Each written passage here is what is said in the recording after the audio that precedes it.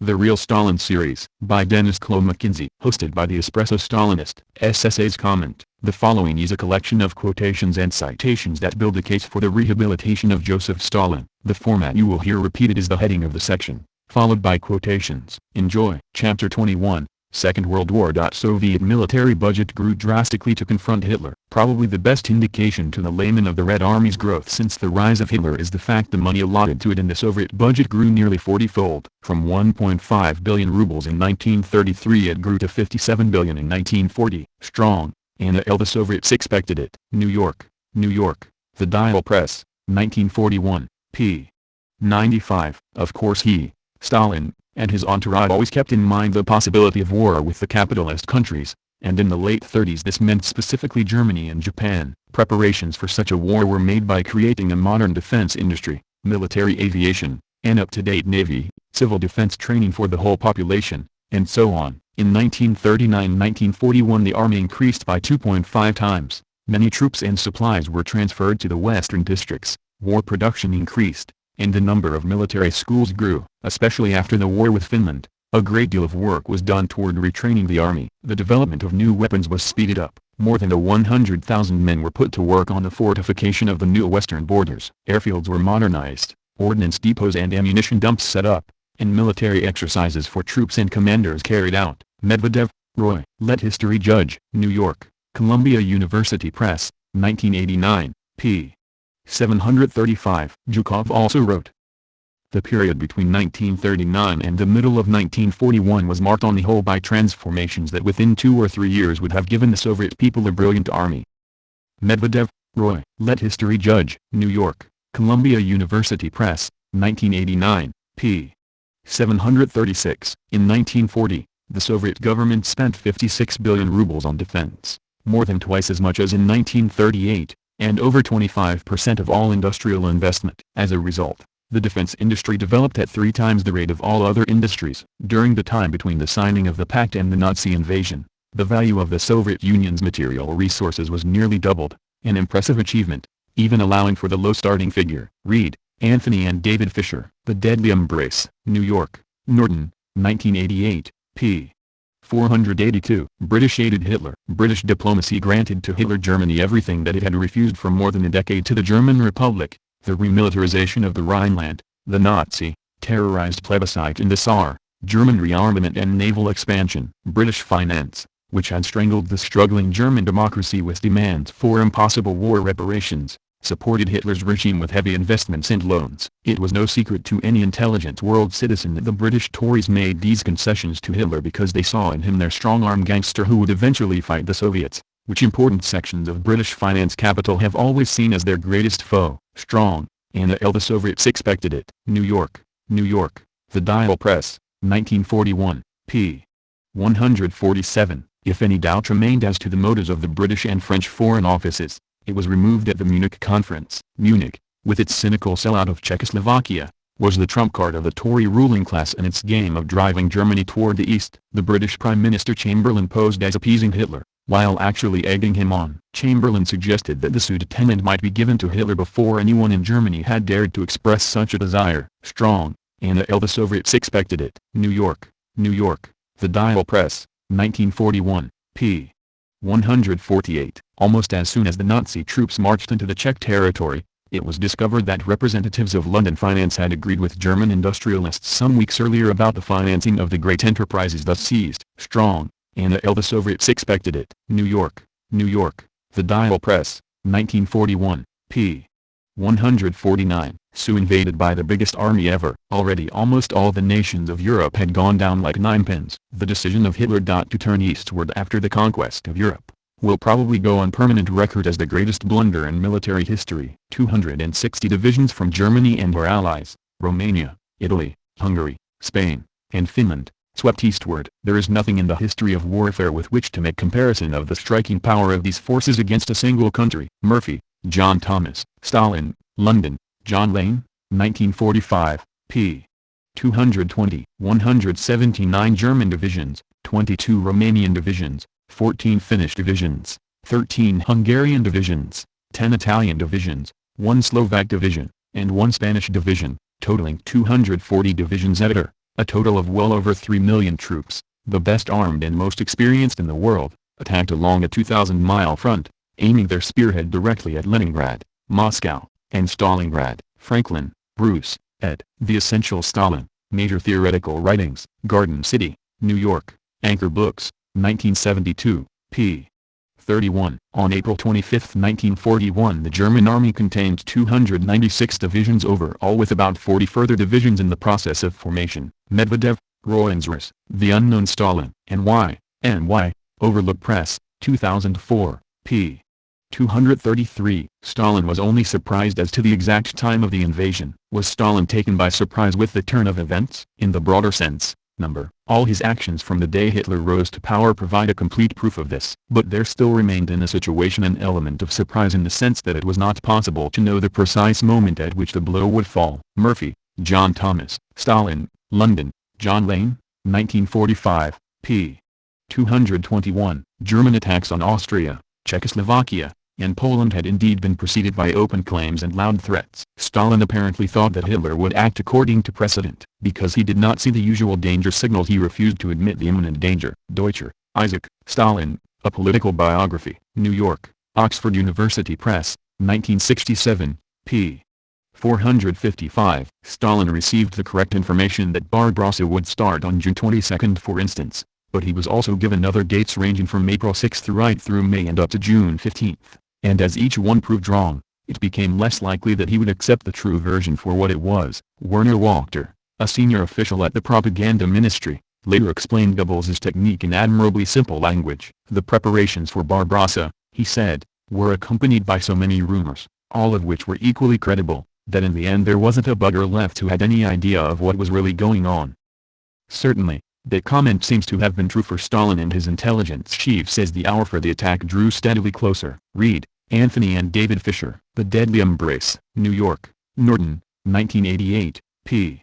600. So invaded by many countries and the assault was launched not by Germany but by all of fascist Europe. By every rational calculation of war potential, the Soviet Union was doomed to swift and complete defeat. Regardless of what British or American policy might be, defeat would have meant not only the enslavement of the Soviet peoples but the ultimate conquest of Britain and China and the reduction of America to helplessness before the unchallenged masters of Eurasia and Africa. Schumann, Frederick L. Soviet Politics. New York, A. Knopf, 1946, p.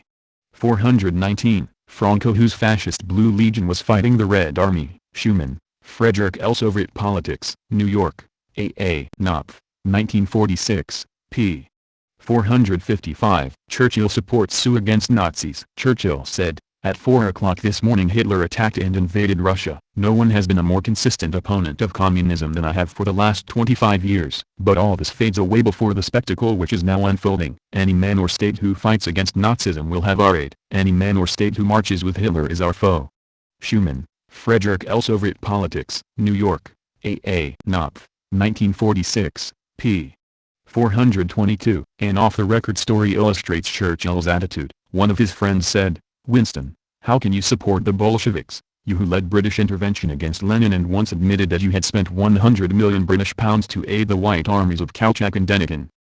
The Premier replied curtly, "If 7 devils rose from hell to fight against that man Hitler, I'd shake them all by the hand and give each a bottle of brandy and a box of my best cigars." Durante, Walter. Story of Soviet Russia. Philadelphia, N.Y. J. B. Lipinka Company, 1944, p. 264. In June 22, 1941, Churchill had said, "No one has been a more persistent opponent of communism than I have been for the last 25 years. I will unsay no word that I have spoken about it, but all this fades away before the spectacle which is now unfolding." Deutscher, Isaac. Stalin, A Political Biography. New York, Oxford University Press, 1967, p.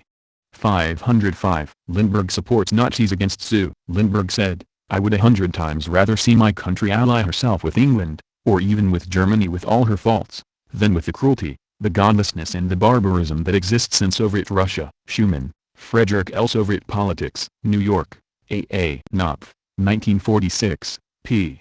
424. MacArthur profusely praises the Red Army's defense and counterattack. Douglas MacArthur's anniversary tribute of February 23, 1942, The hopes of civilization rest on the worthy banners of the courageous Russian army. During my lifetime I have participated in a number of wars and have witnessed others, as well as studying in great detail campaigns of outstanding leaders of the past. In none have I observed such effective resistance to the heaviest blows of a hitherto undefeated enemy, followed by a smashing counterattack which is driving the enemy back to his own land. The scale and grandeur of the effort mark it as the greatest military achievement in all history. Schumann, Frederick L. Soviet Politics, New York, A.A. Knopf, 1946, p. 432. As the Red Army fought the Wehrmacht in early 1942, MacArthur sent the following telegram to the Soviet leadership. The world situation at the present time indicates that the hopes of civilization rest on the worthy banners of the courageous Russian army. During my lifetime I have participated in a number of wars and have witnessed others, as well as studying in great detail the campaigns of outstanding leaders of the past. In none have I observed such effective resistance to the heaviest blows of a hitherto undefeated enemy, followed by a smashing counterattack which is driving the enemy back to his own land. The scale and grandeur of this effort marks it as the greatest military achievement in all history. Sherwood, Robert E. Roosevelt and Hopkins, New York, Harper, 1948, p. 497. Leaders compliment the Red Army. It is the Russian army, said Churchill on August 2, 1944, that has done the main work of tearing the guts out of the German army. Schumann, Frederick L. Soviet Politics, New York, A.A. Knopf, 1946, p. 493. The German general's impressions of the Red Army were interesting, and often illuminating. The best appreciation in a concise form came from General Kleist. The Soviet men were first-rate fighters from the start, and we owed our success simply to superior training. They became first-rate soldiers with experience. They fought most toughly, had amazing endurance, and could carry on without most of the things other armies regarded as necessities. The staff were quick to learn from their early defeats, and soon became highly efficient. I asked German General Rundstedt what he considered were the strong and weak points of the Red Army, as he found it in 1941. His reply was, the Russian heavy tanks were a surprise in quality and reliability from the outset, but the Russians proved to have less artillery than had been expected, and their air force did not offer serious opposition in that first campaign. Talking more specifically of the Russian weapons, Kleist said, their equipment was very good even in 1941, especially the tanks. Their artillery was excellent, and also most of the infantry weapons. Their rifles were more modern than ours, and had a more rapid rate of fire. Their T-34 tank was the finest in the world. In my talks with Mantyuffel, he emphasized that the Russians maintained their advantage in tank design and that in the Stalin tank, which appeared in 1944, they had what he considered the best tank that was seen in battle, anywhere, up to the end of the war. Hart, Little. The German Generals Talk, New York, W. T. Morrow, 1948, p. 220-221. As regards the general characteristics of the Russian soldier, Dittmer gave me an illuminating sidelight when I asked him what he considered was the Russians' chief asset. I would put first, what might be called the soulless indifference of the troops. It was something more than fatalism. They were not quite so insensitive when things went badly for them, but normally it was difficult to make any impression on them in the way that would happen with troops of other nations. During my period of command on the Finnish front there was only one instance where Russian troops actually surrendered to my own. Dittmer added, on Hitler's specific orders. An attempt was later made in the German army to inculcate the same mental attitude that prevailed in the Red Army. We tried to copy the Russians in this respect, while the Russians copied us, more successfully, in tactics. Hart, Little. The German Generals Talk, New York, W. Morrow, 1948, p. 223-224. Blumentritt stated, it was in this war, however, that we first learned to realize what Russia really means. The opening battle in June, 1941. Revealed to us for the first time the new Soviet army. Our casualties were up to 50%. The Zirgpu and a women's battalion defended the old citadel at Brest-Litovsk for a week, fighting to the last, in spite of bombardment with our heaviest guns and from the air. Our troops soon learned to know what fighting the Russians meant. The Führer and most of our highest chiefs didn't know. That caused a lot of trouble. The Red Army of 1941-45 was far harder than the Tsar's army, for they were fighting fanatically for an idea. That increased their doggedness, and in turn made our own troops hard, for in the East the maxim held good you or I. Hart, Little. The German Generals Talk, New York, W. Morrow, 1948, p. 225. During the month of July 1941 the course of contemporary history was to be decided. Under the staggering blows of the Wehrmacht, already drawing upon the human and economic potential of the whole of Europe, The Red Army constantly retreated. The whole structure of the Soviet edifice was shaken by the terrible blows. A few fissures were showing in the western part of the country, where defections were taking place. However, despite the defeats, the heavy losses, and the withdrawal from thousands of miles of the front despite the overwhelming effect on the country's economy, as a whole the young state, and it was not 30 years old, was standing firm. Like certain metals, whose molecular structure becomes closer, and whose coefficient of resistance increases under the vibrations of a violent hammering, Soviet Russia was forging itself. There was no weakening of the military command or the government of the country. The industrial reorganization continued. Contrary to the enemy's expectation, instead of sinking into anarchy, the peoples of the USSR remained united under a central authority. They persevered in the organized effort which enabled the USSR to sustain a modern, technical war, and without interruption to increase its military potential. Delbars, Eve, The Real Stalin, London, Allen and Unwin, 1951, p. 301. Hitler was no fool, because whether you like him or not, Hitler is far from a fool and never made a mistake until June 22, 1941, during the Walter, The Kremlin and the People, New York, Rennell and Hitchcock, 1941, p. 181. Hitler wasn't a fool, on the contrary, he was a capable man. Chuev, Felix. Molotov remembers. Chicago, I. R. D. 1993, p. 361. Kremlin prepared for war for many years. I know, as I said before, that the Kremlin has been preparing for this war for full 7 years, that it has starved its people of consumer goods in order to equip the Red Army and build new munition and armament plants. During the Walter, The Kremlin and the People, New York, Rennell and Hitchcock, 1941, p. 215. Chuev, for the day of the attack, for the hour of the attack, that's what we weren't prepared for. Molotov, 0 hours. But no one could have been ready for the hour of the attack, even God itself. We'd been expecting the attack and we had a main goal not to give Hitler a pretext for it. He would have said, Soviet troops are assembling at the border, they are forcing me to take action. Of course that was a slip-up, a shortcoming, and of course there were other slip-ups. You just try to find a way to avoid mistakes on such a question. But if you focus on them, it casts a shadow on the main point, on what decided the matter. Stalin was still irreplaceable. I am a critic of Stalin. On certain questions I did not agree with him, and I think he made some major, fundamental mistakes. But no one talks about these mistakes. Instead they keep criticizing things on which Stalin was right. In essence, we were largely ready for war. The 5-year plans, the industrial capacity we had created, that's what helped us to endure. Otherwise we wouldn't have won out. The growth of our military industry in the years before the war could not have been greater. The people went through a colossal strain before the war. Chuev, Felix. Molotov remembers. Chicago, I. R. D. 1993, p. 25. Molotov, we even abolished the 7-hour working day 2 years before the war. We abolished the right of workers to move from one enterprise to another in search of better conditions, even though many of them lived poorly and were looking for better places to live. We built no apartment houses, but there was great construction of factories, the creation of new army units armed with tanks, aircraft. Chuev, Felix. Molotov remembers. Chicago, I. R. D. 1993, p. 26. Stalin thus stimulated production in Soviet industry and agriculture because he was the first of world statesmen to perceive that sooner or later Hitler's Nazi Germany would make a bid for world dominion. Stalin saw that from the outset, from 1935, when Chamberlain, and Bonnet in France, and even the United States, had small idea of Hitler's wild ambition. From then onward Stalin swung Russia towards what I might call preparedness, in the American sense. Deliberately he reduced the production of consumer goods, which the Russian people so greatly needed, in favor of factories to produce the material of war, and located those factories in areas east of Moscow, far from hostile attack, in the Urals and mid-Siberia and along the East Siberian coast. During the Walter, Story of Soviet Russia, Philadelphia, N. Y. J. B. Lipinka Company, 1944, p.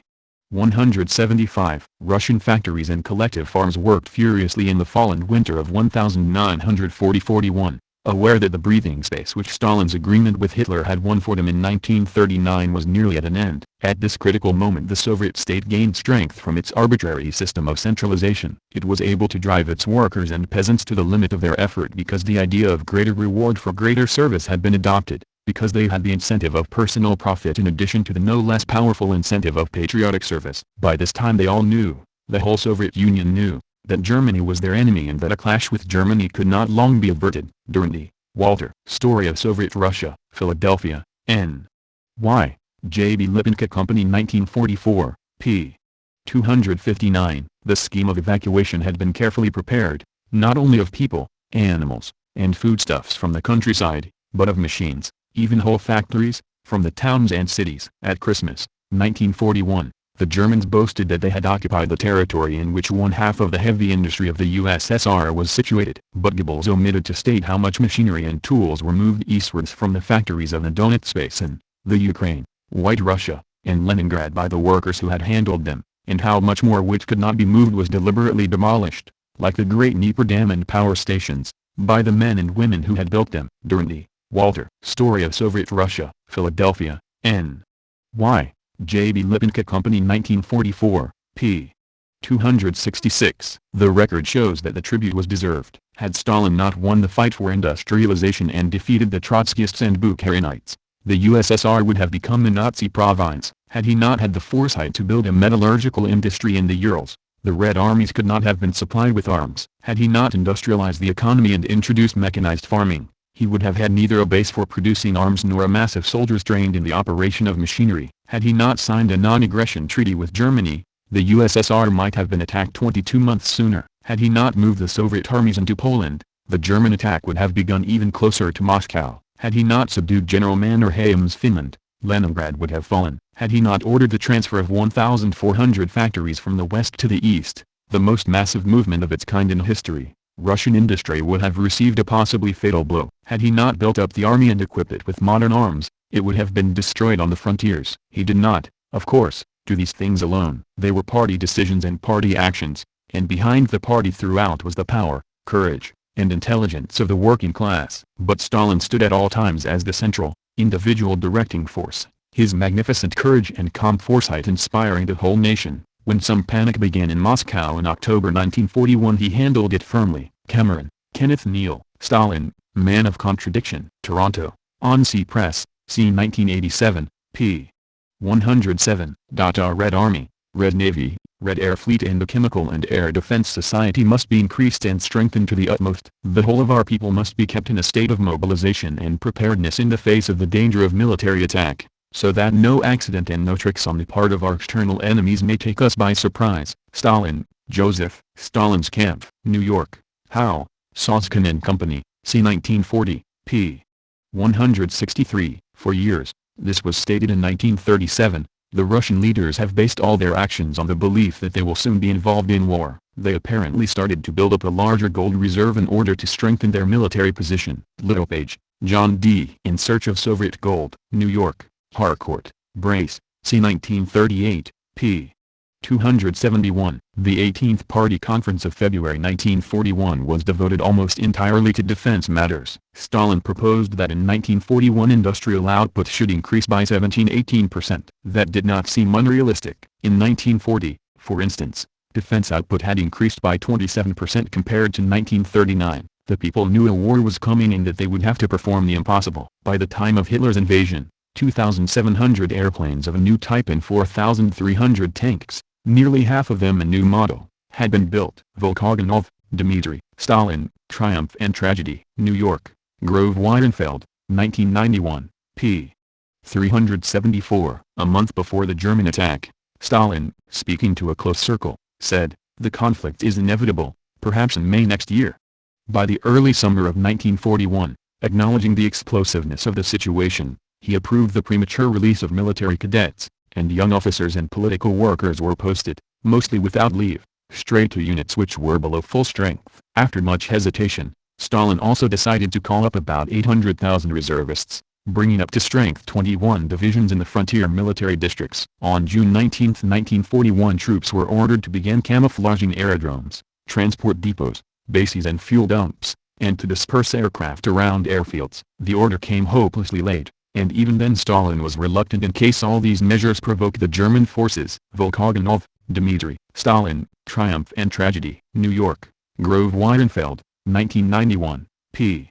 393. Despite all his miscalculations, Stalin was not unprepared to meet the emergency. He had solidly armed his country and reorganized its military forces. His practical mind had not been wedded to any one-sided strategic dogma. He had not lulled the Red Army into a false sense of security behind any Russian variety of the Maginot Line, That static defense system that had been the undoing of the French army in 1940, he could rely on Russia's vast spaces and severe climate. No body of men could now dispute his leadership. He had achieved absolute unity of command, the dream of the modern strategist. Deutscher, Isaac, Stalin, A Political Biography. New York, Oxford University Press, 1967, p.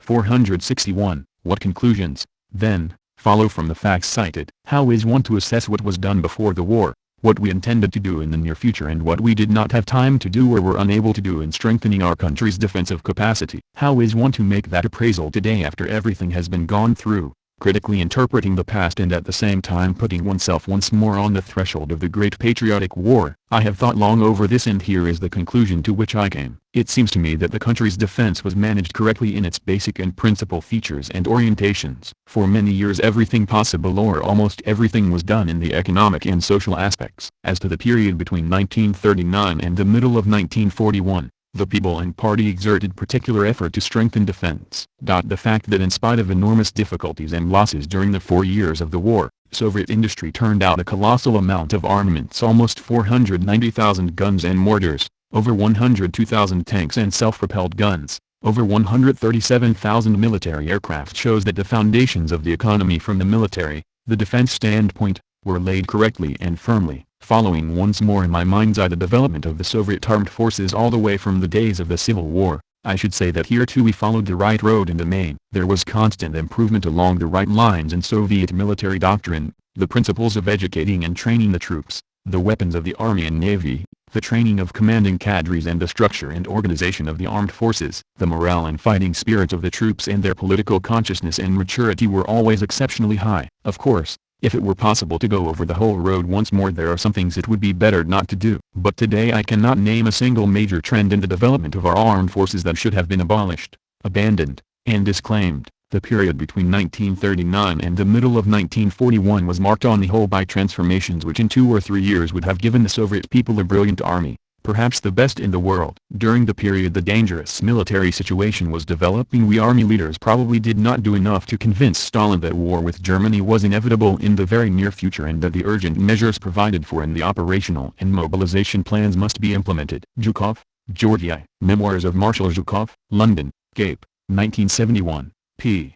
226. Other elements of the Soviet military effort were less affected by the purges. The training schools increased their intake of new officer trainees. The technological threshold still moved slowly forward. The system of fortifications begun in the 1920s along the whole western frontier, the Stalin Line, continued to be constructed and extended. Most important of all, the modernization and expansion of the Soviet heavy industrial base continued, and with it the large proportion allocated to military production. Without the economic transformation, the Red Army would have been a feeble force in 1941, relying on a vast base of peasant manpower. The industrial changes of the 1930s provided the planners, the scientists, engineers, and skilled labor necessary to cope with the demands of total mobilization made after the German invasion in 1941. Whatever the weaknesses exposed by the modernization drive, it is inconceivable that the Soviet Union could have withstood the German attack without it. Overy, R. J. Russia's War, Blood Upon the Snow, New York. TV Books, C. 1997, p. 51. Of course considerable preparations were made. For over a decade priority had been given to heavy industry, and the Soviet armed forces had first call on it. The Red Army was enlarged by 2.5 times between 1939 and 1941. War production was increased, troops and supplies transferred to the West, 100,000 men put to work on the fortifications. Bullock, Alan, Hitler and Stalin, Parallel Lives. New York, Knopf. 1992, p.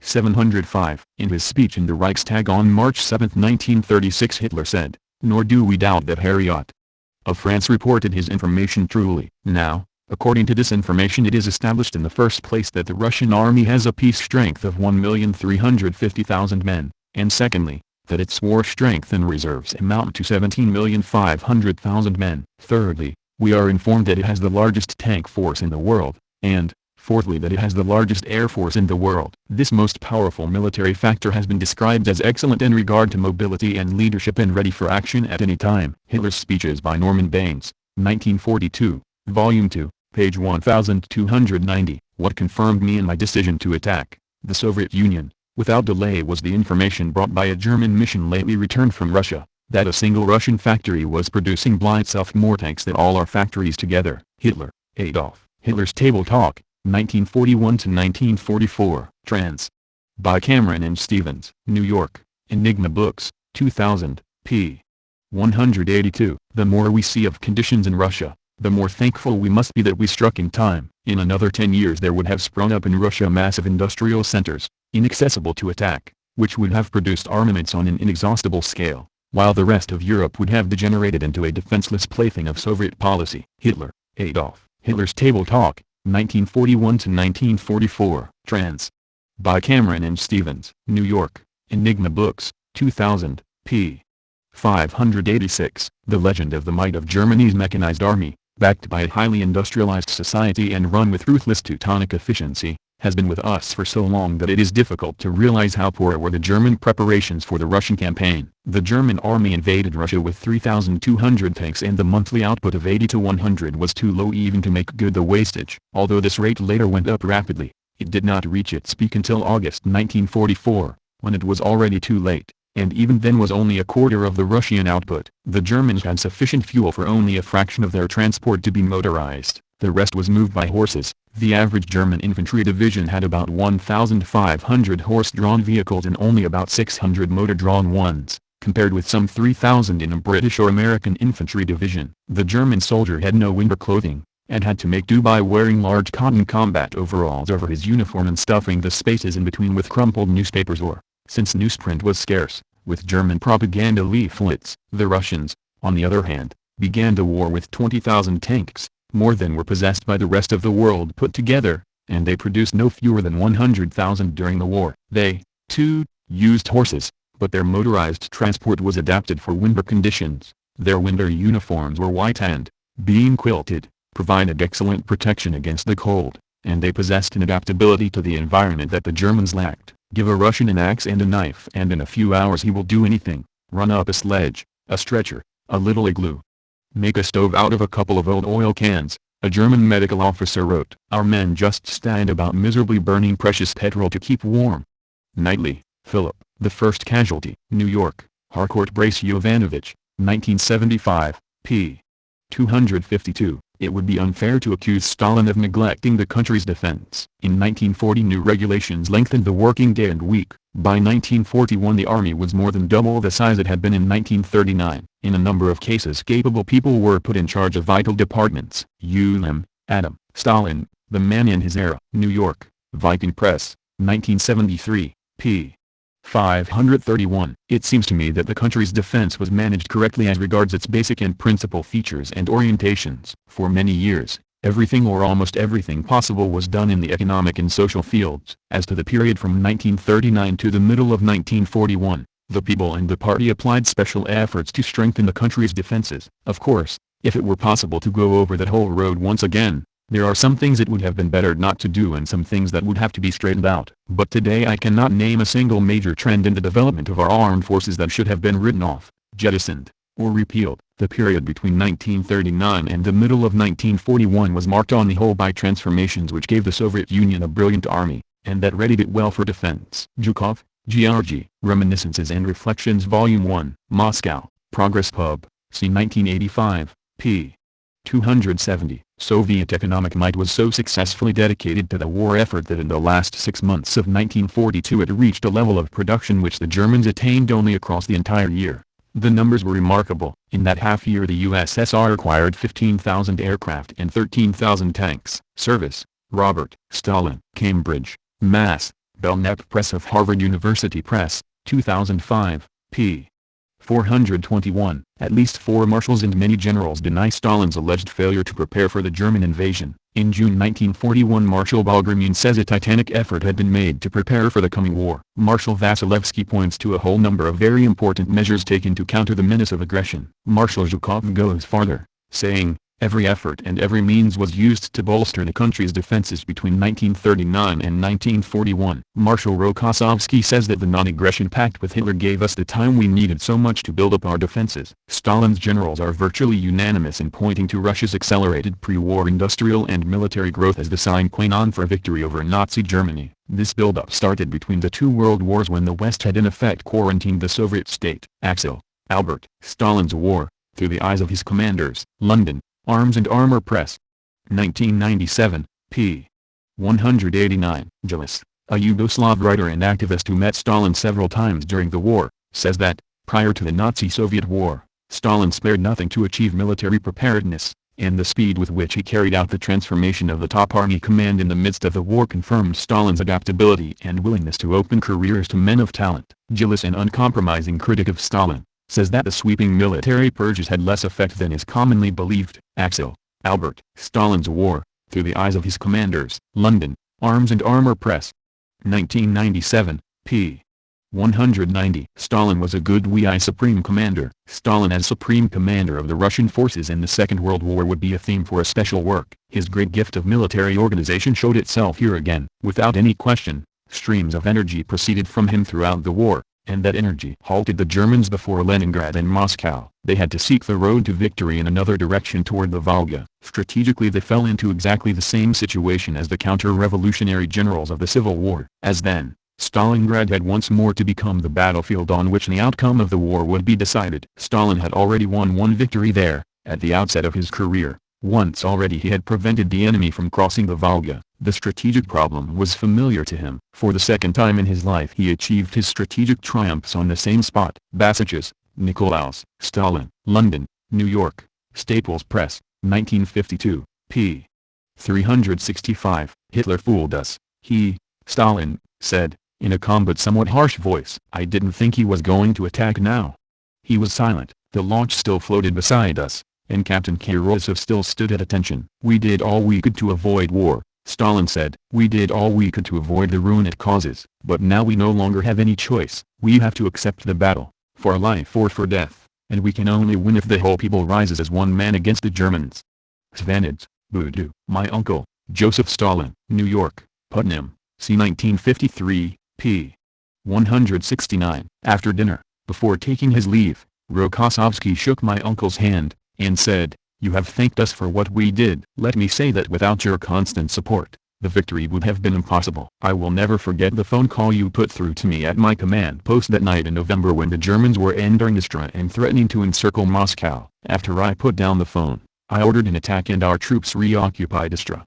Svanets, Budu. My uncle, Joseph Stalin. New York, Putnam, c. 1953, p. 179. Stalin knew there was no hope of bringing the war to an early end, but he had to bolster the morale of his people. The Second Battle of Moscow had begun, and Soviet intelligence reported that the Führer had given his generals a fortnight in which to take the city. Soon the Germans took Khimki, the small port on the Moscow-Volga Canal, 4 miles from Moscow, and connected by trolleybus to the city, and at this point Stalin personally took command of the defense operations. He urged the Soviet troops at all costs to hold out for a few days to enable reinforcements, maneuvering their positions, to complete their reconcentration, to give his generals and troops new strength. Stalin applied the right psychology, and frequently telephoned the field headquarters of his different generals. "Hello, here is Stalin. Make your report," he would say. After listening to their reports, he would urge encouragingly, "Hold out. We shall be coming to your assistance in 3 to 4 hours' time. You will have your reinforcements." And the overtired defenders of Moscow, near to collapse, held out, and the Soviet counter-offensive was opened. Then came a communique signed by Marshals Timoshenko and Zhukov which announced the crushing defeat of the Wehrmacht before Moscow. Fishman and Hutton, The Private Life of Joseph Stalin. London, W. H. Allen, 1962, p.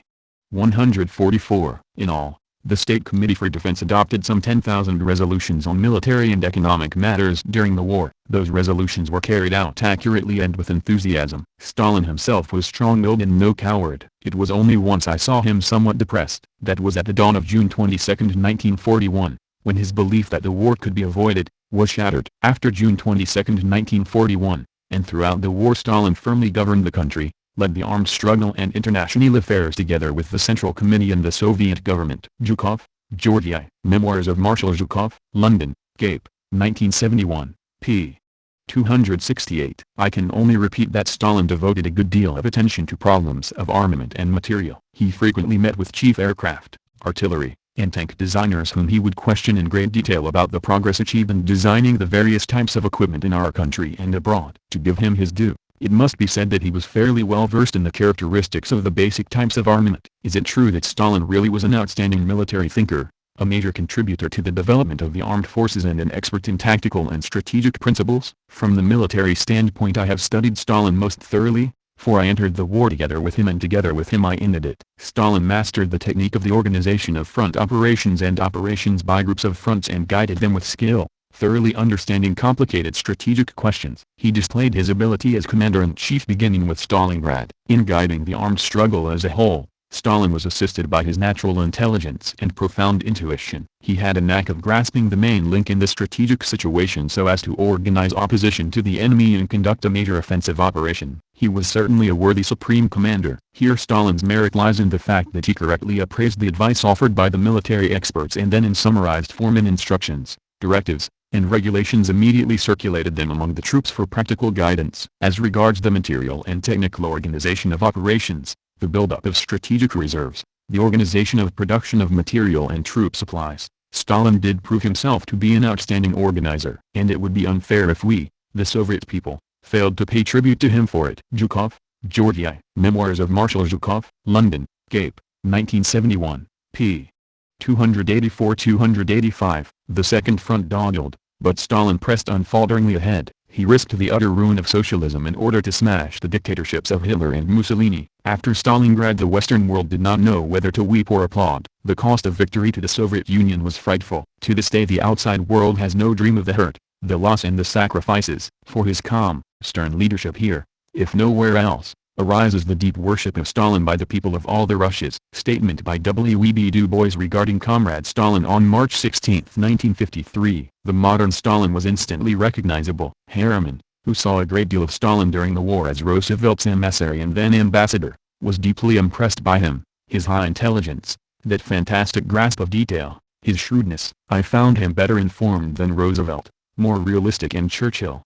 The most effective of the war leaders. At Tehran, the British Chief of the General Staff, General Brooke, thought that Stalin's grasp of strategy was the fruit of a military brain of the highest caliber. At Tehran, Stalin did not, in Brooke's view, put a foot wrong. Overy, R. J. Russia's War, Blood Upon the Snow, New York, TV Books, c. 1997, p.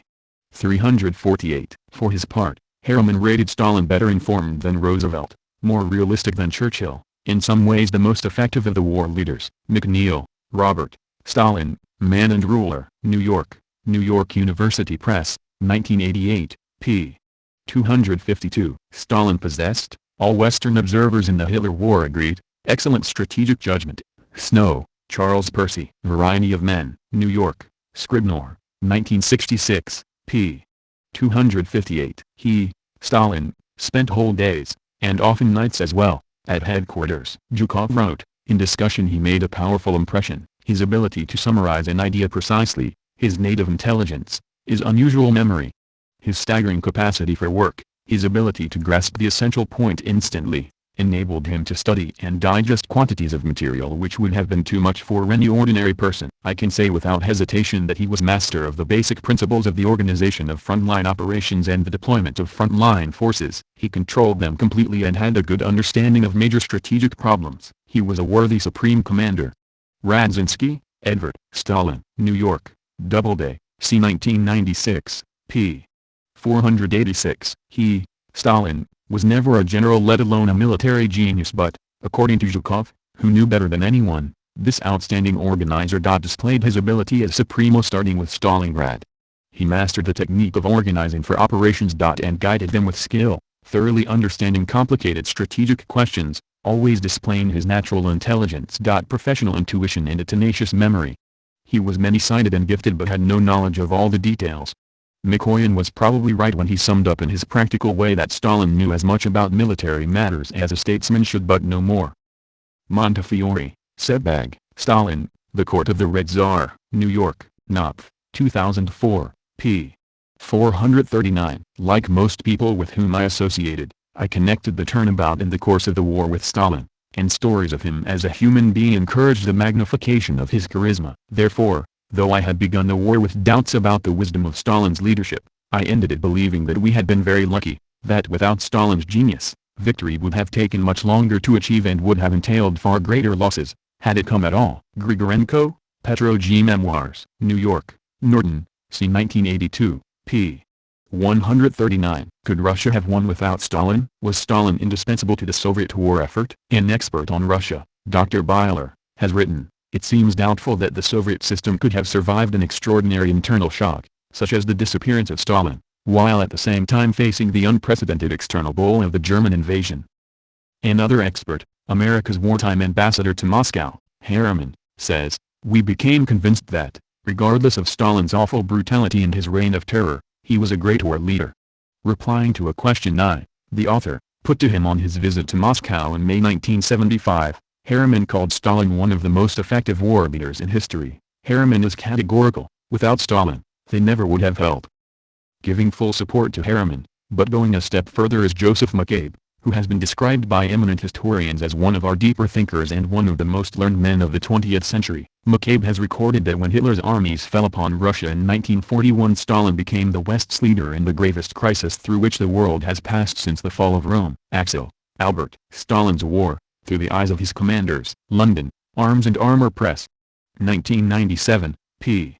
195. And Stalin, as a commander-in-chief, had no equal either among our allies or among our enemies. To the present moment, 1982, Europe is the way Stalin left it. Even now the knots tied in the Far and Middle East remained untied. Grigorenko, Petro G. Memoirs, New York, Norton, c. 1982, p. 212. The criticism of Stalin as a military leader in Khrushchev's report at the closed session of the 20th Party Congress is on the level of small-town gossip. The one serious criticism of Stalin it contained was that he did not call a halt to the operation near Kharkov when a threat to our flanks arose, and this criticism misses the point. In the case of Kharkov, Stalin acted as the serious military leader. During the moment of crisis, persistence was what was most required. Stalin's conduct, his unwillingness to come to the telephone, was geared toward calming his nervous subordinates, and it underlined the fact that he was convinced of the operation's success. Khrushchev acted like a child. He was frightened by the prospect of being encircled, and he failed, along with his commander, to provide any protection for his threatened flanks. Such is the truth. I can and I do hate Stalin with all the fibers of my soul. Grigorenko, Petro G. Memoirs, New York, Norton, c. 1982, p.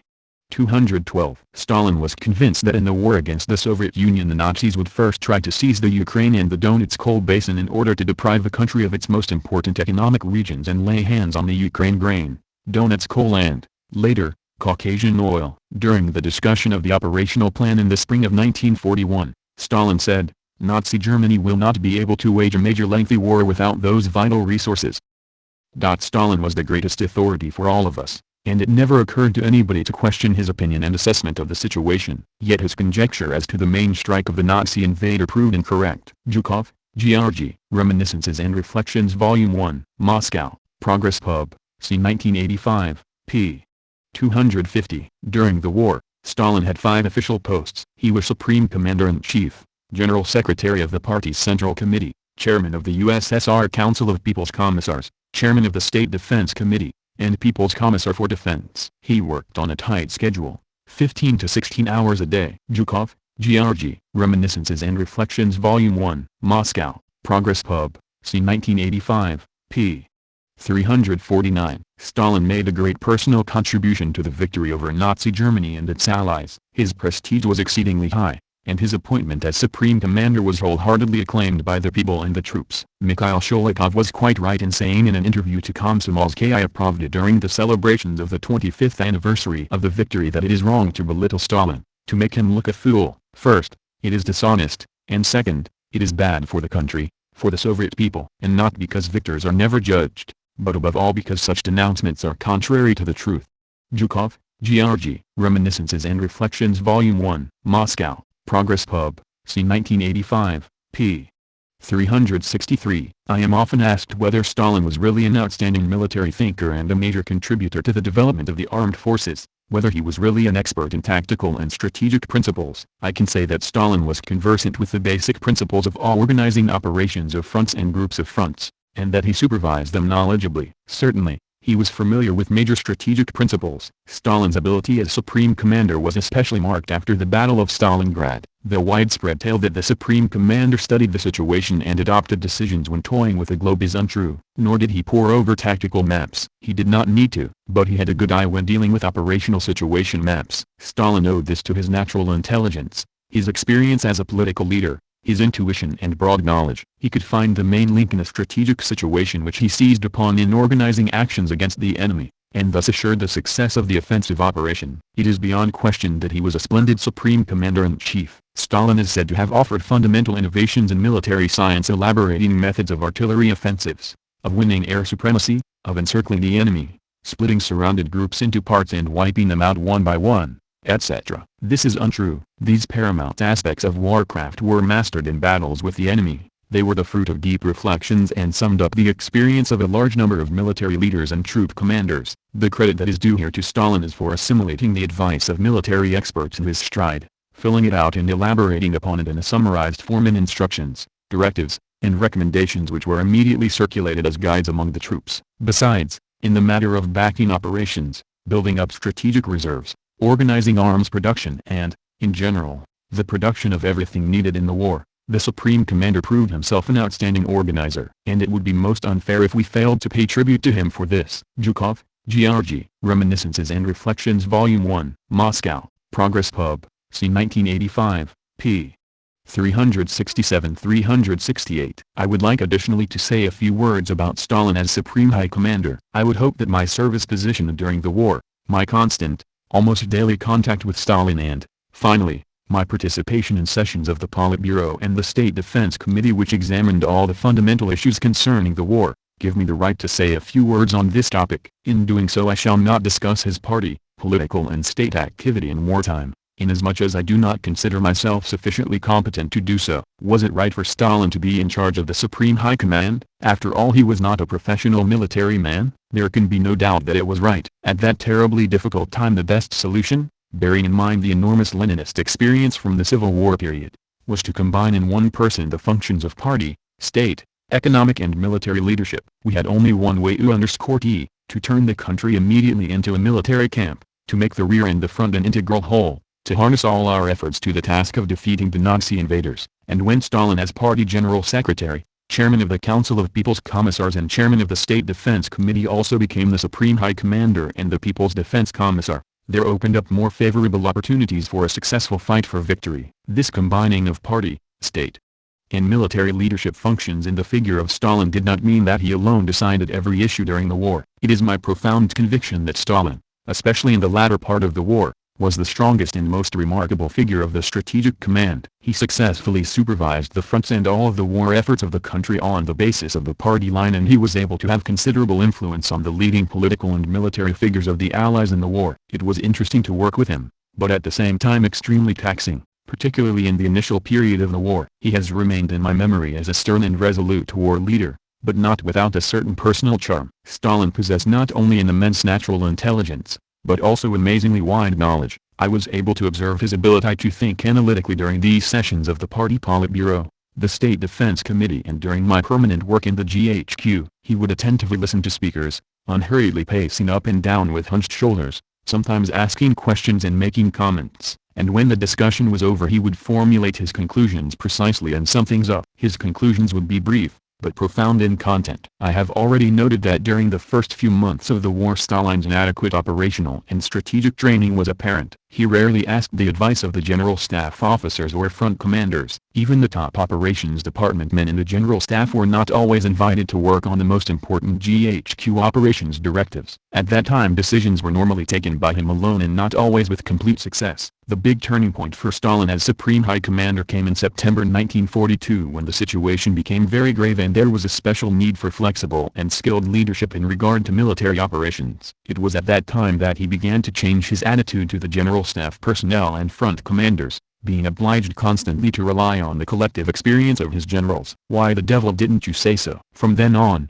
before he took a decision on any important war issue, Stalin would take advice and discuss it together with his deputy, the top general staff personnel, heads of chief departments of the People's Defense Commissariat and front commanders, as well as People's Commissars in charge of the defense industry. The process of Stalin's growth as a general came to maturity. I have already written that in the first few months of the war he sometimes tended to use Soviet troops in a direct frontal attack on the enemy. After the Stalingrad and especially the Kursk battles he rose to the heights of strategic leadership. From then on Stalin would think in terms of modern warfare, had a good grasp of all questions relating to the preparation for and execution of operations. He would now demand that military action be carried out in a creative way, with full account of military science, so that all actions were decisive and flexible, designed to split up and encircle the enemy. In his military thinking he markedly displayed a tendency to concentrate men and material, to diversify deployment of all possible ways of commencing operations and their conduct. Stalin began to show an excellent grasp of military strategy,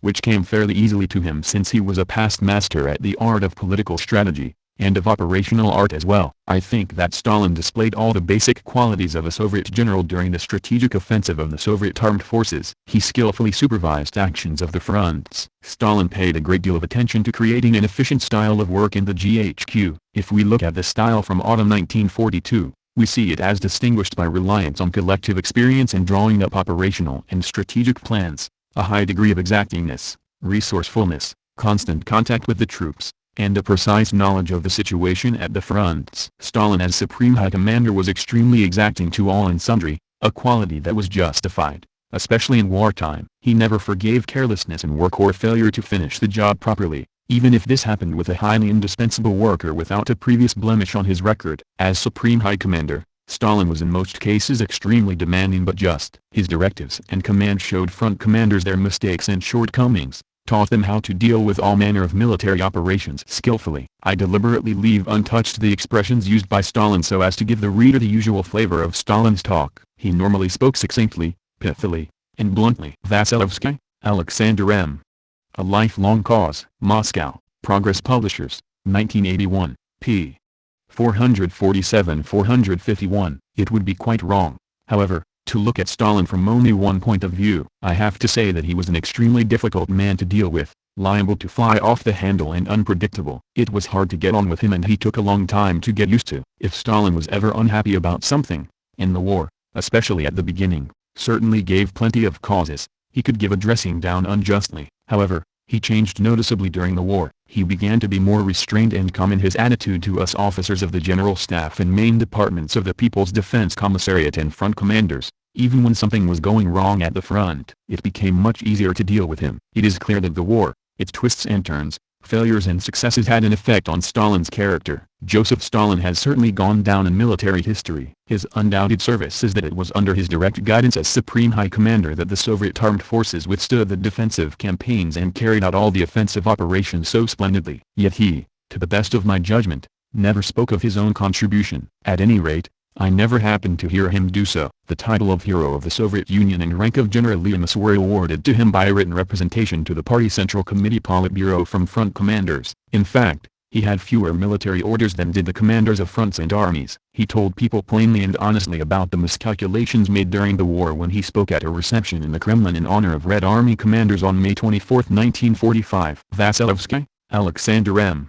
A Lifelong Cause. Moscow, Progress Publishers, 1981, p. 452. This nationalist revival and Stalin's strong leadership were extremely significant in the eventual victory of Russia over Germany. Richardson, Rosamond. Stalin's Shadow. New York, St. Martin's Press, 1994, p.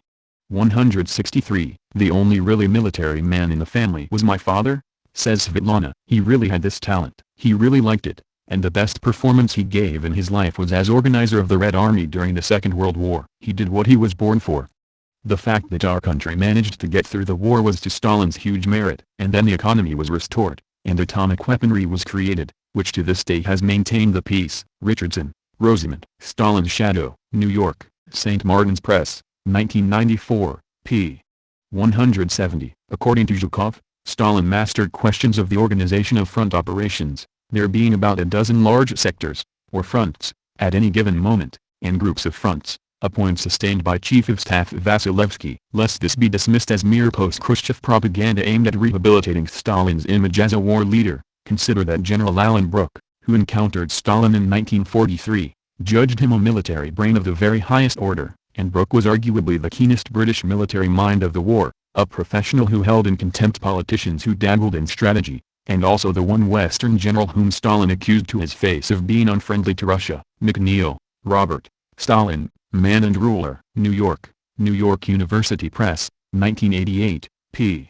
242. After British Field Marshal Lord Ellenbrook met Stalin, he commented, "Never once in any of his statements did Stalin make any strategic error, nor did he ever fail to appreciate all the implications of a situation with a quick and unerring eye." Axel, Albert. Stalin's War, Through the Eyes of His Commanders. London, Arms and Armour Press. 1997, p. 165. Like many Russian generals, Krivoshein respected Stalin as commander-in-chief, calling him a worthy commander. He said that he agreed with British Field Marshal Ellenbrook's estimate of Stalin as a man with a military brain of the finest order. But Krivoshein added a proviso. Stalin, he said, had very good assistants in the armed forces, and they managed to tell him which way was the right way. But Stalin was able to use his formidable strength to manage military affairs and achieve victory, which was no small achievement. Axel, Albert. Stalin's War, Through the Eyes of His Commanders. London, Arms and Armour Press. 1997, p. 55. Author, Admiral. How do you assess Stalin's role in the war? Admiral Gorshkov. Stalin's good point was that he could choose very talented military leaders. Stalin was of course also an outstanding political, state and military leader. This is not only my opinion, but that of Churchill and Lord Beaverbrook and many other prominent foreign personalities. Stalin had a broad understanding of military matters, and he was able to find solutions and make decisions in the most difficult situations. Author. So, you would say that Stalin was the supreme commander not just in name? Gorshkov. Yes. Axel, Albert. Stalin's War, Through the Eyes of His Commanders. London, Arms and Armour Press. 1997, p. 124. Author. Actually, many persons in the West do not give Stalin credit for his role in the defeat of Hitler's Germany, and there are books by experts, and an encyclopedia or two, that say that Stalin interfered with his commanders in the field. Admiral Gorshkov and General Pavlovsky. That is not correct. Axel, Albert. Stalin's War, Through the Eyes of His Commanders. London, Arms and Armour Press. 1997, p. 124. At the conclusion of his memoirs, Marshal Vasilevsky asks, was it right for Stalin to be in charge of the Supreme High Command? After all, he was not a professional military man. And Vasilevsky's answer, there can be no doubt that it was right. The stocky marshal, who had frequent, almost daily contact with Stalin throughout the war, held some of the highest posts in the armed forces: Chief of Operations of the General Staff, Chief of the General Staff, Deputy Defense Minister. In the summer of 1945 he was appointed Commander-in-Chief of Soviet forces in the Far East in the war against Japan. Looking back on the war, Vasilevsky mentions Stalin's growth as a general, although he does not fail to mention miscalculations by the Supreme Commander in the early months of the invasion. He points out that after a year or two Stalin successfully supervised the fronts and all of the war efforts of the country. Axel, Albert. Stalin's War, Through the Eyes of His Commanders. London, Arms and Armour Press. 1997, p. 180. When Marshal Konev was asked his impression of Stalin by the Yugoslav writer and political activist, Julius, the year was 1944, he replied, Stalin is universally gifted. He was brilliantly able to see the war as a whole, and this made possible his successful direction. Axel, Albert. Stalin's War, Through the Eyes of His Commanders. London, Arms and Armour Press. 1997, p. 181. A perusal of memoirs, speeches and articles leads one to conclude that there is virtual consensus among Russia's wartime generals and admirals that Stalin was a military leader of extraordinary insight, that he was an exceptional commander-in-chief. This is apparent in the recollections of many marshals, including Meretskov, Vasilevsky, and Bagramian. According to these men, there was nothing synthetic about Stalin's name as Marshal and Generalissimo. Axel, Albert. Stalin's War, Through the Eyes of His Commanders. London, Arms and Armour Press. 1997, p. 181. In his book, Reminiscences and Reflections, Zhukov sums up his views about Stalin. I am often asked whether Stalin was really an outstanding military thinker and a major contributor to the development of the armed forces, whether he was really an expert in tactical and strategic principles. I can say that Stalin was conversant with the basic principles of all organizing the operations of fronts and groups of fronts, and that he supervised them knowledgeably. Certainly he was familiar with major strategic principles. His ability as supreme commander was especially marked after the Battle of Stalingrad. He adds that Stalin had rich intuition and ability to find the main point in a strategic situation, which is high praise indeed from a soldier of Zhukov's stature. Axel, Albert. Stalin's War, Through the Eyes of His Commanders. London, Arms and Armour Press. 1997, p. 182. Each ally tries to get the other to do the hard work. The situation of the Soviet Union after the outbreak of war was perfectly clear. The relations between allies in a coalition war show certain fixed characteristics. Each ally tries more or less to carry on the war at the cost of the other allies. Passages, Nicolaus, Stalin, London, New York, Staples Press, 1952, p. 366. Stalin contends allies want to bleed white and they avoid second front. Stalin became convinced that the Anglo-Saxon powers were pursuing a policy of prolonging the war, so that not only should Germany be brought low, but the Soviet Union should be so bled white that after the war it would be a weak country. This Stalin repeatedly and plainly declared, and again he pressed for the creation of the second front. It was this front above all that began to poison the relations between the allies. Passages, Nicolaus, Stalin, London, New York, Staples Press, 1952, p.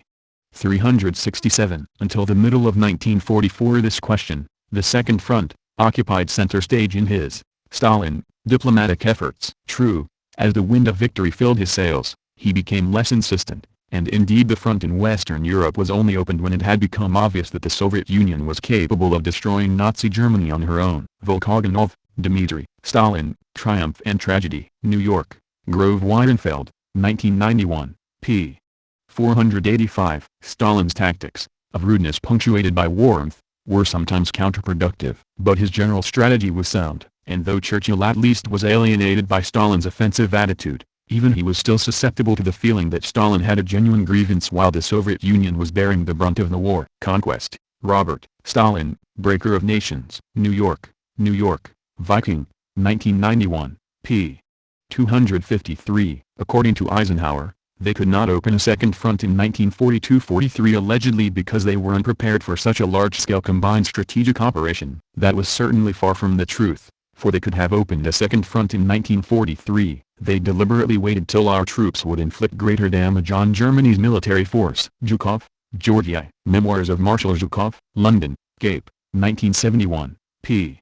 681. Stalin made it painfully clear that the Soviet government took no interest in the Torch operation, code name for the North African landings. He spoke caustically of the failure of the Western Allies to deliver the promised supplies to the Soviet Union. He spoke of the tremendous sacrifices that were being made to hold 280 German divisions on the Eastern Front. Sherwood, Robert E. Roosevelt and Hopkins. New York, Harper, 1948, p. 620. Roosevelt, whose judgment of affairs was objective, and who was not unfavorably prejudiced against the Soviet leader, nor against the Russians as a whole, recognized the reasonable nature of Stalin's demands for a second front. But he replied that the British operations against Rommel in Africa already constituted, in a certain measure, a second front, and they were holding up the cracked German formations. Stalin did not accept this explanation, which seemed to him a mere excuse or evasion. Rommel's African Corps consisted of 2 armored divisions and 1 division of light infantry. Such a front was not a center of fixation. It was merely a slight diversion. Delbars, Eve, The Real Stalin. London, Allen and Unwin, 1951, p.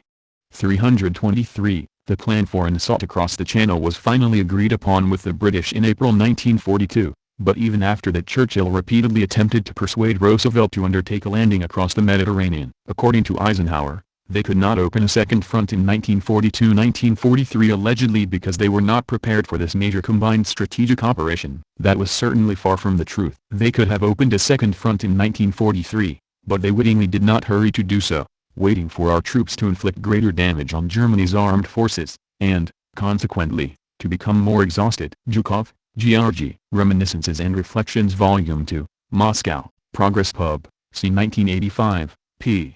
457. Stalin felt Stalingrad victory meant Su could win alone. In particular, the Battle of Stalingrad had brought the decisive turning point in the whole World War. From that moment on the German army streamed homewards. The second front in Europe came only after the Battle of Stalingrad. It was natural for Stalin to think that the Allies had landed in Europe only because of his victory, in order to forestall him, and that he could have been victorious alone, without the second front. From that moment he was convinced that the Soviet Union alone had conquered the strongest military power in all history, the Third Reich, and without really effective aid from the Allies, who now were merely reaping the fruit of that victory. Passages, Nicolaus, Stalin, London, New York, Staples Press, 1952, p. 369. Stalin knew Nazi attack would result in major land loss at first. Stalin and the Soviet General Staff were aware that the first shock of the Nazi attack would certainly result in considerable territorial loss. Cole, David M. Joseph Stalin, Man of Steel, London, New York, Rich and Cowan, 1942, p. 121. Allies sent the Sioux almost nothing in early stage of WEI. Hopkins said, inevitably not everything the Roosevelt administration has done has pleased Moscow, but we've got things straightened out now. Surely, we've supplied you with warplanes and trucks and ships, and quite a bit of food, too. It would have been tactless to argue with him, but the truth was that during the first year after Hitler's attack, at the worst time for the Soviet Union, the USA sent us practically nothing. Only later, when it was clear that the USSR could stand its ground, and on its own, did the deliveries gradually begin to flow. Gromyko, Andrei, Memoirs, New York, Doubleday, c. 1989. p. 43. Footnote: a few words must be said here to explain the material aspects of the Russian superiority. Throughout the war, Russia was confronted with German armies roughly twice as numerous and strong as those that had defeated her in the First World War. The Russian achievement was made possible primarily by the rapid industrialization of the eastern provinces, much of which took place in the course of the war on a basis prepared in peace. The industrial output of the provinces that escaped German occupation was normally about 40% of the total Soviet output. It was doubled between 1942 and 1945. The production of the armament factories in the East went up by 500–600%. On the average, 30,000 tanks and fighting vehicles and nearly 40,000 planes were turned out every year between 1943 and 1945. Almost none of these had been manufactured in Russia. In the First World War, the annual output of artillery guns was now 120,000, compared with less than 4,000 in 1914–17. The Russian army was supplied with nearly 450,000 home-produced machine guns annually. Only about 9,000 had been produced under the Tsar. 5 million rifles and Tommy guns, 5 times as many as in the First World War, were produced every year. The Red Army fought its way from the Volga to the Elbe mainly with home-produced weapons. The weapons which the Western powers supplied were a useful and in some cases a vital addition. But the lorries which carried the Russian divisions into Germany were mostly of American, Canadian, and British make. More than 400,000 lorries were supplied to Russia under Lend-Lease. So were most of the boots in which the infantry proper slogged its way to Berlin, through the mud and snow and sand of the Eastern European plain. Much of the army's clothing and of its tinned food were supplied under Lend-Lease. One might sum up broadly that the firepower of the Red Army was home-produced, whereas the element of its mobility was largely imported. Deutscher, Isaac, Stalin, A Political Biography, New York, Oxford University Press, 1967, p. 512. What role did the military and economic assistance of our allies play in 1941 and 1942? Great exaggerations are widely current in Western literature. Assistance in accordance with the Lend-Lease Act, widely publicized by the Allies, was coming to our country in much smaller quantities than promised. There can be no denial that the supplies of gunpowder, high-octane petrol, some grades of steel, motor vehicles, and foodstuffs were of certain help, but their proportion was insignificant against the overall requirements of our country within the framework of the agreed volume of supplies. As regards tanks and aircraft supplied to us by the British and American governments, let us be frank, they were not popular with our tankmen and pilots, especially the tanks which worked on petrol and burned like tinder. Zhukov, Georgy, Memoirs of Marshal Zhukov, London, Cape, 1971, p. 391–392. Stalin shows courage and bravery in early days of the invasion. Stalin stayed in Moscow. On November 7, 1941, while German guns roared in the suburbs and Hitler announced Moscow already taken, Stalin reviewed the troops in Red Square. Strong, Anna Louise. The Stalin Era. New York, Mainstream, 1956, p. 98. In his memoirs, Khrushchev portrays Stalin's panic and confusion in the first days of the war and later. I saw no such behavior. Stalin did not isolate himself in his dacha until June 30, 1941. The Kremlin diary shows he was regularly receiving visitors and monitoring the deteriorating situation. From the very beginning of the war, Stalin received Beria and Merkulov, co-head of the Soviet Security Service, in the Kremlin 2 or 3 times a day. They usually returned to NKVD headquarters late at night, or sometimes called in their orders directly from the Kremlin. It appeared to me that the administrative mechanism of command and control was functioning without interruption. In fact, Eidinger and I maintained a deep belief in our ultimate victory because of the calm, clear, businesslike issuance of these orders. On November 6, 1941, I received an invitation to attend the October Revolution anniversary gathering in the Mayakovsky subway station. Traditionally, These celebrations were held in the Bolshoi Theater, but this time, for security reasons, it was arranged on the subway platform. Stalin spoke for about 30 minutes. I was deeply moved, because his confidence and self-assurance symbolized our ability to resist the Germans. Sudiplatov, Pavel. Special Tasks, Boston, Little, Brown, C. 1993, p. 134. This excerpt from Izvestia, No. 6, 1990 confirms Sudiplatov's contention that Stalin, contrary to Khrushchev's claims in his memoirs, was not immobilized by panic after the German invasion of the Soviet Union on June 22, 1941, but rather received a steady stream of visitors at his Kremlin study. Sudiplatov, Pavel. Special Tasks, Boston, Little, Brown, C. 1993, p. 433. It is worth recording Dimitrov's attitude toward Stalin. He, too, spoke of him with admiration and respect, but without any conspicuous flattery or reverence. He recounted, when the Germans were outside Moscow, a general uncertainty and confusion ensued. The Soviet government had withdrawn to Kuibyshev, but Stalin remained in Moscow. I was with him at the time, in the Kremlin. They were taking out archives from the Kremlin. I proposed to Stalin that the Comintern direct a proclamation to the German soldiers. He agreed, though he felt no good would come of it. Soon after, I too had to leave Moscow. Stalin did not leave. He was determined to defend it. And at that most dramatic moment he held a parade in Red Square on the anniversary of the October Revolution. The divisions before him were leaving for the front. One cannot express how great a moral significance was exerted when the people learned that Stalin was sitting in Moscow, and when they heard his words. It restored their faith and raised their confidence, and it was worth more than a good-sized army. Gillis, Milovin. Conversations with Stalin. New York, Harcourt, Brace and World, 1962, p. 37. Moscow was bombed by German aviation. Panic began to seize the city's population. The Nazis were only 80 kilometers away. Part of the administration was evacuated, but Stalin decided to remain in Moscow. The battles became more and more fierce, and, in early November, the Nazi offensive was stopped. After consulting with Zhukov, Stalin took the decision to organize the traditional November 7th military parade on Red Square. It was a formidable challenge to the Nazi troops camped at the gates of Moscow. Stalin made a speech, which was broadcast to the entire country. Martins, Ludo, Another View of Stalin. Antwerp, Belgium, Epo, Lang Pastorstraat 2527 2600, p. 247, p. 224 on the net. In September 1941, the situation at the front is bad. If it becomes necessary to abandon Moscow, we can't be sure that the leadership will stand firm. Implied. In the instance they are not quite sure either that Stalin will stand firm. Implied. Stalin stands for war to the end, while with others. Brest-Litovsk is in the air. Litvinov, Maxim Maximovich. Notes for a Journal. New York, Morrow, 1955, p. 307. We must get the peasant going and instill in him the hatred of the enemy. What a brilliant order of Stalin's to the army. A fighter should not die without leaving the corpse of a German interventionist by his side. Kill him with a machine gun, or rifle, a bayonet. If you're wounded, sink your teeth into his throat and strangle him as you would a wild beast. Litvinov, Maxim Maximovich. Notes for a Journal. New York, Morrow, 1955, p. 309. The main blow was aimed directly at the capital, Moscow, whose outskirts were reached by late fall. Almost all the government offices had been evacuated to the east, but Stalin remained in the capital, where he assumed personal command of the war. On December 2, 1941, the Nazis were stopped in the suburbs of Moscow. In December 6, Stalin ordered the first major counterattack to occur in World War II. Franklin, Bruce, ed. The Essential Stalin, Major Theoretical Writings. Garden City, New York, Anchor Books, 1972, p.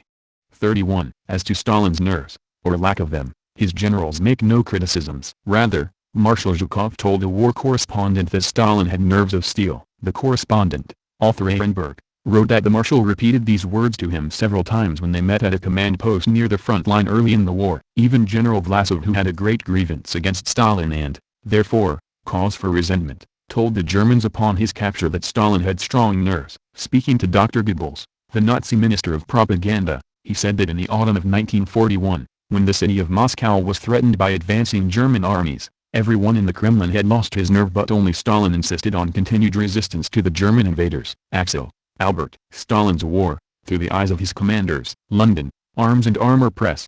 1997, p. 168. This is what Kraskin, Stalin's confidant and the press department's senior war correspondent, wrote regarding the outbreak of the German-Russo War. Stalin remained at Sochi until the end of the month. The direct telephone line which connected his villa with the Kremlin was in constant use with Molotov at the other end. Stalin never showed bad temper, remained calm, and determined. Fishman and Hutton, The Private Life of Joseph Stalin, London, W. H.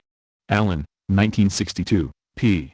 139. The Wehrmacht's first offensive was launched against Moscow, for Hitler well knew the city had always been a symbol to the Russians, and that if his troops could conquer this political and spiritual center, it would be a milestone on the road to the defeat of the Soviet Union. Stalin realized this too. He attended all meetings of the Committee of the Defense of the City, and addressed his people regularly, but despite superhuman efforts by the Red fighting forces and the Soviet population, the Nazi armies advanced inexorably towards Moscow. Stalin was forced to order the evacuation of women and children from the Red capital. He issued an order of the day, declaring that Moscow would be defended to the last, and at the same time, a state of siege was proclaimed.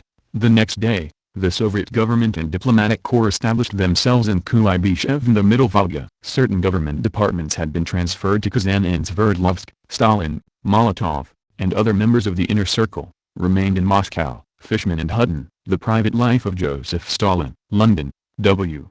H. Allen, 1962, p.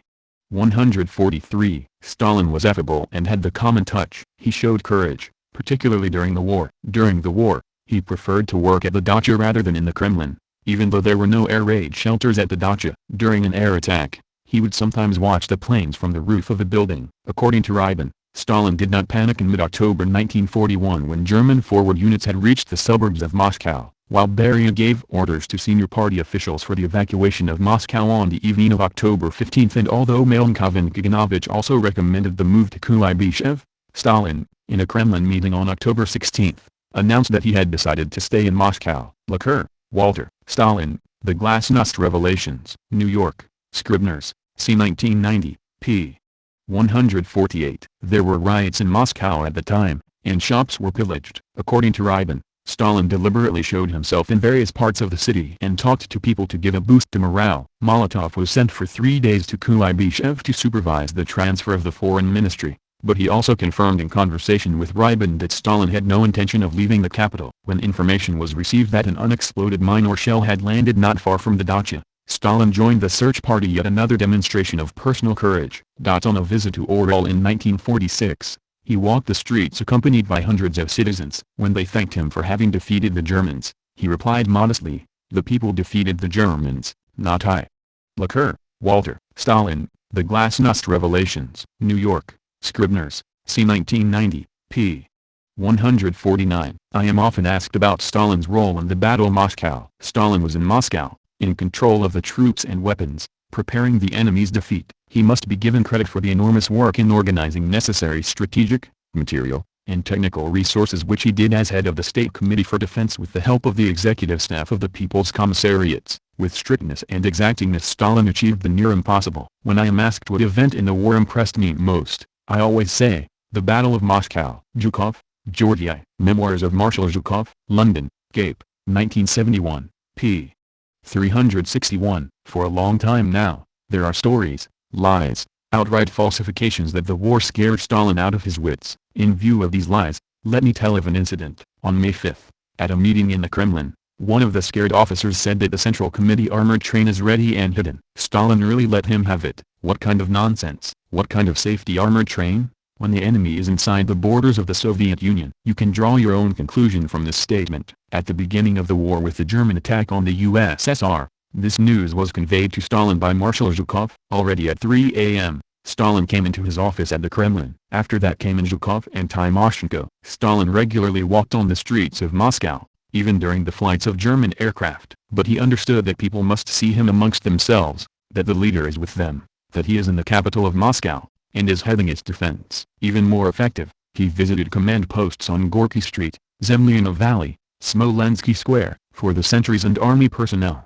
This had a tremendous effect. Sometimes at the beginning of the war, at about 4 o'clock in the morning, Stalin was on Kalyazky Square. Underneath, you could hear the crunch of broken glass. Around us, there were wooden homes. Ambulances were racing to and fro, taking the dead and tending the wounded civilians and soldiers. Right in Moscow, we were surrounded by crying women with children in their arms. Looking at them with tears in his eyes, Stalin told Vlasic, We must evacuate the children deep into the interior of the country. All of them stared to ask as to when will the Red Army stop the German fascists. Stalin tried to console them with these well-known words: There will be a holiday and dancing on this street of ours. After being bombed by German planes, we went into Gorky Street. A woman with a flashlight came up to Stalin and scolded him. Is it permissible for you to wander on the street, Comrade Stalin?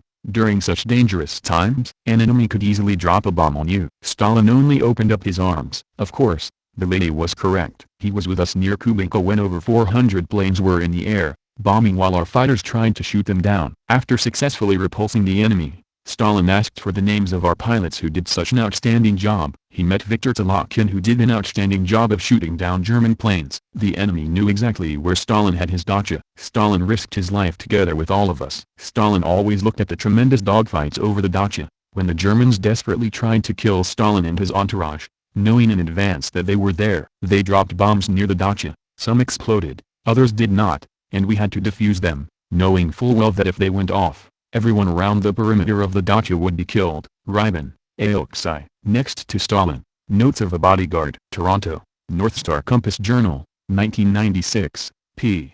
2830. On October 15, Beria with Shcherbakov called the meeting of the NKVD and secretaries of the districts of Moscow. Beria deceitfully announced, German tanks are already in Aditsovo. Contact with the front is broken. According to the decisions of the Central General Command, we must mine all large factories, industries and other important structures. Leave 500 members in every district to defend Moscow. Evacuate older people and children. Give out all the reserves of products to the people, in order that the enemy would not get them. Our surroundings at the dacha were mined, and the news was told to us, from where, we do not know, that Stalin has left and went to Kalinin front or someplace else. No one knows where. Where was Stalin at this time? Chauffeur to Stalin, Dmitry Ukin, states emphatically that from the Kremlin, Stalin wanted to go to the dacha to meet his Politburo. Rumyantsev started to tell him that there is no water there is no heat, there are mines, but Stalin gave the order to open the Kremlin gates and go. Orlov kept the gates closed. Stalin gave another order, at this moment, I want you to take out all the mines. Do you understand? Orlov had to open the gates and light a fire at the dacha. Stalin set to work, preparing the agenda for the meeting, while sappers were digging up the mines. Going through Moscow on October 16, Stalin saw people with bread, flour, sausages, macaroni, all goods belonging to the state reserves. He never said a word to these people, but in the Kremlin, he quickly called a meeting, and asked, who allowed this anarchy to take place in Moscow? All were quiet. Beria even closed his eyes. Sharyukin very briefly told what happened. Stalin commanded Shcherbakov to go on the radio, to tell the people that we are going to be victorious, to make sure that a normal state of affairs came back to the city, to open up all the stores and to get normalcy going again. Then he called to Sizhukov, Artemyev, Shaposhnikov, Voznetsensky, Kuztsov, and Kalinin. From Molotov, he demanded that all foreign diplomatic corps be evacuated to Kuibyshev. At last, the commandant of the Kremlin arrived, General Sprytanov. Stalin asked him, what is your suggestion? Beria is demanding the evacuation of all to Kuibyshev. Better to go to the Urals or Siberia, it is safer. Stalin did not say anything, kept quiet, but you could see that he did not like the hidden panic created by Beria and some others. At midnight, when in the dacha there gathered the whole Politburo, he called into this high-level meeting the landlady of the dacha, Istamina, and asked, Valentina Vasilievna, are you preparing to leave Moscow? Comrade Stalin, Moscow is our mother, our home, it should be defended, she forthrightly told the gathered Politburo. Do you hear how Muscovites talk? With sarcasm in his voice, Stalin looked around at all those present. Everyone kept quiet. In the morning, on his way to the Kremlin, talking with the chauffeur Krivchenkov about defending Moscow, Stalin forthrightly said, I always was and will always remain with the Russian people in Moscow. We shall defend it to the death. In the most critical of times, while the enemy was at the gates of Moscow, Stalin remained calm, collected, and inspired courage in all of us. Regarding the special train for Stalin, it was shunted to another section of the city where there was an enormous storage of building materials. There were 2 bombs dropped by German aircraft on this train. Somehow they were told where this train was hidden. The commandant of the dacha, Soloviev, under a command from Beria, started to evacuate Stalin's furniture and other possessions and load them on this train. When Stalin found out, he was livid.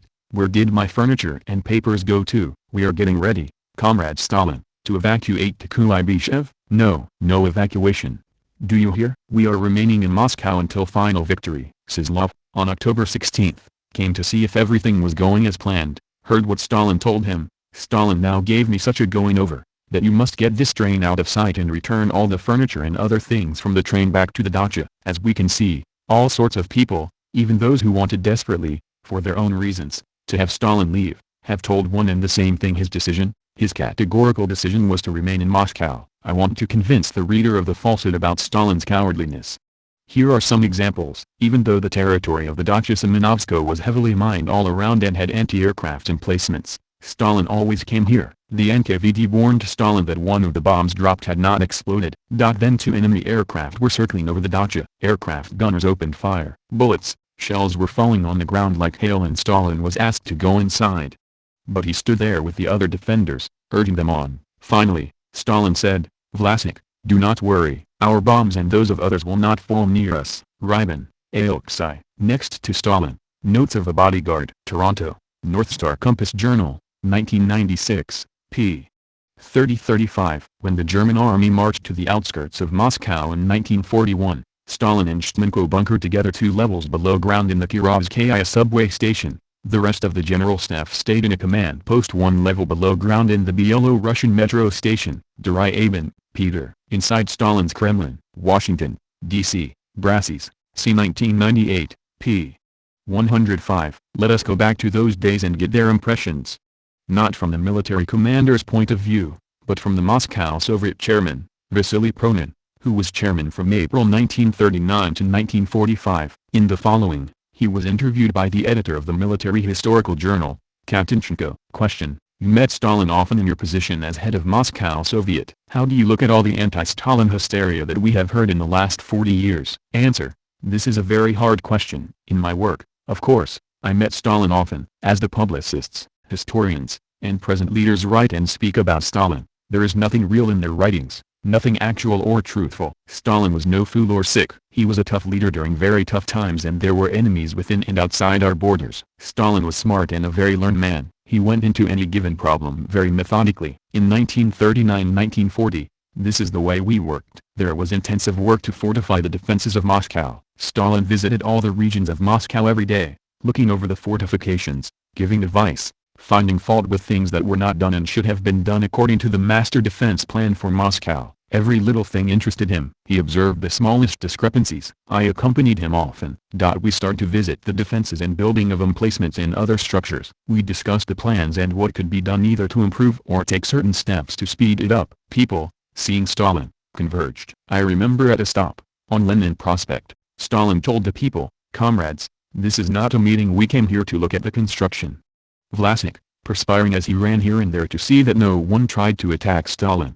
There were no other guards guarding Stalin, who freely met, talked, shook hands with people. Stalin was interested in everything, knew everything, and was on top of things regarding the defenses of Moscow. Lucas and Yukis. Trans. And ed. Secret Documents. Toronto, Canada, North Star Compass, 1996, p. 21-23. Question: In your capacity as a member of the General Central Command, were there any disagreements regarding the defense of Moscow or its evacuation? Answer: Moscow Soviet Chairman, Vasily Pronin, who was chairman from April 1939 to 1945, says, "No, there was unity." When on the night of October 19, 1941 we were asked to come to the General Staff Command, only one question was on the agenda: are we going to defend Moscow? At first, as was the custom, all the General Staff and Moscow secretaries met in the Kremlin: Beria, Malenkov, Molotov and others. Question: Any from the military high command? Answer: There was only one General Arden. Marshal Zhukov was at the front. Question: It seems that to defend or not to defend Moscow was left to the government body civilians. Answer: It looked like it. When we were all gathered in the hall, ready to go to the office of Stalin, Beria said that he would try to convince everyone to evacuate Moscow. He was for evacuating Moscow, giving it up to the Germans and establishing the headquarters of defense on the Volga River. Malenkov was agreeing with Beria. Molotov was very agitated and against this. Others present kept mum. I remember the words of Beria as follows: "Well, with what are we going to defend Moscow? We have nothing with which to defend ourselves. They will break us apart and will shoot us all like partridges." Then we went to Stalin's office. There were 10 of us. Stalin was pacing in his office as always, with a pipe in his mouth. When we were all seated, he asked the question: "Will we be defending Moscow?" All of us kept quiet. He waited a couple of minutes and again repeated the same question. Again, All of us were silent. Well, if all of you are silent, I'm going to ask each one individually. The first one he asked was Molotov. Molotov said, "We're going to defend Moscow." He asked each one personally. All of them, including Beria and Melnikov, said that we should defend Moscow. He turned to me and said, "Pronin, write this down." I took the paper and pencil and Stalin dictated. With this, we informed all citizens. Then he told me to get this message to the GHQ and on the radio. He then picked up the telephone, got in touch with the front lines, and then from his small book where he had all the divisions, commanders, sections of armies, all marked, he dictated commands as commander-in-chief to immediately deploy their divisions around Moscow. Someone from the Ural district stated that he has not enough railway cars to bring his army to Moscow. Stalin stated emphatically, "You shall have the cars." So, you see, Stalin never thought of leaving Moscow. Lucas and Yukaz. Trans. And ed. Secret Documents. Toronto, Canada. North Star Compass. 1996. p.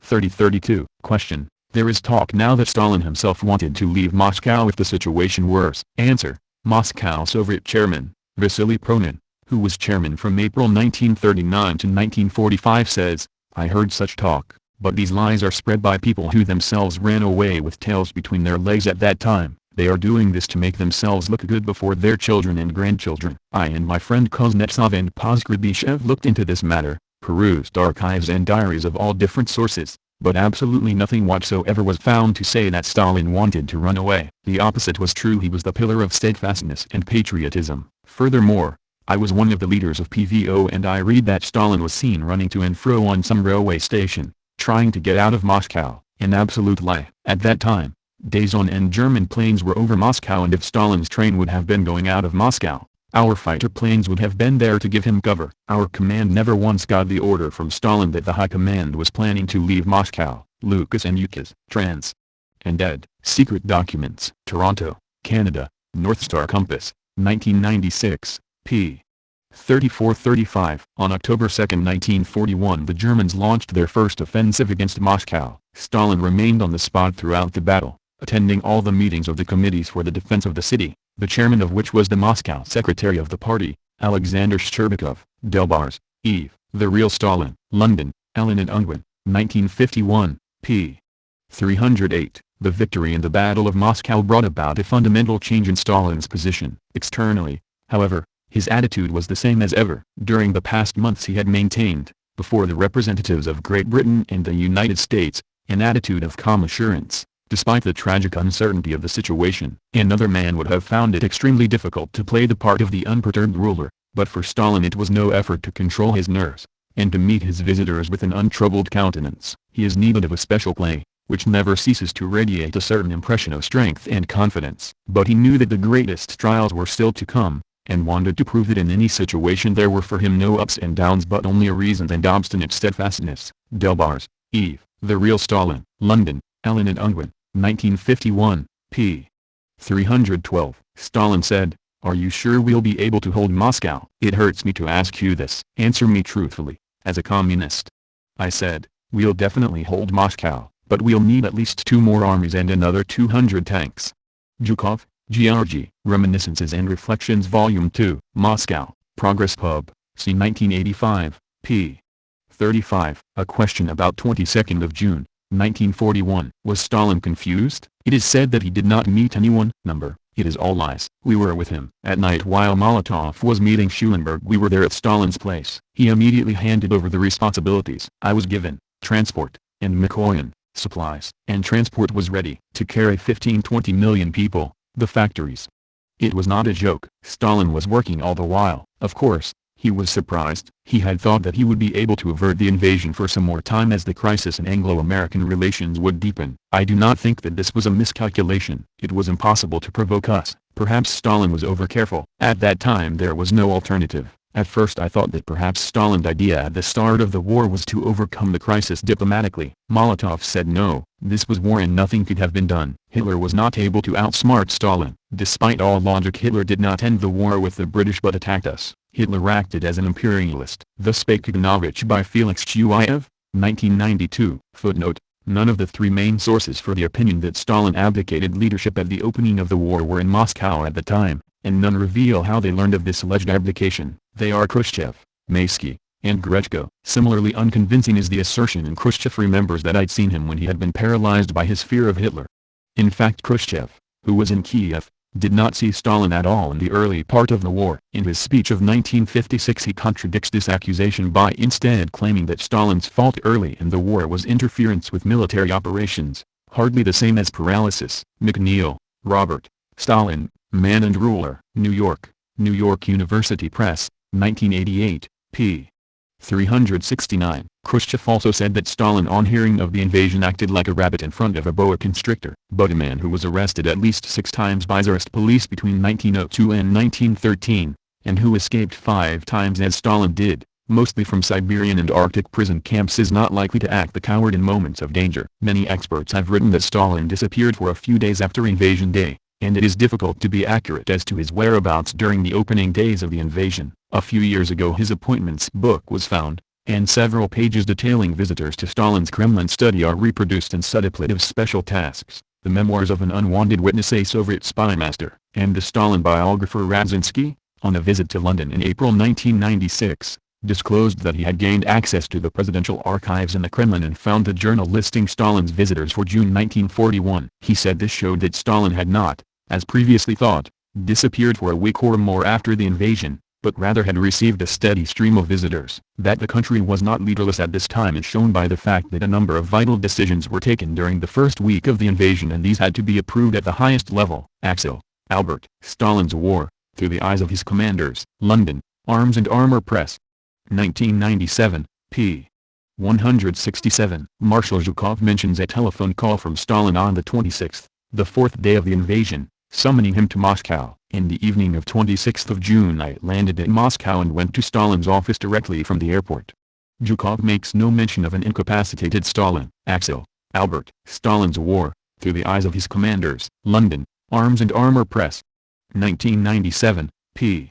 168. Stalin foresaw victory after Nazi attack while his enemies foresaw defeat. Fundamentally Stalin's idea about the future of the Soviets differed only in one point, but this a decisive one, from that of his enemies. Both parties foresaw the German attack, but Stalin believed in victory, Trotsky and his followers in defeat. Stalin evaluated the Russian and German forces in the right, the others in the wrong way.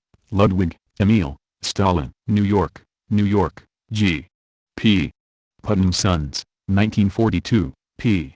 110. A chief reason why during 1941-42 he was constantly demanding offensive action, although it often involved terrible casualties, was that in these disastrous months, when Russia seemed near to collapse, he subordinated military considerations to the need to uphold the pride and fighting spirit of the nation. He was unsure of the morale of the Red Army and of the Russian people. Attempts to direct and control an orderly withdrawal of forces and the evacuation of the civilian population would have led, he feared, to panic-stricken flight, as had happened to the Tsarist army in 1916-17. The Great Panic, which had swept through Moscow in October 1941 as the Germans approached, was the kind of failure in morale which might have spread throughout Russia, leading to complete collapse. But at every stage he had fought to halt them, as he had halted them before Moscow. He had demanded attack and had inspired his commanders with his own spirit of aggression and will to victory. It was indeed his implacable will which more than any other factor held the nation from collapse in the tragic days of 1941-42. Gray,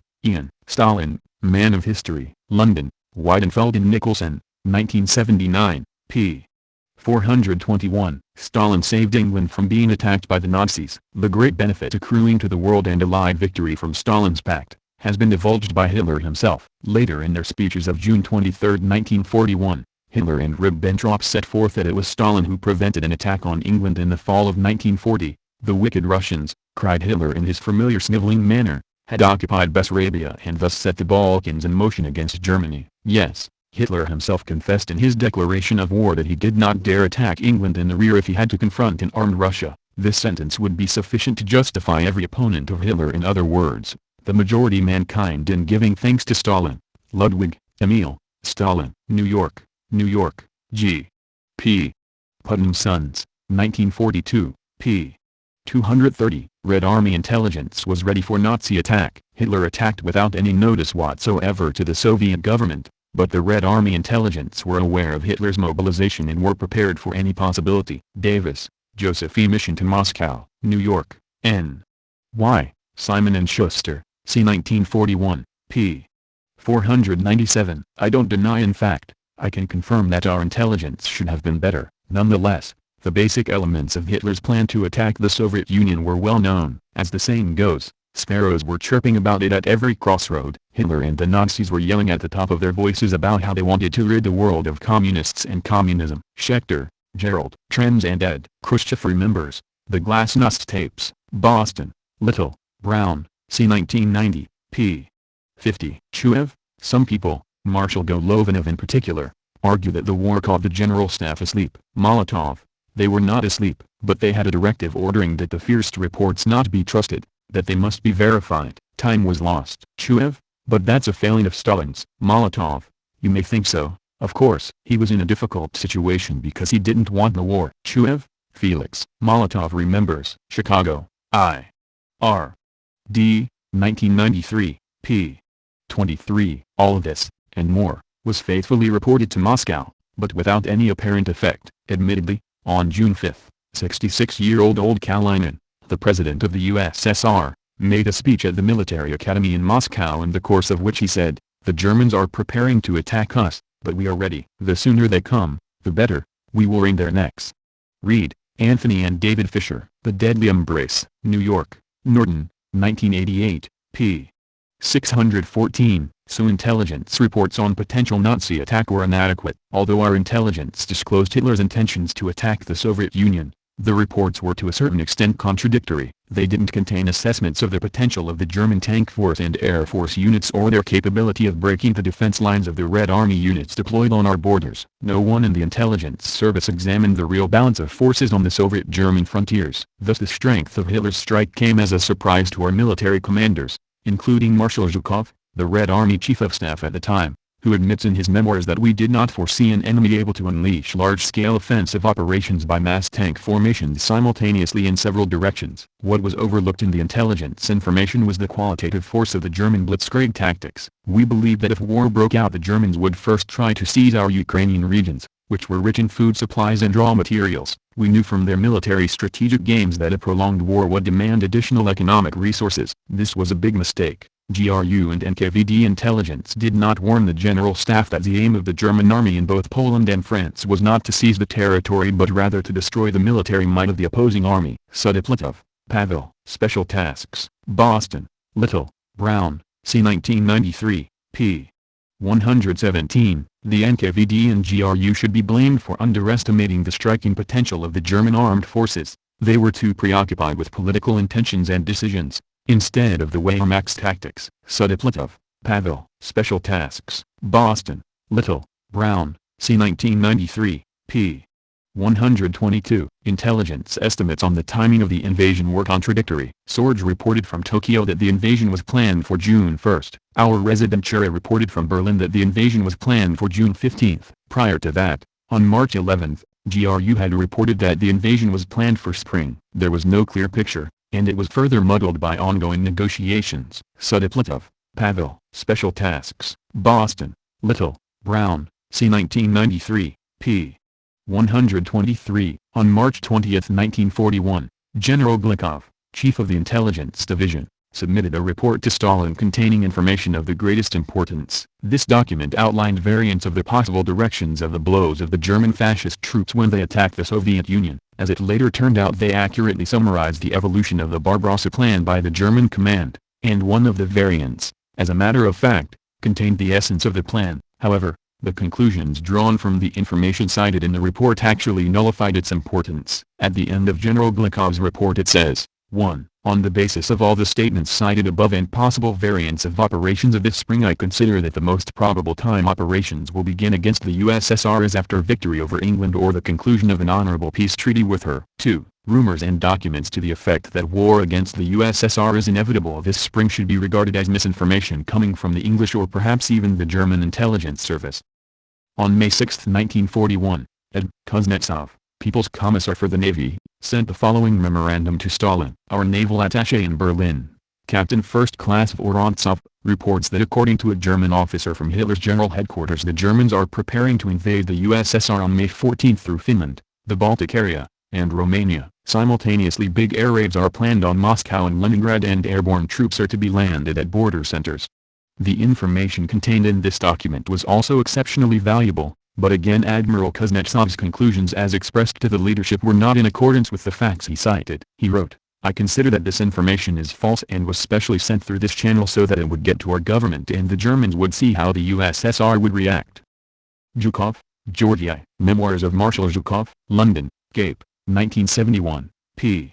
228-229. Stalin saw World War II Nazi attack coming. Stalin was convinced that it was just a matter of time until the Soviet Union would again be invaded by hostile capitalist powers seeking to dismember and destroy the first socialist state. Stalin considered it his sacred obligation to see to it that when the time came the attackers would not be able to accomplish this. The fulfillment of this task justified all means. Scott, John. Behind the Urals, Boston, Houghton Mifflin Company, 1942, p. 64. From Molotov's answers to Stalin's questions I concluded that his trip to Germany in November 1940 had strengthened our general conviction that war was inevitable and probably imminent. Talbot, Strobe, trans. And ed. Khrushchev remembers. Boston, Little Brown, c. 1970, p. 132. Hitler's film, a cinematic spectacular to frighten adversaries by showing the German capture of Danzig, was sent to us anyway, and we watched it in the Kremlin with Stalin. It was very depressing. We knew very well that we were the next country Hitler planned to turn his army against. Talbot, Strobe, trans. And ed. Khrushchev remembers. Boston, Little Brown, c. 1970, p. 135. We had dinner. Stalin was in high spirits. He was glad that the treaty had been signed. He said, "Well, we deceived Hitler for the time being," or something like that, showing he understood the inevitability of war and that while the treaty postponed the war, it only gave us some time. Schechter, Gerald. Trans and ed. Khrushchev remembers. The Glasnost tapes. Boston, Little, Brown, c. 1990, p. 53. With Poland, France, Denmark, Holland, Norway, Luxembourg, Hungary, Yugoslavia, and Romania all occupied, now it was the USSR's turn. Stalin understood that war was inevitable. Schechter, Gerald. Trans and ed. Khrushchev remembers. The Glasnost tapes. Boston, Little, Brown, c. 1990, p. 54. I left on Friday, and on Saturday, June 21st, I was in Kiev. By then Stalin himself understood that the war was about to begin. So how can anyone still say it was a surprise attack? Schechter, Gerald. Trans and ed. Khrushchev remembers. The Glasnost tapes. Boston, Little, Brown, c. 1990, p. 56. Chuev, all the history books say that Stalin miscalculated the beginning of the war. Molotov, to some extent, but it was impossible not to miscalculate. How could you know when the enemy would attack? We knew we would have to deal with him, but on what day or even what month? Chuev, Felix. Molotov remembers. Chicago, I. R. D. 1993, p. 21. Chuev, it is known there were 14 dates. Molotov, we are blamed because we ignored our intelligence. Yes, they warned us, but if we had heeded them, had given Hitler the slightest excuse, he would have attacked us earlier. We knew the war was coming soon, that we were weaker than Germany, that we would have to retreat. The question was, retreat to where? To Smolensk or to Moscow? That's what we discussed before the war. We knew we would have to retreat, and we needed as much territory as possible. We did everything to postpone the war, and we succeeded for a year and 10 months. We wished it could have been longer. Of course, Stalin reckoned before the war that only in 1943 would we be able to meet the Germans as equals. Chuev, Felix. Molotov remembers. Chicago, I. R. D. 1993, p. 22. Chuev, but there were intelligence reports. Molotov, what is written about this is contradictory. From my point of view, there couldn't have been another beginning for that war. We delayed it and, in the end, we were caught asleep. It turned out to be unexpected. I think we could not have relied on our intelligence. You have to listen to them, but you also have to verify their information. Intelligence agents could push you into such a dangerous position that you would never get out of it. Provocateurs everywhere are innumerable. That's why you can't trust intelligence without constant and scrupulous checking and rechecking. Some naive people, Philistines, have written in their reminiscences, the intelligence agents spoke out. Deserters from the enemy crossed the border. You couldn't trust such reports. But if you were too distrustful you could easily go to the other extreme. When I was the Predzognarskim I spent half a day reading intelligence reports. The only thing missing was the date of the invasion. And if we had trusted these reports, and gone on a war footing, the war could have started much earlier. On the whole, everyone expected the war would come and it would be difficult, impossible for us to avoid. We delayed it for a year, for a year and a half. Chuev, Felix. Molotov remembers. Chicago, I.R. D. 1993, p. 22. Chuev, Khrushchev used Churchill's words saying that he had warned Stalin. Stalin said later, "I didn't need any warnings at the time. I knew the war was coming, but I thought I could gain another half a year."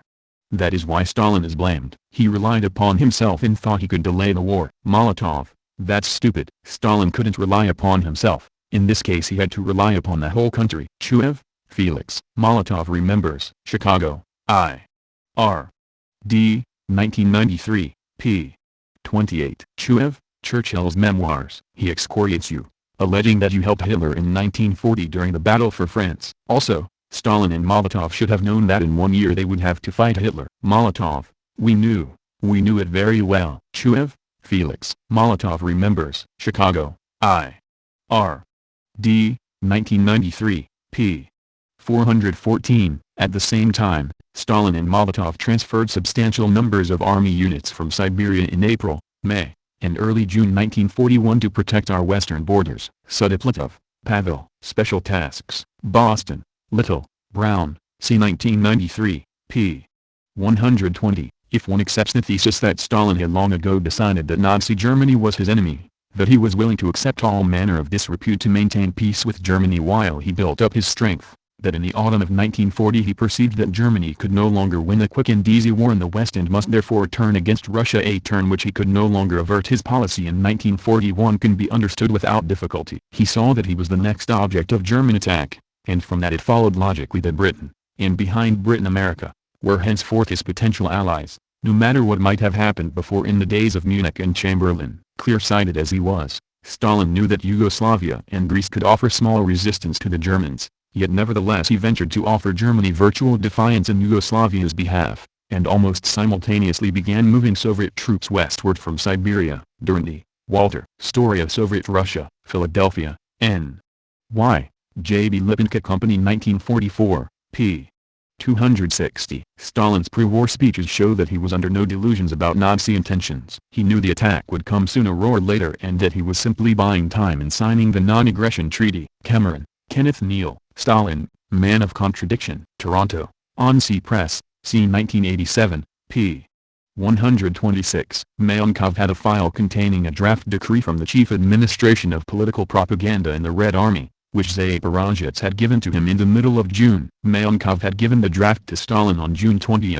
It had been in preparation since Stalin's speech to the military graduates on May 5, 1941, when he, Stalin, said that war was inevitable and that we must prepare unconditionally to destroy fascism. Volkogonov, Dmitry. Stalin, Triumph and Tragedy. New York, Grove Weidenfeld, 1991, p.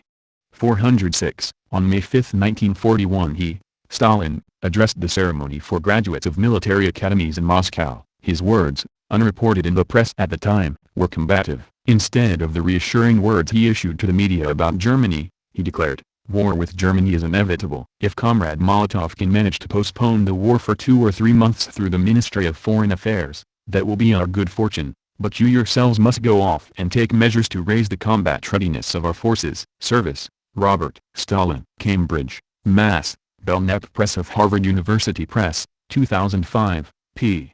407. I, Boudou, realize today that he, Stalin, must have foreseen the war as far back as 1935, for it said to me then, "I'm sure the Anglo-Saxons are going to have to ask us to help them against Hitler's Germany one of these days. They'll never be able to conquer the Reich without us."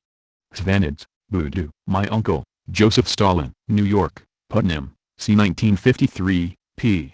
210. Stalin knew his business, too, and was not taken in by the ease with which he had got his way. A little later, he was overheard to tell Molotov that by giving him Lithuania with so little argument, Hitler had in effect declared war on the Soviet Union. Stalin understood all too clearly that the only reason Hitler had done so was because he intended to take it back again as soon as the time was right. Reed, Anthony and David Fisher. The Deadly Embrace. New York, Norton, 1988, p. 355. Ribbentrop had no doubt that Hitler was sincere, and that he truly believed the understanding with the Soviet Union was permanent. Stalin, however, was less gullible. Although he admired Hitler's ruthlessness, he had no illusions about his integrity and knew he would turn on the Soviet Union as soon as it suited him. Reed, Anthony and David Fisher. The Deadly Embrace. New York, Norton, 1988, p. 359. Zhukov immediately set about speeding up the improvements in the military system which they had already begun, cutting bureaucracy, weeding out incompetent commanders, and generally gearing up for the fight which was so obviously looming on the horizon. Read, Anthony and David Fisher. The Deadly Embrace. New York, Norton, 1988, p. 553. There can be few better examples of Stalin's twin aims of placating Hitler and preparing his own people than the events surrounding the speech he made at a grand banquet in the Kremlin on May 5, 1941, for several 100 graduates of 16 military academies and 9 university military faculties. The Pravda report could also refer to the possibility of new concessions and some sort of New Deal, but was that what Stalin had really said? Later, during the war, Hilger, a high-ranking Nazi, talked to many captured Russian officers who had been at the banquet. Their version of what Stalin had said was quite different from that which had been so carefully fed to the Germans through the DNB, German news agency. When a high-ranking general had proposed a toast to the peace policy of the Soviet Union, Stalin had replied, "The slogan 'Long live the peace policy of the Soviet Union' is now outdated. It's about time to end this old nonsense." And when someone else toasted the friendship with Germany, Stalin was said to have replied that the Soviet people should stop praising the German army to the skies. Read, Anthony and David Fisher. The Deadly Embrace. New York, Norton, 1988, p. 574. Other sources give Stalin's speech as following this line much more closely than the leaked version. "Our glorious Red Army," he is reported as saying, "must be prepared to fight fascist Germany at any moment." Needless to say, the Soviet government would try by all means at its disposal to delay a German attack, at least until the autumn.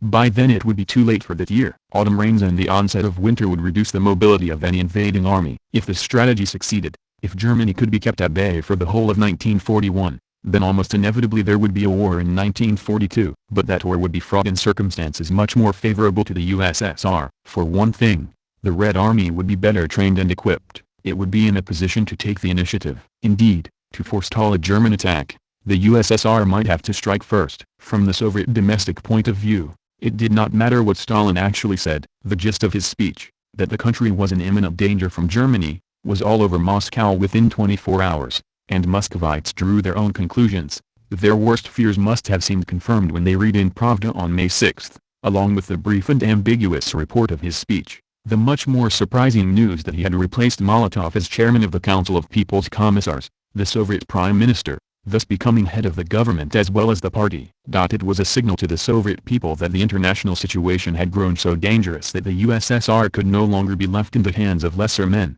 Only the great Stalin himself could be trusted to lead the country through the treacherous quicksands that lay ahead. Read, Anthony and David Fisher. The Deadly Embrace. New York, Norton, 1988, p. 575. While continuing to placate Hitler with every means at his disposal, Stalin was also concerned to go on warning him, as tactfully as possible, that the Soviet Union would defend herself if attacked. Until mid-May, he did not take too much trouble to hide the steadily increasing buildup of his forces in the West, allowing British, German, and other military attaches to travel through the areas where they were concentrating. The attachés reported seeing train after train heading west loaded with troops, tanks, and mechanized equipment. They also noted that 1,000 people a day were being called up for military service in Moscow alone, and that in early May the youngest age group was called up 6 months early. Kollontai, the Soviet minister in Sweden, was allowed to say that never in history had more powerful Russian forces been massed in the West. The general consensus in the international intelligence community was that well over 60% of the Red Army was already massed in the West, and more were arriving all the time. Another secret that was not too well kept was that factories around Moscow were being transferred to the safety of the lands beyond the Urals. Read, Anthony and David Fisher. The Deadly Embrace. New York, Norton, 1988, p. 581. Whether or not he succeeded in stalling Hitler, Stalin still needed to speed up the preparation of the Soviet people for the coming war. Throughout May, there was a constant series of civil defense exercises throughout the Soviet Union. The leading role in these was taken by an organization called the Soviet League. After the summer of 1940 and the fall of France, the League grew in size until it boasted nearly 12 million volunteer members, many of them children. They took part in the numerous blackouts and practice alerts which were held in every large city from Kiev to Alma-Ata. Read, Anthony and David Fisher. The Deadly Embrace. New York, Norton, 1988, p. 582. On May 15 and 16, 1941, A particularly large-scale civil defense exercise was staged at Ramensko, a town some 20 kilometers east of Moscow. This involved some 20,000 civilians and was based on a scenario which assumed the worst. 4 groups of enemy paratroops were said to have been dropped in the area and a number of neighboring villages were supposed to be under artillery bombardment. Incendiary bombs were supposed to have been dropped on the surrounding countryside and forest, starting a number of fires. And to cap it all, Ramensko itself was assumed to have suffered a gas attack. Reed, Anthony and David Fisher. The Deadly Embrace. New York, Norton, 1988, p. 583, in an address to the new graduates of the Soviet military academies on May 5, 1941, Stalin came closest to recognizing the threat. He stated that a German surprise attack could not be ruled out in the immediate future, but that the government would try by diplomatic means to put it off till autumn, too late in the year for the Germans to attack. Randall, Francis. Stalin's Russia, New York, Free Press, 1965, p. 272. Volodia says, I think that Stalin had no doubt that Hitler would attack the Soviet Union. Stalin's aim was to win time. He saw it as his task to put off the beginning of the war with the giants of the imperialist world so as to wait until the contradictions between them had been aggravated, and win time in this way. The Stalin played the game of giving Hitler no motive for provocation. Richardson, Rosamond. Stalin's Shadow, New York, St. Martin's Press, 1994, p.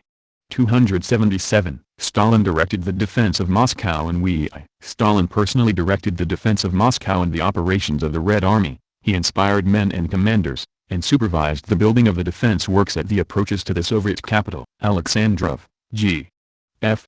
Joseph Stalin, A Short Biography. Moscow, FLPH, 1947, p. 163, Allied aid to the Sioux. In addition, we received steel and aluminum from America, from which we made guns, airplanes, and so on. Our own industry was shattered and partly abandoned to the enemy. We also received food products in great quantities. I can't give you the figures because they never been published. They're all locked away in Mikoyan's memory. Talbot, Strobe, Trans. And Ed. Khrushchev remembers. Boston, Little Brown, c. 1970, p. 226. It should be pointed out here, although this has nothing to do with the Russian attitude, that it is easy for Americans to overestimate the amount of help given to the Soviet Union through Lend-Lease. The Allied deliveries of tanks, artillery, and aircraft, while needed, were insignificant compared to Russian production. One Soviet tank plant alone produced 35,000 tanks, several times the number supplied by the Allies during the war. Soviet artillery was entirely Russian, and reputed to be the equal of any in the world. Russian-made planes played the biggest part on the Eastern Front, although the Soviets did get 13,000 planes from the United States, about 5% of our total production. Davis, Jerome. Behind Soviet Power. New York, N. Y. The Reader's Press, Incorporated, c. 1946, p. 108. During the entire war the Allies sent the USSR. Contributions amounted to 12% of the armament produced in the USSR for use against the Germans. Nekrichin-Peller, Utopia in Power. New York, Summit Books, c. 1986, p. 411. The 26th anniversary of the October Revolution speech delivered at Moscow, November 6, 1943. If to all this is added the fact that the Allies are regularly supplying us with various munitions and raw materials, it can be said without exaggeration that by all this they considerably facilitated the successes of our summer campaign. Franklin, Bruce, ed. The Essential Stalin, Major Theoretical Writings. Garden City, New York, Anchor Books, 1972, p. 403. Western bourgeois political and military historians allege that the Soviet Army was able to achieve its superiority in material owing to Anglo-American assistance. This is far from true. I do not wish completely to deny its value, though as in some degree it did help the Soviet Army and our war industry. However, it did not amount to much and hence cannot be considered of much significance. We gained our material superiority over the enemy thanks to the advantages of Soviet social order and through heroic, tremendous efforts of the Soviet people led by the party, both at the front and in the rear. Zhukov, Georgy. Memoirs of Marshal Zhukov. London, Cape, 1971, p. 466. As for the armaments, what I would like to say is that we received under the Lend-Lease Act from the United States and Britain 18.7 thousand aircraft, 10.8 thousand tanks and 9,600 artillery pieces, all that comprised 12, 10.4, and 2% respectively of the total amount of armaments that the Soviet Army was equipped with during the war. Undoubtedly, that was of definite significance, but really there is no ground for talk about a decisive role. Zhukov, Georgy. Memoirs of Marshal Zhukov. London, Cape, 1971, p. 684. Nor was Moscow saved by war material from America. Almost none of the eventual $11 billion worth of American Lend-Lease aid to the USSR arrived in time to save Moscow. American assurances of aid may have made Stalin more willing to throw material reserves into the struggle for his capital after October. But all told, Lend-Lease came to only 6% of Russian war material, most of it coming after Stalingrad. The thesis of Russian primitivity is inconsistent with the theory that Russia was saved by importing huge amounts of American goods along thousands of miles of railway. The war material with which the Red Army saved Moscow and the bulk of the USSR was produced at home. The USSR produced 16,000 airplanes in 1941, 10,000 of them after the invasion. The production of munitions almost tripled in the second half of 1941 in spite of all the German victories and the chaotic dislocations involved in removing much Soviet industry eastward out of the Germans' reach. In 1942, when two-thirds of European Russia was occupied, the USSR produced 23,000 tanks, of better quality, to the Germans 9,300, 25,000 airplanes to the Germans 14,700, and 34,000 heavy guns to the Germans 12,000. Randall, Francis. Stalin's Russia. New York, Free Press, 1965, p.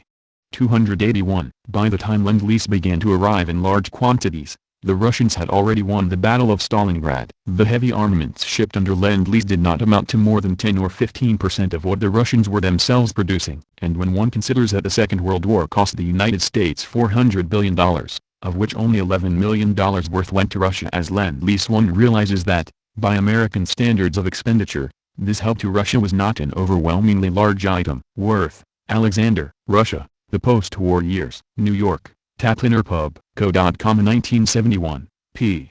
115. Western bourgeois political and military historians are trying to prove that the Red Army only achieved its superiority in material thanks to the material assistance rendered by the USA and Britain. I do not wish to deny this completely and make out that this aid did not exist. It did help the Red Army in the war industry to a certain extent, but, all the same, it should not be regarded as more significant than it actually was. Our material superiority over the enemy was gained thanks to the advantages of the Soviet social system, the heroic struggle of the Soviet people, guided by the party, at the front as well as in the rear. Zhukov, Georgy. Reminiscences and Reflections, Volume 2. Moscow, Progress Pub. C. 1985, p.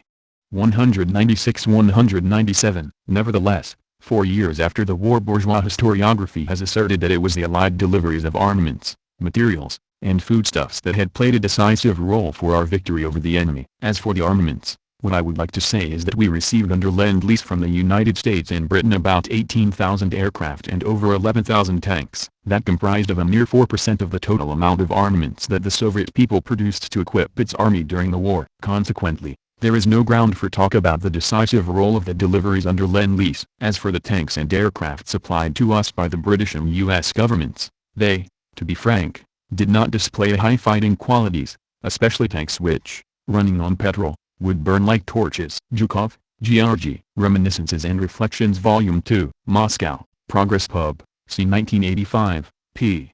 460. Stalin demands political commissars be attached to military units. Voroshilov recalls that Stalin was very insistent on political work in the army, believing that soldiers would fight well only if they knew what they were fighting for. He demanded that the most able communists be attached to regiments as political commissars, and once sent a telegram to Lenin reading, "Military commissars should be the soul of military action," giving a lead to the experts. Apparently the method worked, for troops that had been retreating in confusion before Stalin took charge, were, soon after, on the offensive and winning victories. Davis, Jerome. Behind Soviet Power. New York, N. Y. The Reader's Press, Incorporated. C. 1946, p.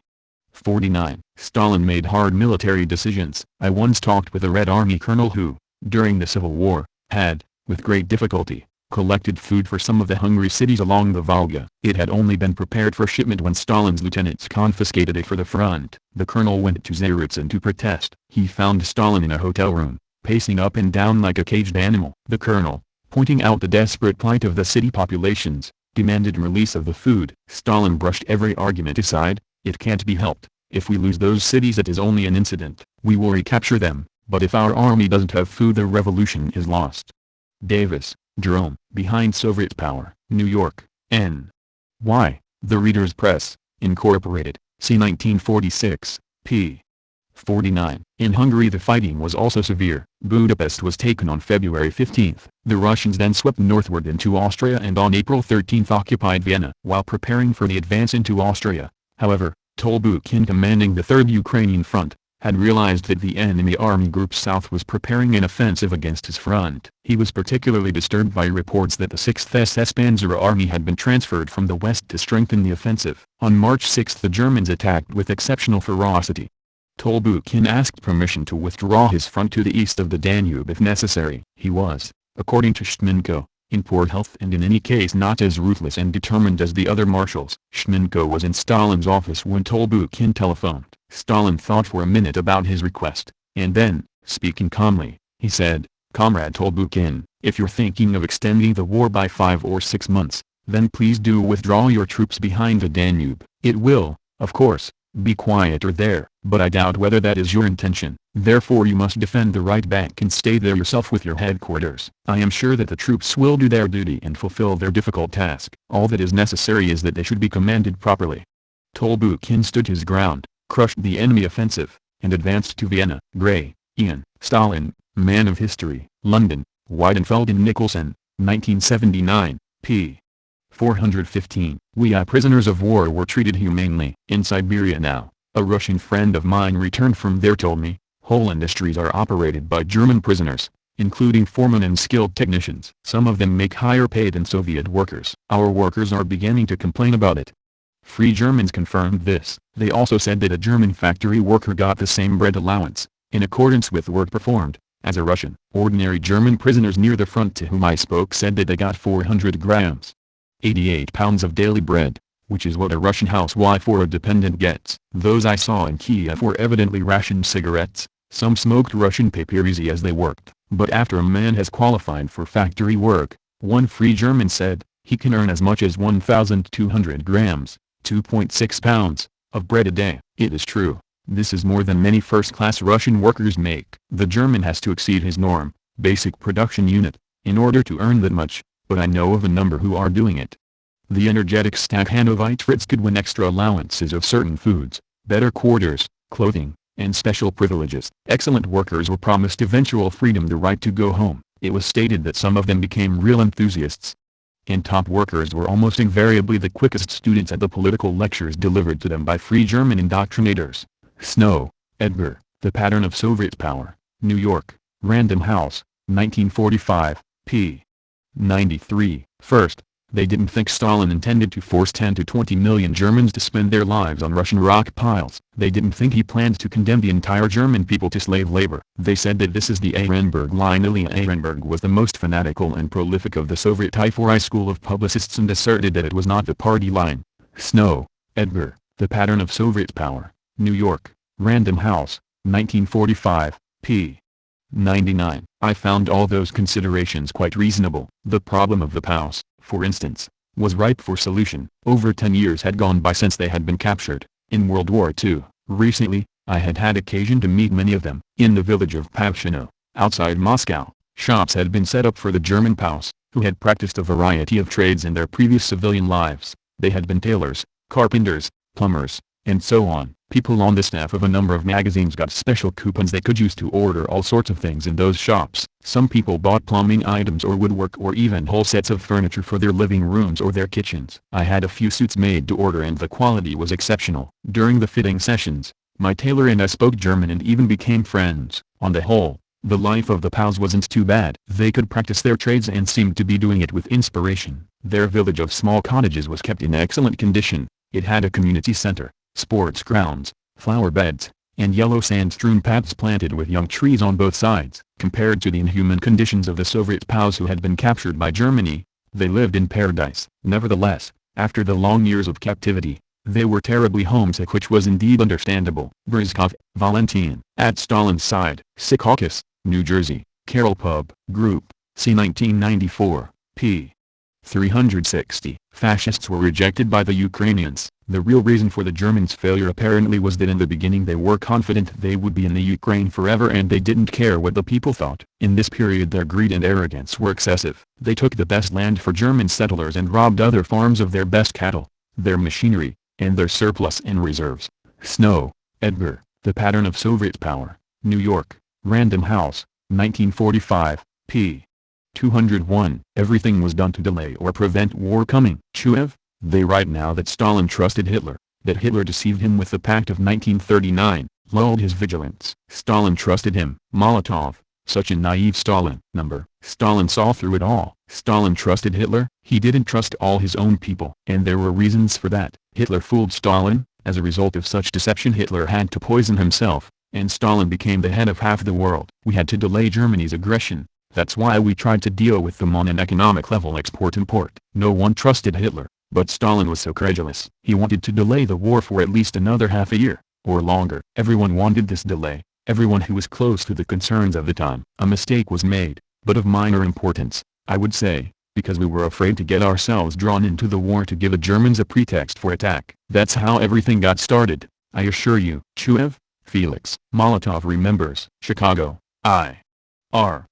D. 1993, p.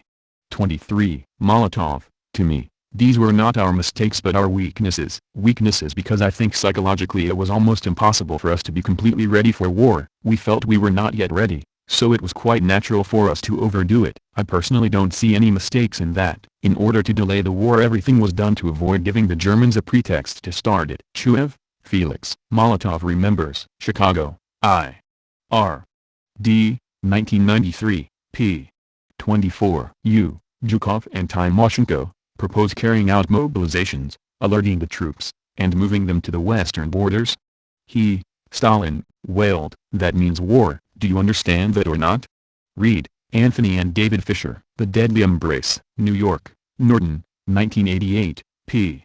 615. Since the war's end, the press would come out with the version that we had knowledge of Plan Barbarossa before the war broke out, and that we knew the direction of the main strikes, the deployment frontage of the German troops, their strength and equipment. In so doing, the press referred to well-known Soviet intelligence agents Richard Sorge, for one, and many others in Switzerland, Britain, and a number of other countries, who are said to have provided this information. Yet, the press complained, our political and military leadership had not gone into the substance of the reports and had, indeed, rejected them. I take full responsibility for saying that this is pure fiction. As far as I know, neither the Soviet government, nor the People's Commissariat for Defense, nor the General Staff had any such information. On June 13, Timoshenko phoned Stalin in my presence and asked permission to alert the troops of the border districts, and to deploy the first echelons according to the cover plans. "We will think it over," Stalin replied. The next day we visited Stalin and informed him of the general anxiety and the necessity of alerting the troops. "You propose carrying out a mobilization, alerting the troops and moving them to the western borders, but that means war, don't you two understand that?" On June 21, in the evening, Lieutenant General Perkaev, Chief of Staff of a Kiev military district, telephoned to inform me that a German sergeant major had come to our frontier guards and said that German troops were moving to jumping-off areas and that the attack would begin in the morning of June 22. I at once informed the defense commissar and Stalin of what Lieutenant General Perkaev had reported. Stalin said to come to the Kremlin with the People's Commissar. Taking with me a draft of the directive for the troops, I went to the Kremlin along with the commissar and Lieutenant General Vatutin. On the way we agreed that at all cost we must get permission to alert the troops. Stalin was alone when he received us. He was plainly worried. "The German generals may have sent this turncoat to provoke a conflict," he said. "No," Timoshenko replied. "We think he is telling the truth."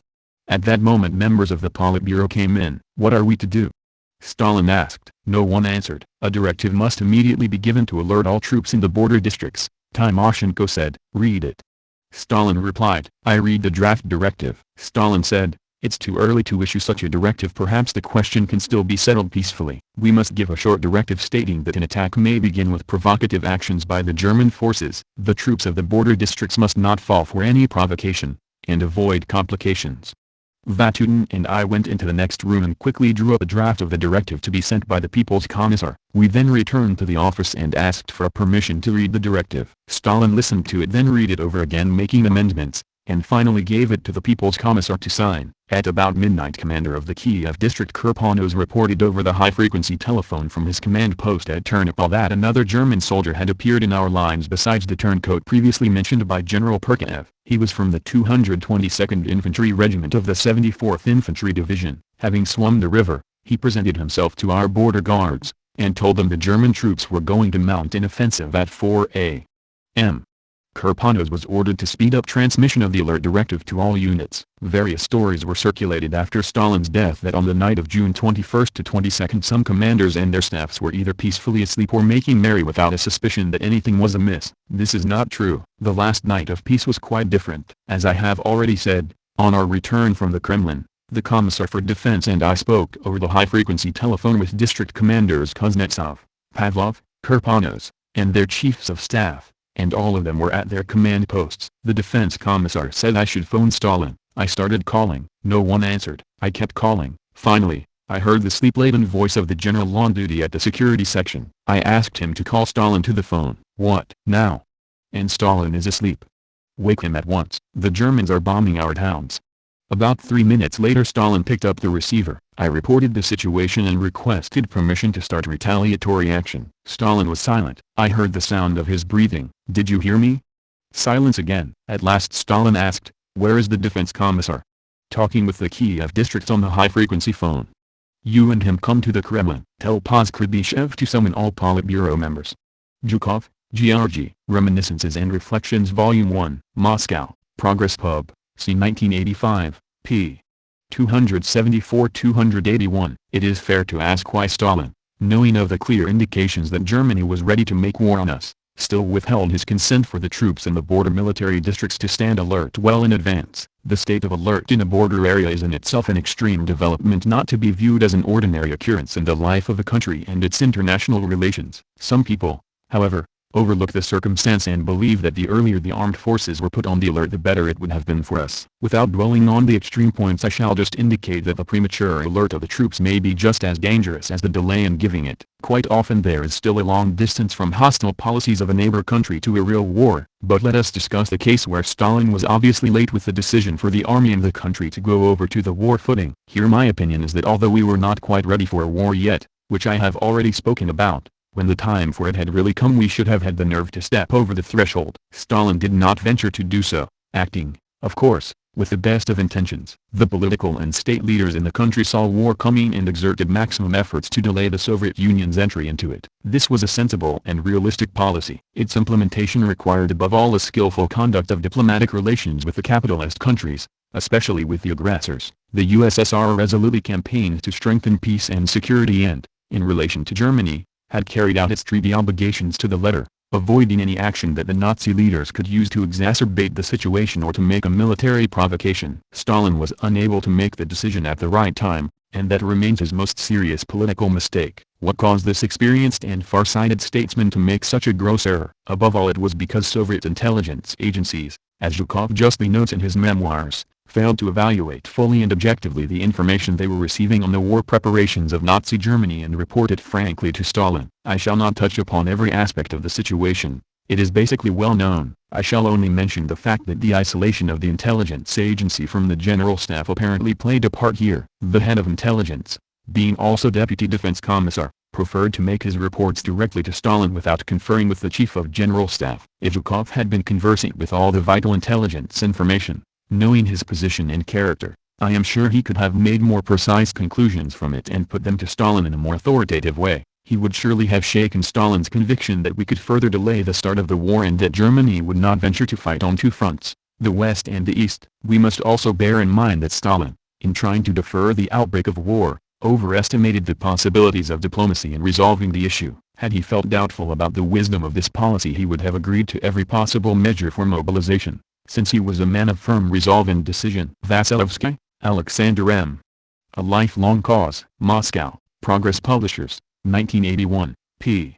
83-85. Su should have known June was the best month for an attack. Molotov. We should have kept in mind that the best time for an attack on Russia was June. It wasn't fully taken into consideration in any quarter, to my mind. Chuev. That was a mistake. Molotov. Yes, a mistake. But 1 June had already passed. June of 1940 had passed, and that suggested that June 1941 would pass, too. This was a miscalculation, I suppose. Chuev, Felix. Molotov remembers. Chicago, I. R. D. 1993, p. 27. We, Molotov and Khrushchev, had different outlooks. He desperately wanted to build his reputation, primarily by means of releasing inmates from the camps. I particularly disagreed with him. Of course, when he began to rehabilitate avowed enemies. The main drawback is that he was not a revolutionary. That was the core of the problem. From my point of view, his attempts to besmirch everything connected with the name of Stalin shows that he was not a revolutionary, though I would not go so far as to say he was a counter-revolutionary. While Stalin was a revolutionary, Khrushchev proceeded from an alien ideology. Chuev, Felix. Molotov remembers. Chicago, I.R. D. 1993, p. 368. Lack of being sufficiently ready for Nazi attack was not decisive. Molotov. But already in May we had been under colossal pressure with no chance to let off steam. Even if a higher alert had been ordered in June, there would still have been need for a respite. Why was Zhdanov in Sochi? Why were officers on leave? Why was Pavlov at the theater? My God, of course, we might have done without these niceties. Just the same, they were not decisive. Chuev, Felix. Molotov remembers. Chicago, I.R. D. 1993, p. 28. Chuev, but anyway, objectively, it turned out that Hitler outwitted you. Molotov, number. No, I don't agree with this. Yes, he had his own calculations. There couldn't have been a better time chosen for the attack, but to demand a greater effort from us than in May. There was the danger of a breakdown. Everything was stretched to the limit, and there wasn't all that much to eat. A mistake in timing is an unjust accusation. Quite wrong. There was a miscalculation of some sort, certainly, but this was more a misfortune than a mistake or a fault. Chuev, Felix. Molotov remembers. Chicago, I.R. D. 1993, p. 28. Sources saying an attack was coming could not be trusted. Chuev, but Churchill didn't have anything against us at that period. Molotov, yes, but could Churchill be trusted in this matter? He was interested in pushing us into a conflict with the Germans as quickly as possible. How could it be otherwise? Chuev, Felix. Molotov remembers. Chicago, I.R. D. 1993, p. 28. There was no shortage of genuine and often accurate warnings of Hitler's intentions. Some historical analysts have since identified and documented at least 84. With all the rumors and German-inspired noise and disinformation, it must have seemed to Stalin that the whole world was crying wolf as messages flooded in from friend and foe alike. They came, indeed, from all quarters, from Soviet spy rings in Western Europe and Japan, from Soviet embassies and consulates in many different countries, from naval and military field intelligence, from the Poles, Czechs, Yugoslavs, Swedes, Americans, and British, even from Germans. Reed, Anthony and David Fisher. The Deadly Embrace. New York, Norton, 1988, p. 602. As for Churchill, he made a comic error with one of his predictions. He had warned Stalin of a possible German attack in May 1941, but in that month the Germans attacked the British on the island of Crete instead. The boss could ask with his quiet smile why British intelligence, which showed such concern for the Soviet Union, was unable to help itself. The answer, as he saw it, was easy. Britain was losing too much blood in an unequal fight, and Churchill wanted to push Stalin into the war at any price. He could not, then, believe Churchill, nor could he believe his own agent Sorge. Sorge had refused to return to the Soviet Union. How could the boss believe a defector? When Hitler began his Balkan campaign early in 1941, Stalin had reason to feel reassured. The Yugoslavs capitulated in April, and Hitler moved against Greece. Hitler's objective now seemed clear to the boss. Once he had seized Greece he would be able to destroy the British in Egypt and take Suez. Churchill, incidentally, was thinking along the same lines when he pleaded with the United States to come into the war. Radzinski, Edward. Stalin. New York, Doubleday, c. 1996, p. 450. All in all, Stalin was entitled to conclude that Churchill was determined to draw the United States into the war by supplication, and Russia by false information. Radzinski, Edward. Stalin. New York, Doubleday, c. 1996, p.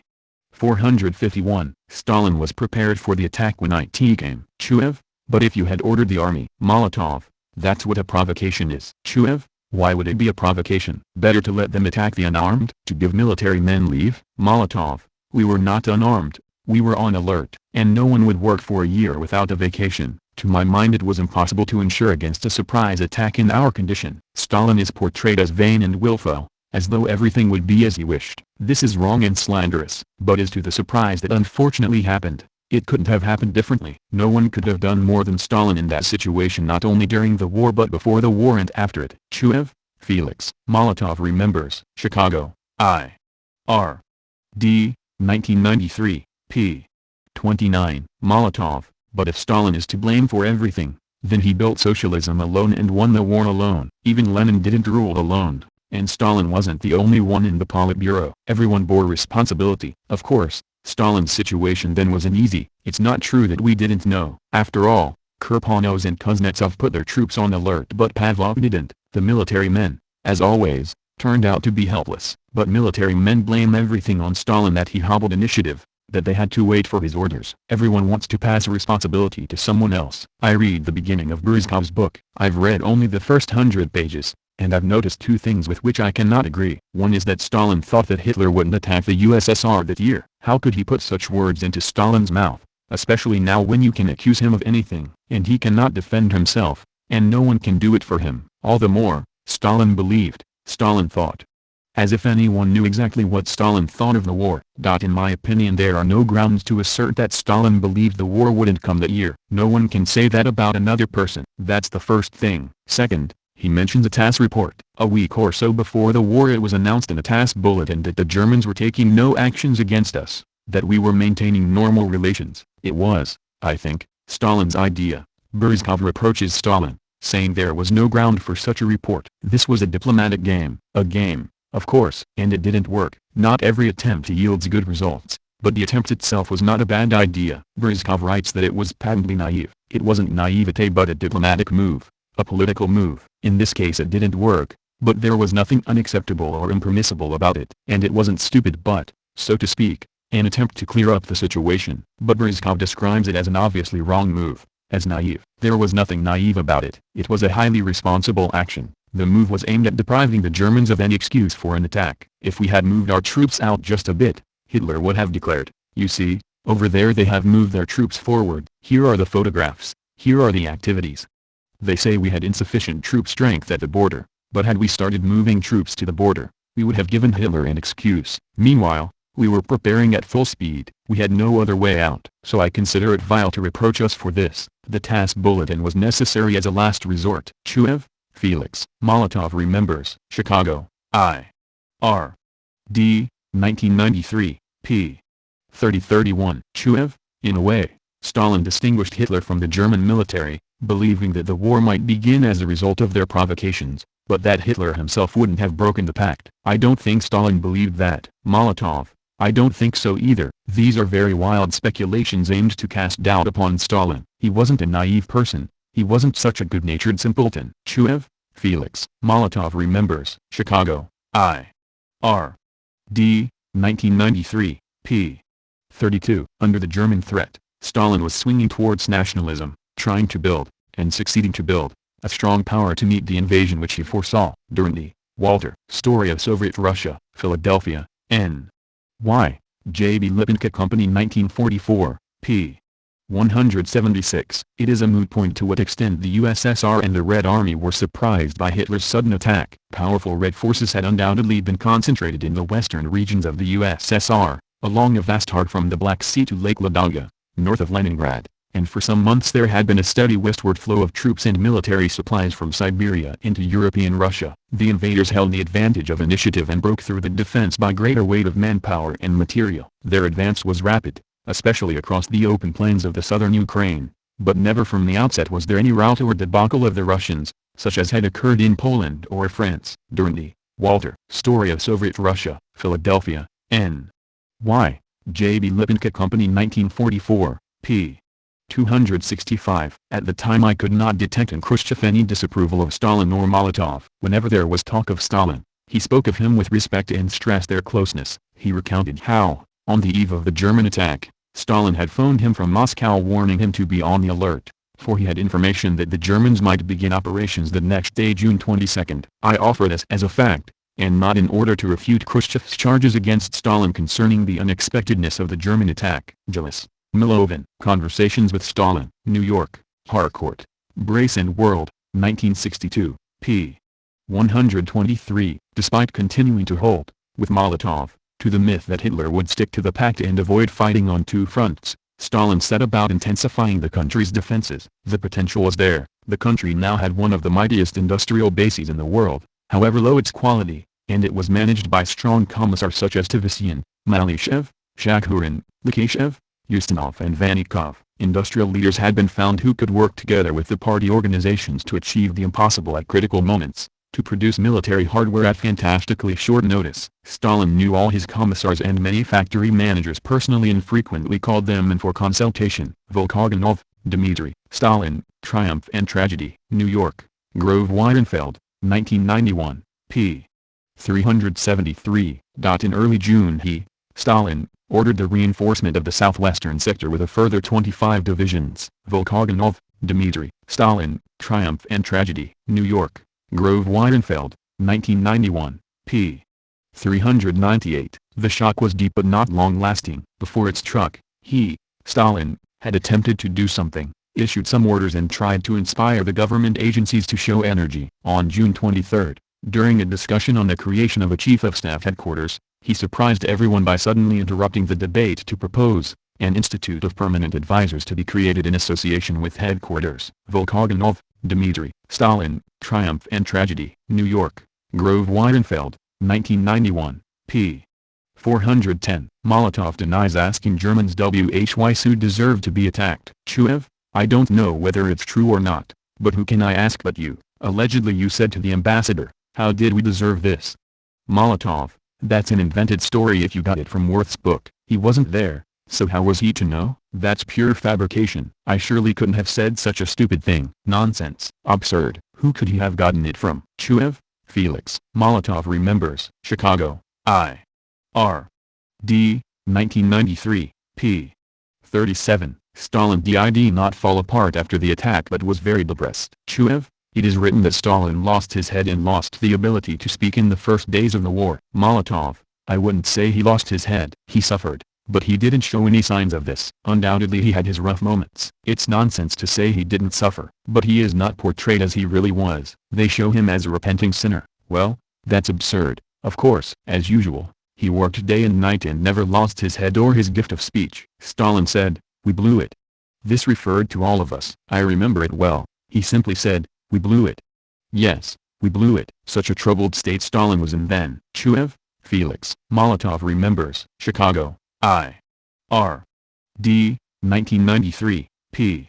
39. The main issue at Potsdam was reparations. The main question at Potsdam was about reparations. Chuev, Felix. Molotov remembers. Chicago, I. R. D. 1993, p. 53. We took reparations after the war, but these were trifles. Our state was huge, and these reparations were of old, obsolete equipment. But there was no other way out. Even if it offered only minor alleviation, it had to be used. Chuev, Felix. Molotov remembers. Chicago, I. R. D. 1993, p.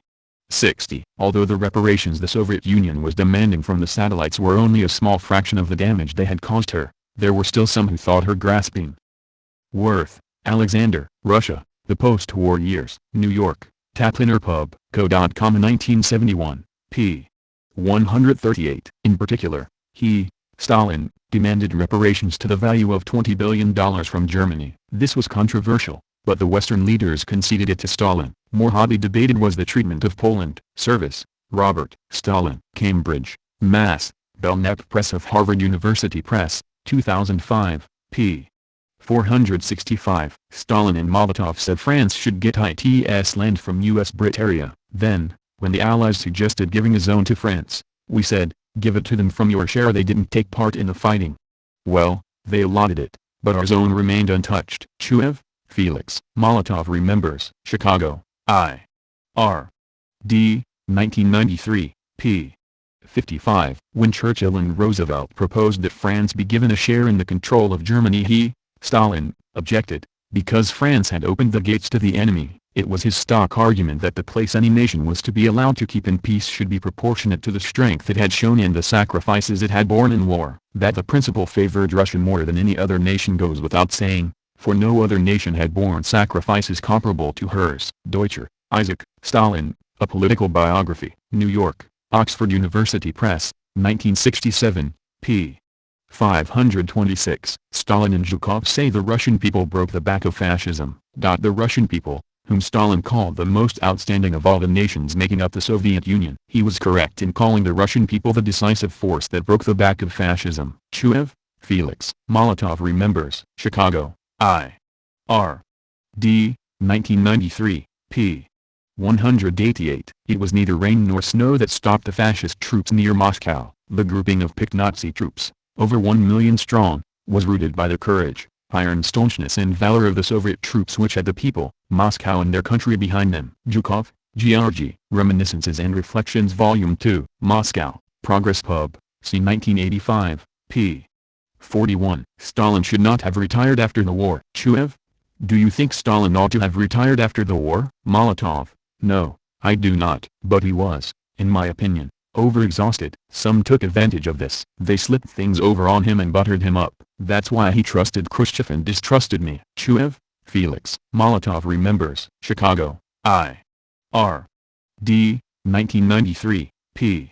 190. Stalin abandoned his plan to have Hitler killed. In 1943 Stalin abandoned his original orders to try to eliminate Hitler. He feared that if Hitler was killed his Nazi henchmen would be purged by the German military and a separate treaty would be signed with the Allies without Soviet participation. Such a fear was not without foundation. We were aware that in the summer of 1942, on the initiative of Pope Pius XII, the Vatican's representative in Ankara had approached the German ambassador, von Papen, urging that he exert his influence to bring about a separate peace between Britain, the United States, and Germany. Sudiplatov, Pavel. Special Tasks. Boston. Little, Brown, c. 1993, p. 115. Nazis viewed Soviet defenses as weak. Two other little-known matters remain to be mentioned. In May 1941, a German Junkers 52 intruded into Soviet airspace undetected by Soviet air defense and landed safely at the Central Airfield in Moscow near Dynamo Stadium. This caused an uproar in the Kremlin and led to the purge of the military command. First came dismissals, then the arrest and execution of top figures in the administration of the Air Force and in the command of the Red Army. To Hitler, this spectacular landing signaled that combat readiness of the Red Army was low. Sudiplatov, Pavel. Special Tasks. Boston. Little, Brown, c. 1993, p.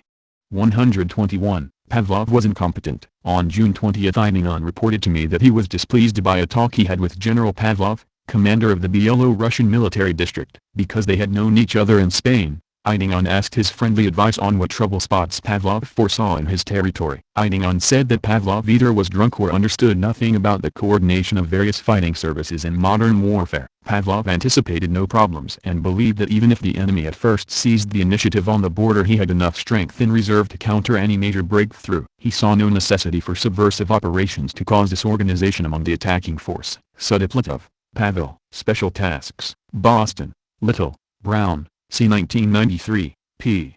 124. During the German aggression, in June 1941, General Pavlov, commander of the Western Front, displayed grave incompetence and negligence. The result was the loss of Minsk, the Byelorussian capital. On June 28, Stalin recalled Pavlov and his staff to Moscow. Zhukov noted that on a proposal of the Military Council of the Western Front, brought to trial together with him were other generals of the front headquarters. They were tried and shot. Zhukov, Georgy. Memoirs of Marshal Zhukov, London, Cape, 1971, p. 260. Martins, Ludo. Another View of Stalin. Antwerp, Belgium, Epo, Lang Pastorstraat 2527 2600, p. 251, p.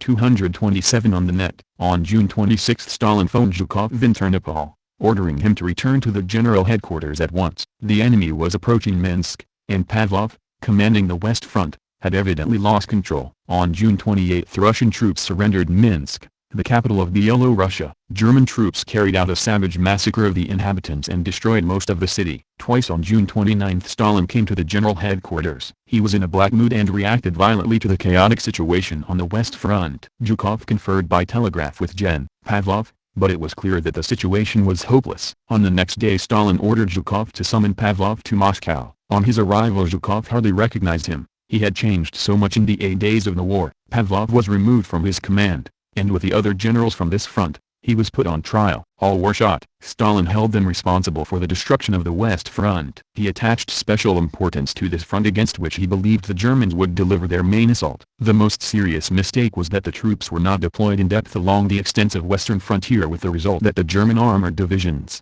advancing at speed, were able to outflank and encircle strategic positions. Gray, Ian. Stalin, Man of History. London, Weidenfeld and Nicholson. 1979, p. 326. Pavlov was still on Stalin's mind. Before becoming commander-in-chief of the Western Front, he had made quite a good impression. True, he hadn't had much experience and his rise after Spain had been rapid. But why had his headquarters been so remiss? Still, the question nagged at Stalin. How could Pavlov have lost everything so miserably? He called Poskrebyshev and asked, who, apart from Pavlov, has been sent to the military tribunal? When's the trial? Where's the draft sentence? Get me Ulrich. Poskrebyshev brought in a thin file and laid it on the desk. It was labeled draft sentence. The file went on to state that it had been established by preliminary investigation that the accused, Pavlov and Klimovsky, were participants in an anti-Soviet military conspiracy and that they had used their positions to carry out enemy work by not training the personnel under their command for military action, that with their conspiratorial aims in mind they had weakened the preparedness for mobilization of the troops in the military district, they had disrupted the administration of the forces and surrendered weapons to the enemy without a fight, thus causing great damage to the fighting capacity of the Red Army. Stalin skipped most of the document, which continued in this vein, but read the last section. Thus the guilt of Pavlov and Klimovsky, and that of Grigoriev and Korobkov, has been established. As a result of the above. All four are sentenced to the highest form of punishment, namely to be shot, and all their personal property to be confiscated. Stalin turned to Poskrebyshev and said, I approve the sentence, but tell Ulrich to get rid of all that rubbish about conspiratorial activity. The case shouldn't drag out, no appeal. And then inform the fronts, so they know that defeatists will be punished without mercy. The accused asked to be sent to the front in any capacity. They would show their loyalty to the fatherland and their military duty by giving their blood. They asked the court to believe that everything that had happened was the result of extremely unfavorable circumstances. They did not deny their guilt. Volkogonov, Dmitry, Stalin, Triumph and Tragedy. New York, Grove Weidenfeld, 1991, p. 421-422. Stalin refuses to sign a separate peace with the Nazis. In my view, Stalin and the leadership sensed that any attempt at capitulation in a war that was so harsh and unprecedented would automatically ruin the leadership's ability to govern the country. Apart from their true patriotic feelings, of which I am convinced, any form of capitulation was for them unacceptable. Sudiplatov, Pavel. Special Tasks. Boston. Little, Brown, C. 1993, p. 147. In a little while Stalin was on the line. I reported to him about Hitler's suicide and the letter from Goebbels proposing armistice. Stalin answered, now he's done it, the bastard. Too bad he could not have been taken alive. Where is Hitler's body? According to General Krebs, Hitler's body was burned. Tell Sokolovsky that there can be no talks either with Krebs or any other Hitlerites, only unconditional surrender, said the Supreme Commander. Zhukov, Georgy. Reminiscences and Reflections Volume 2. Moscow, Progress Pub, C. 1985. p. 390. Vlasov was executed as a traitor. Footnote, Colonel Vlasov, highly regarded by Khrushchev and Stalin, boldly escaped encirclement and the defense of Kiev in Moscow but was captured by the Germans in the spring of 1942. Vlasov was turned and created an army of Russian prisoners of war to fight for Hitler. Vlasov's troops were used for punishment expeditions against partisans in the Balkans and in Poland against the Warsaw Ghetto Uprising of 1944. Vlasov surrendered to the Americans in May 1945 and was handed over to Soviet authorities, who tried and executed him by hanging. Sudiplatov, Pavel. Special Tasks. Boston. Little, Brown, C. 1993, p. 169. In his book on Vlasov, The History of the Vlasov Army, in German, Hoffman states, apparently on the basis of the Vlasov archives, that by May 1943 the Wehrmacht had 90 Russian battalions and almost as many national legions at its disposal. These figures are grossly inflated, and the attempt to portray the Vlasov movement as a viable alternative to Bolshevism is unconvincing in the extreme. Vlasov's formations were not composed of ideological fighters, so much as a mixed bag of criminals and nationalists, but mainly of people who had found themselves in a hopeless situation and were possessed by the single idea that here lay a way to survive. Vlasov's resort to such white émigrés as Ataman Krasnov, General Shkurov, General Klush and others, is eloquent testimony to the movement's ideological poverty. It was mainly Soviet military success that undermined the Vlasov movement, dispelling as it did the depression, the panic and the apathy that had provided a rich soil for defections. Stalin, however, chose to explain the Vlasov movement as evidence that not all the enemies of the people had been exposed before the war. Strict supervision was to be maintained over returnees from captivity. Special measures were to be introduced at the front, with punitive action against anyone overheard voicing their doubt about their commander's abilities. Volkogonov, Dmitri, Stalin, Triumph and Tragedy. New York, Grove Weidenfeld, 1991, p. 445. Bandera's guerrillas kill those working for the government. In Bandera's last attempt to keep the nationalist movement intact, terror became the common feature of life in the western Ukraine. Local authorities lost control in the countryside. Guerrilla commanders prohibited the conscription of the local population into the Red Army. Bandera's men killed conscripts' entire families and burned their houses to establish guerrilla rule in rural areas. The climax of this campaign came with the assassination of Kostelnik on the steps of the cathedral in Lvov while he was leaving after a religious service. The assassin was blocked by the crowd and shot himself, but he was identified as a member of the terrorist squad personally supervised by Bandera's deputy Shukhevich, for 7 years head of the Ukrainian guerrilla underground. During the war, Shukhevich held the rank of Hauptsturmführer in the Gestapo division that liquidated the Polish intelligentsia and the Jewish ghetto in Lvov in July 1941. Sudipletov, Pavel, Special Tasks, Boston, Little, Brown, c. 1993, p.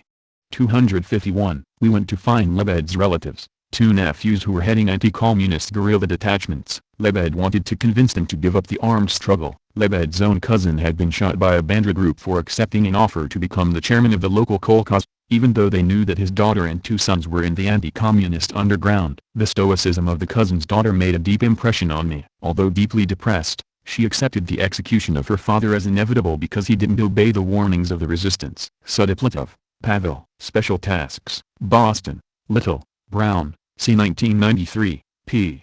255. The policy of repression led to a declaration of war on two fronts by the AUN, against the Red Army and against the Germans, but in reality they never attacked the Germans. In 1944 Bandera and Melnik were freed, by the Germans, and allowed to lead the armed struggle of the Ukrainian nationalists against the Red Army, which at that time was on the offensive. Nekrichin Paler, Utopia in Power. New York, Summit Books, c. 1986, p.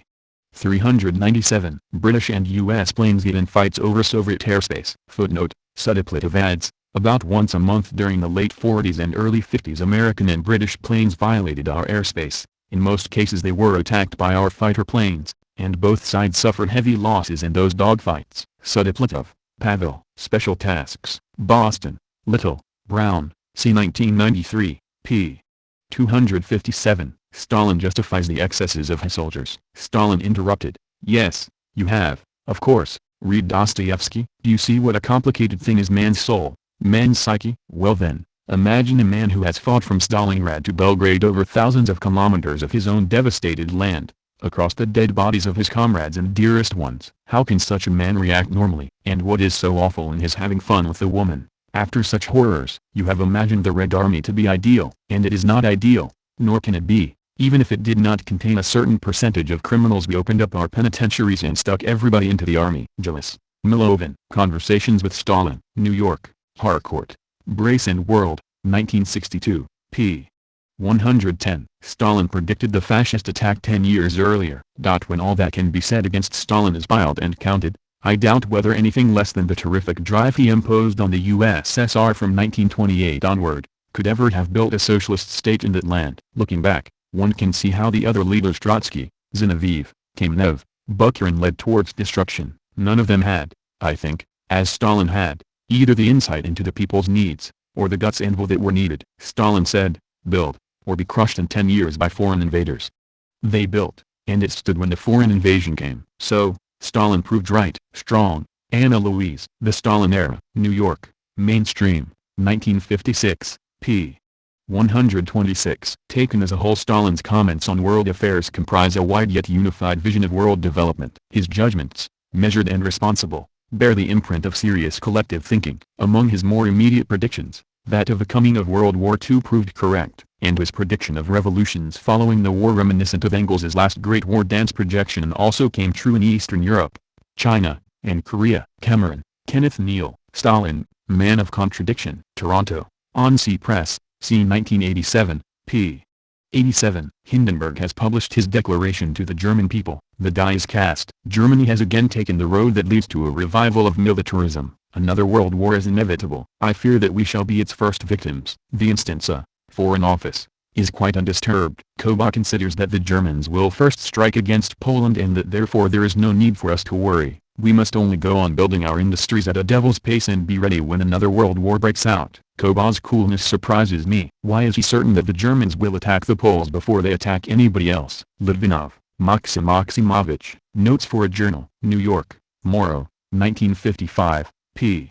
120. So I continued to consider myself a Bolshevik. I never thought of myself as a Stalinist.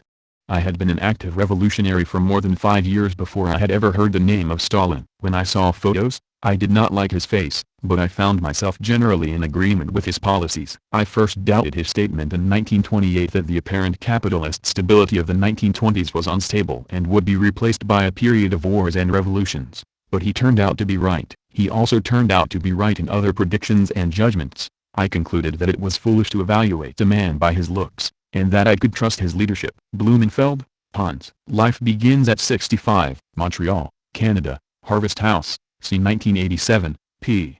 174. War is the only recourse for Hitler. War is the only recourse for Hitler, who has no constructive program. As soon as he feels himself sufficiently armed and sufficiently supplied with allies, he will cast off his mask. Barbus, Henri. Stalin. New York, The Macmillan Company, 1935, p. 262. Stalin distrusts reports of German aggressive acts. On June 13, Marshal Timoshenko phoned Stalin to place the troops on alert. "We will think it over," Stalin replied. The next day, Timoshenko and Zhukov came back. Stalin told them, "You propose carrying out mobilization, alerting the troops and moving them to the western borders. That means war. Do you two understand that or not?" Zhukov replied that, according to their intelligence services, the mobilization of the German divisions was complete. Stalin replied, "You can't believe everything in intelligence reports." Martins, Ludo, Another View of Stalin. Antwerp, Belgium, Epo, Langpast-Horstraat 2527 2600, p. 235, p. 196 on the net. Recalling and analyzing all of Stalin's conversations with people close to him, I have come to the firm conclusion that all his thoughts and deeds were dictated by the desire to avoid war and the confidence that he would succeed in that.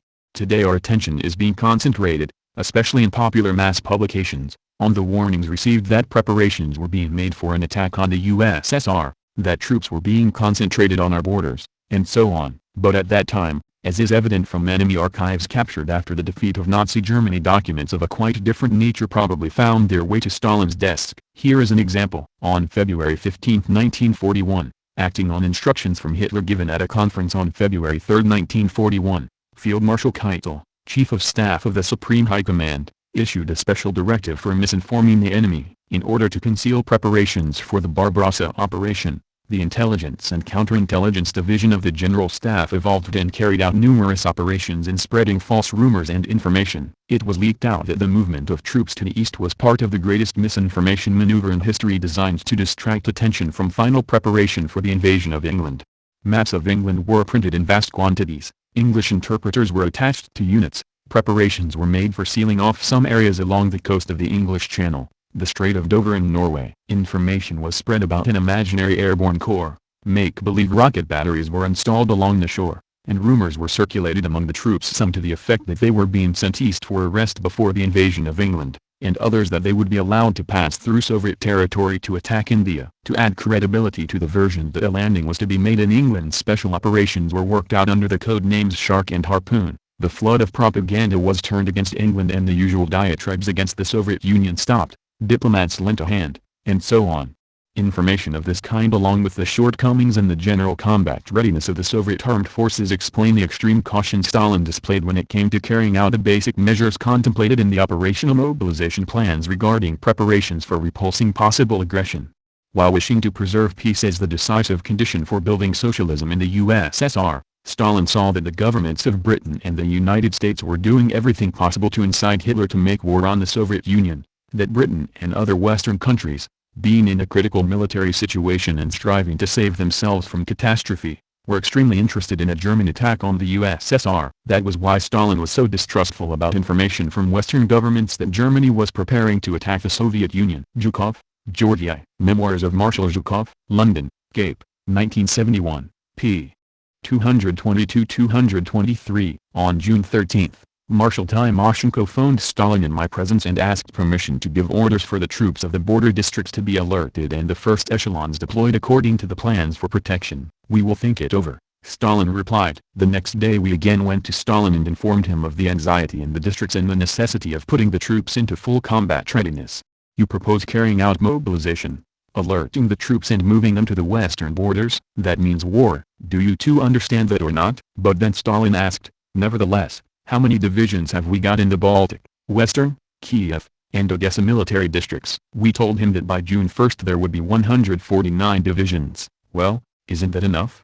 Stalin said, according to our information the Germans do not have so many troops. I informed him that according to intelligence information the German divisions were manned and armed on a wartime footing. The strength of a division came from 14 to 16,000 men. Our divisions, even those of 8,000 men, were actually only half as strong as the German divisions. Stalin remarked, you can't believe everything in intelligence reports. Zhukov, Georgy, Memoirs of Marshal Zhukov, London, Cape, 1971, p. 230. We were categorically forbidden to move up any troops to the front line under the Border Protection Plan without Stalin's personal permission. On June 21, in the evening, Lieutenant General Perkaev, Chief of Staff of a Kiev military district, telephoned to inform me that a German sergeant major had crossed over to our frontier guards and declared that German troops were moving up to the departure areas for an attack which was to begin on the morning of June 22. I at once informed the Commissar for Defense and Stalin what Lieutenant General Perkaev had reported. Stalin said, come to the Kremlin with the Commissar. Taking with me a draft of the directive for the troops, I went to the Kremlin along with the Commissar and Lieutenant General Vatutin. On the way we agreed that at all costs we must get permission to alert the troops. Stalin was alone when he received us. He was plainly worried. But perhaps the German generals sent this deserter to provoke a conflict? He asked. No. We replied, we think the deserter is telling the truth. At that moment members of the Politburo came in. What are we to do? Stalin asked. No one answered. A directive must immediately be given to alert all the troops of border districts. The Commissar said, read it. Stalin replied, I read the draft directive. Stalin said, it's too soon to give such a directive. Perhaps the question can still be settled peacefully. We must give a short directive stating that an attack may begin with provocative actions by the German forces. The troops of the border districts must not be incited by any provocation, in order to avoid complications. Without losing time Vatutin and I went into the next room and quickly drew up the draft of the directive to be sent by the Commissar. We then went back to the office and asked for permission to read the directive. Stalin listened to the draft directive and then read it over again himself, making some amendments, and gave it to the Commissar to sign. Vatutin at once took this directive to the General Staff to have it immediately transmitted to the districts. Transmission to the districts was completed at 0:30, June 22, 1941. A copy of the directive was forwarded to the People's Commissar of the Naval Forces. Timoshenko and I were returning from Stalin with some odd feeling of duality. On the one hand, it seemed we had been doing everything we could to meet the imminent military threat with maximum preparedness. A number of large-scale organizational measures were carried out in the line of mobilization and strategy. Everything possible was done to strengthen the western military districts which would have to be the first to engage the enemy. At last, we were authorized that day to issue a directive alerting the troops of the frontier military districts. On the other hand, the German troops could pass to the offensive the next morning, while we had not completed a number of most important measures. This would seriously impede the struggle with the experienced and strong enemy. The directive that the General Staff was transmitting to the military districts at that time could come too late. About midnight, on June 21, the commander of the Kiev district, Kirpanos, reported over the H.F. high-frequency telephone, from his command post at Ternopil that another German soldier had appeared in our lines besides the deserter previously mentioned by Gen. Perkaev. He was from the 222nd Infantry Regiment of the 74th Infantry Division. Swimming across the river, he presented himself to our frontier guards and told them German forces were going to mount an offensive at 4 a.m. Kirpanos was ordered to speed up transmission to all units of the directive calling for alert status. Everything was now pointing to the fact that German forces were moving up to the frontier. At 30 minutes past midnight we notified Stalin. Stalin inquired whether the directive had been sent to all districts. I replied in the affirmative. Various stories have appeared after Stalin's death to the effect that on the night of June 21 some commanders and their staffs had been either peacefully asleep or even making merry without an inkling of suspicion that anything was amiss. This is not true in fact. At 3 minutes later Stalin picked up the receiver. I reported the situation and requested permission to start retaliation. Stalin was silent. The only thing I could hear was the sound of his breathing. Do you understand me? Silence again. At last Stalin asked, where is the Commissar for Defense? Talking with the Kiev district on the H. F. Go to the Kremlin with Timoshenko. Tell Poskrebyshev to summon all Politburo members. At 4:30 a.m. all the Politburo members were assembled. The Commissar for Defense and I were called in. Stalin, his face white, was sitting at the table cradling a tobacco-filled pipe in his hand. After some time he said, "We must immediately phone the German embassy." The embassy replied that Ambassador Schulenburg was anxious to deliver an urgent message. Molotov was authorized to receive the ambassador. Meanwhile, the first Deputy Chief of Staff, General Vatutin, had passed word that following a strong artillery barrage on several sectors in the northwestern and western directions German land forces had mounted an assault. A while later Molotov hastened into the office and said, "The German government has declared war on us." Stalin sank down into his chair and lost himself in thought. There was a long and pregnant pause. "Issue a directive," said Stalin. Zhukov, Georgy. Memoirs of Marshal Zhukov, London, Cape, 1971, p. 231-236. Despite German efforts at concealment and disinformation, designed to lull Soviet intelligence into thinking that the military preparations were for the war with Britain, there came during the spring of 1941 an almost endless stream of intelligence information about imminent German invasion. There were at least 84 such warnings, most probably a great many more. They were passed through the office of the head of military intelligence, General Glukov. His reports classified information as either reliable or doubtful. Most of the information on Barbarossa were placed in the second category. He suggested that much of it was British misinformation, part of a conspiracy to drive a wedge between the two allies. Warnings sent directly from the British Prime Minister, Churchill, which were culled from decryptions of German orders, were regarded as a particularly blatant attempt at provocation. When Hitler's deputy, Rudolf Hess, made his peace flight to Scotland on May 10, 1941, Soviet officials regarded the whole episode as evidence that their mistrust of British motives had been right all along. Overy, R. J. Rush's War, Blood Upon the Snow, New York, TV Books, c. 1997, p. 95. Stalin ordered the attack directive be written but the attack did not happen. Zhukov proposed that the enemy units should be attacked immediately. Stalin told him to write up the directive, which was sent as 715, but considering the balance of forces and the situation obtaining it proved plainly unrealistic, and was therefore never carried out. G. Zhukov, Reminiscences and Reflections, Moscow, Progress, 1985, Volume 2, p. 282. Martins, Ludo, Another View of Stalin, Antwerp, Belgium, Epo, Langpasthorstraat 2527 2600, p. 246, p. 198 on the net. Khrushchev lied when he said Stalin ordered no return fire. Khrushchev's affirmation that Stalin had issued the order that the German fire was not to be returned is clearly false. Martins, Ludo, Another View of Stalin, Antwerp, Belgium, Epo, Langpasthorstraat 2527 2600, p. 246, p. 198 on the net. Nazis viewed communists and Marxists as the main enemy. Note that discussion refers to a final solution, but not against the Jews. The first promises of a war of annihilation and of physical destruction were addressed to the communists. And, sure enough, the Bolsheviks, the Soviets, were the first victims of mass extermination. General Nagel wrote in September 1941, "Unlike the Diet for other prisoners, that is British and U.S., we are under no obligation to feed the Bolshevik prisoners." Alan Clark, La Guerre l'Est, Paris, Robert Laffont, 1966, p. 250. Martins, Ludo, Another View of Stalin, Antwerp, Belgium, Epo, Langpasthorstraat 2527 2600, p. 250, p.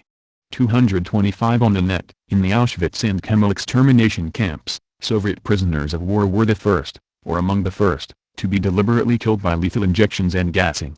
Arno Meyer, Why Did the Heavens Not Darken? The Final Solution in History. New York, Pantheon Books, 1988, p.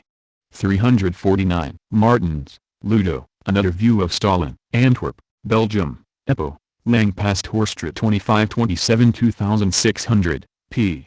250, p. 226 on the net. There were 3,289,000 Soviet prisoners of war, dead in the concentration camps, while traveling or under various circumstances. When epidemics took place in the barracks of Soviet prisoners, Nazi guards only entered with flame-throwing teams when, for hygiene reasons, the dying and dead were burned along with their lice-ridden beds. There can easily have been 5 million assassinated prisoners, if we take into account the Soviet soldiers who were simply killed on the spot when they surrendered. Alan Clark, La Guerre l'Est, Paris, Robert Laffont, 1966, p. 251. Martens, Ludo, Another View of Stalin, Antwerp, Belgium, EPO, Langpast Horstraat 2527 2600, p. 250, p. 226 on the net. Therefore the first extermination campaigns, in fact the biggest, were against the Soviet peoples, including Soviet Jews. The peoples of the USSR suffered the most and endured the greatest number of dead, 23 million, but they also showed utter determination and amazing heroism. Until the invasion of the Soviet Union, there were no large massacres of Jewish populations. At the time, the Nazis had not encountered any serious resistance, but with their very first steps on Soviet soil, these noble Germans had to face adversaries who were fighting to the last man. Right in the first weeks, the Germans suffered important losses, against an inferior race, the Slavs, worse even, against Bolsheviks. The exterminating rage of the Nazis was born in their first massive losses. When the fascist beast started to bleed under the Red Army's blows, it dreamed up the final solution for the Soviet people. Martens, Ludo, Another View of Stalin, Antwerp, Belgium, EPO, Langpast Horstraat 2527 2600, p. 250, p. 226 on the net. This reality, of the unbelievable terror that the Nazis practiced in the Soviet Union, against the first socialist country, against the communists, is almost systematically covered up or minimized in bourgeois literature. This silence has a clear goal. Those who do not know of the monstrous crimes committed against the Soviets are more likely to believe that Stalin was a dictator comparable to Hitler. The bourgeoisie covers up the real anti-communist genocide to better publicize what it has in common with Nazism, the irrational hatred of communism, the class hatred of socialism. And to better cover up the great genocide of the war, the bourgeoisie shines the light on another genocide, that of the Jews. In a remarkable book, Arno J. Meyer, whose father was left Zionist, shows that the extermination of the Jews only began once the Nazis had, for the first time, suffered heavy losses. It was in June to July 1941, against the Red Army, the bestiality against the communists, followed by the unexpected defeats that demolished the sentiment of invincibility of the Übermenschen, Supermen, created the atmosphere that led to the Holocaust. The Judeicide was forged in the fires of a stupendous war to conquer unlimited Lebensraum from Russia, to crush the Soviet regime, and to liquidate international Bolshevism. Without Operation Barbarossa there would and could have been no Jewish catastrophe, no final solution. Arno Meyer, Why Did the Heavens Not Darken? The Final Solution in History, New York, Pantheon Books, 1988, p. 234. Martens, Ludo, Another View of Stalin, Antwerp, Belgium, EPO, Langpast Horstraat 2527 2600, p. 253, p. 228 on the net. Once the Nazis had to face the defeats on the Russian front, they decided on a global and final solution of the Jewish problem during the Wannsee Conference of January 20, 1942. For years, the Nazis had put forward their hatred of Judeo-Bolshevism, Bolshevism having been the worst invention of the Jews. The determined resistance of the Bolsheviks prevented the Hitlerians from finishing off their principal enemy, so the latter turned their frustrations on the Jews, whom they exterminated with blind fury. Martens, Ludo, Another View of Stalin, Antwerp, Belgium, EPO, Langpast Horstraat 2527 2600, p. 254, p. 228 on the net. The Nazis were the greatest enemy of world communism. Service, Robert. Stalin. Cambridge, Mass., Belknap Press of Harvard University Press, 2005, p.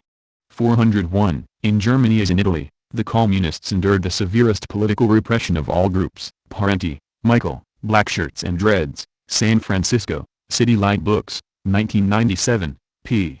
6. Stalin consulted and listened to other generals in the war. During the entire war, General Schmenko worked for the Chief of Staff, first as Chief of Operations, then as Under Chief of Staff. I must say that Stalin did not decide and did not like to decide for himself important questions about the war. He understood perfectly well the necessity of collective work in this complex area. He recognized those who were experts on such and such a military problem, took into account their opinion and gave each their due.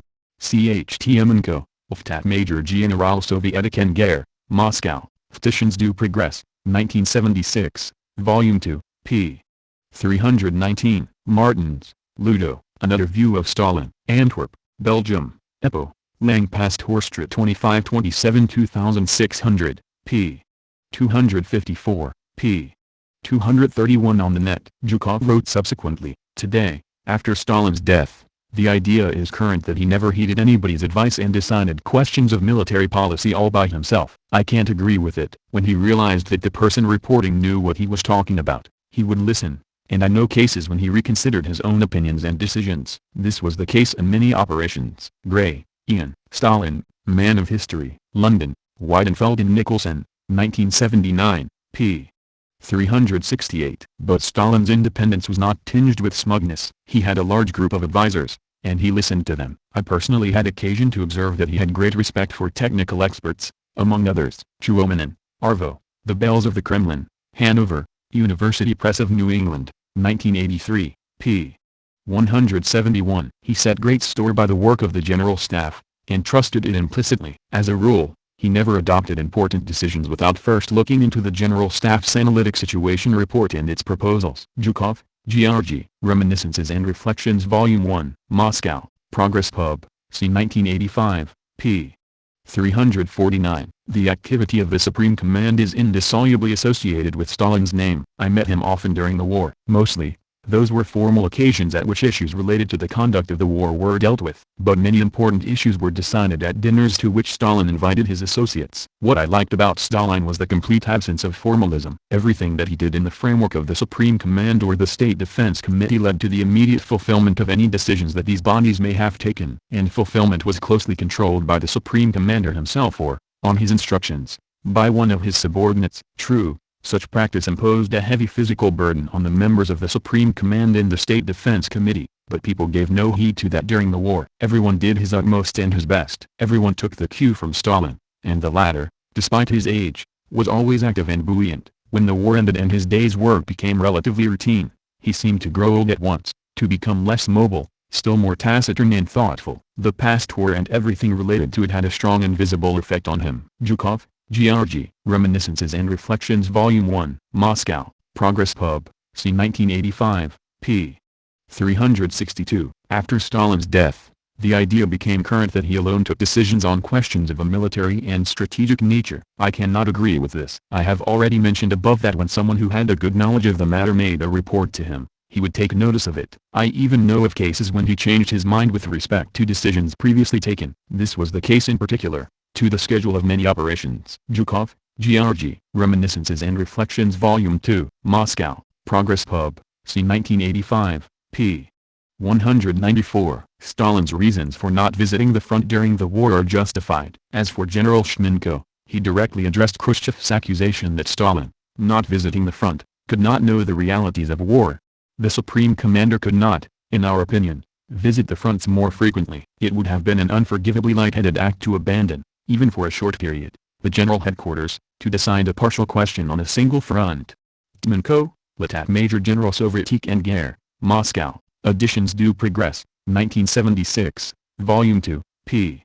354. Martins, Ludo, Another View of Stalin, Antwerp, Belgium, EPO, Langpastorstraat 2527 2600, p. 257, p. 233 on the net. Hitler issued an order that the Kremlin was to be blown up to signalize the overthrow of Bolshevism. He, Stalin, was, incidentally, to remain thus voluntarily immured in the Kremlin throughout the war. Not once, so it seems, did he seek direct personal contact with his troops in the field. Trotsky in the Civil War moved in his legendary train from front to front, exploring, sometimes under the enemy's fire, advanced positions and checking tactical arrangements. Churchill mixed with his soldiers in the African desert and on the Normandy beaches, cheering them with his idiosyncrasies, with his solemn words, his comic hats, his cigars, and V-signs. Hitler spent much of his time in his advanced field headquarters. Stalin was not attracted by the physical reality of war, nor did he rely on the effect of his personal contact with his troops. Yet there is no doubt that he was their real commander-in-chief. His leadership was by no means confined to the taking of abstract strategic decisions, at which civilian politicians may excel. Deutscher, Isaac, Stalin, A Political Biography. New York, Oxford University Press, 1967, p. 469. I have heard a variety of opinions about Stalin's personal knowledge of life at the front. In fact, as already mentioned, he visited the Western and the Kalinin fronts in August 1943. The journey by car took 2 days and certainly had an impact on the morale of the troops. In my view, Stalin as head of the party and the country as a whole had no pressing need to make such trips. The best thing for the front and the country was his presence in the party central committee and the GHQ, to which led all telephone and telegraph communications and all manner of information. Front commanders regularly reported to him on the situation at the front and on all substantial changes in that situation. Thus, the Supreme High Commander had extensive information every day, and sometimes every hour on the course of the war, the needs and difficulties of front commands, and he could, while in Moscow, make decisions properly and with dispatch. Vasilovsky, Alexander M. A Lifelong Cause. Moscow, Progress Publishers, 1981, p.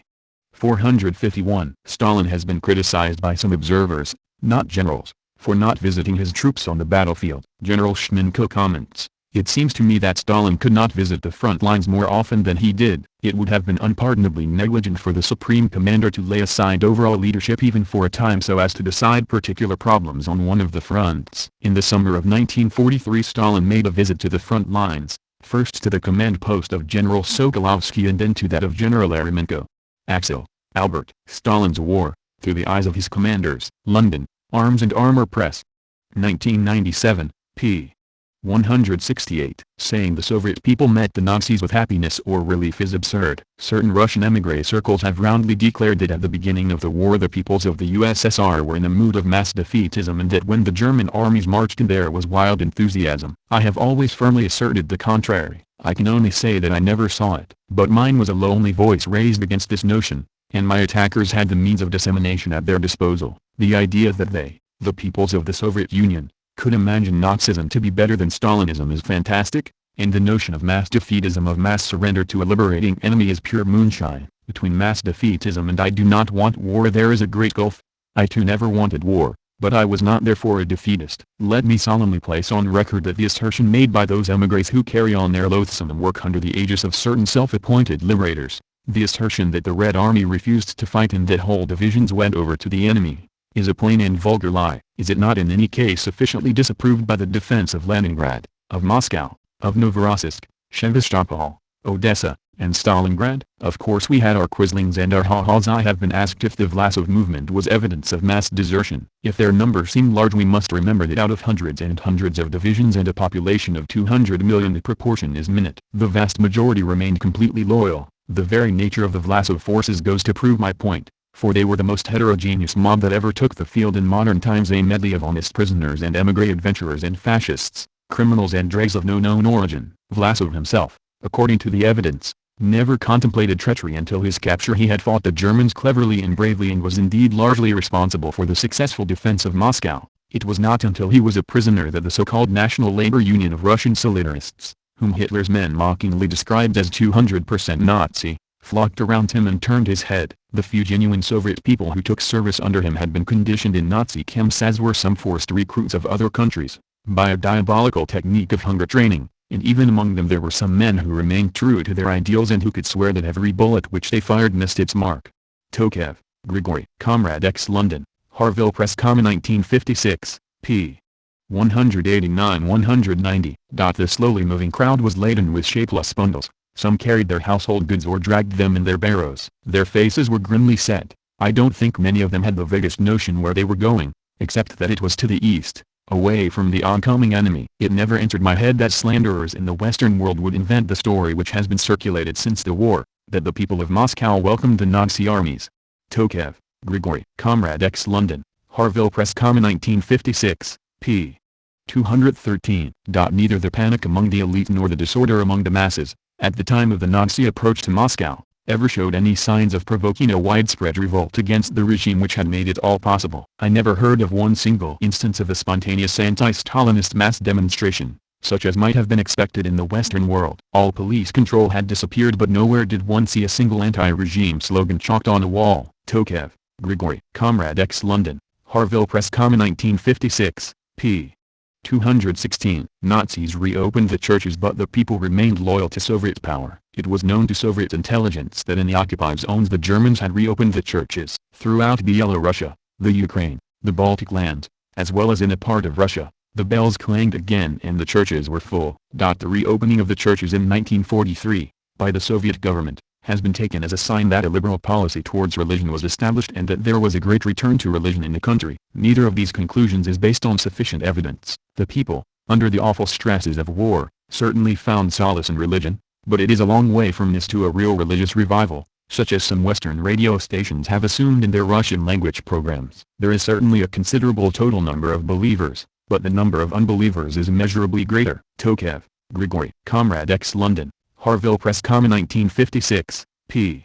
251. Stalin furious over treatment of former Nazi scientist. Stalin, and why was he, Tank, a German scientist, not given work? Tokayev.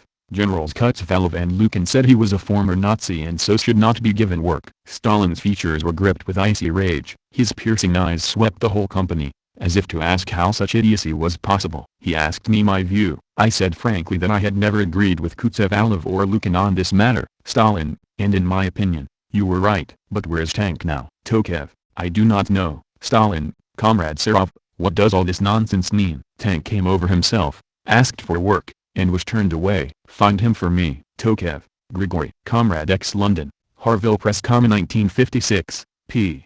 328. Stalin says fascists are not nationalists but are imperialists. In order to hide their reactionary, black hundred, imperialist essence from the German and other peoples, the fascists continued to commit their heinous crimes, the subjugation of the peoples abroad and of the German people at home, by calling themselves National Socialists. Stalin in his speech refuted the claims of these fascists to be either socialists or nationalists. The fascists, he said, were not socialists, for they were the most vicious enemies of the working class of Germany and of other countries. Nor were they nationalists, for they were not engaged in defending Germany but, on the contrary, in subjugating other peoples in the interests of German imperialism. Hitler writes, he said, should therefore be called by their proper name, that is, imperialists. Brar, Harpal. Trotskyism or Leninism.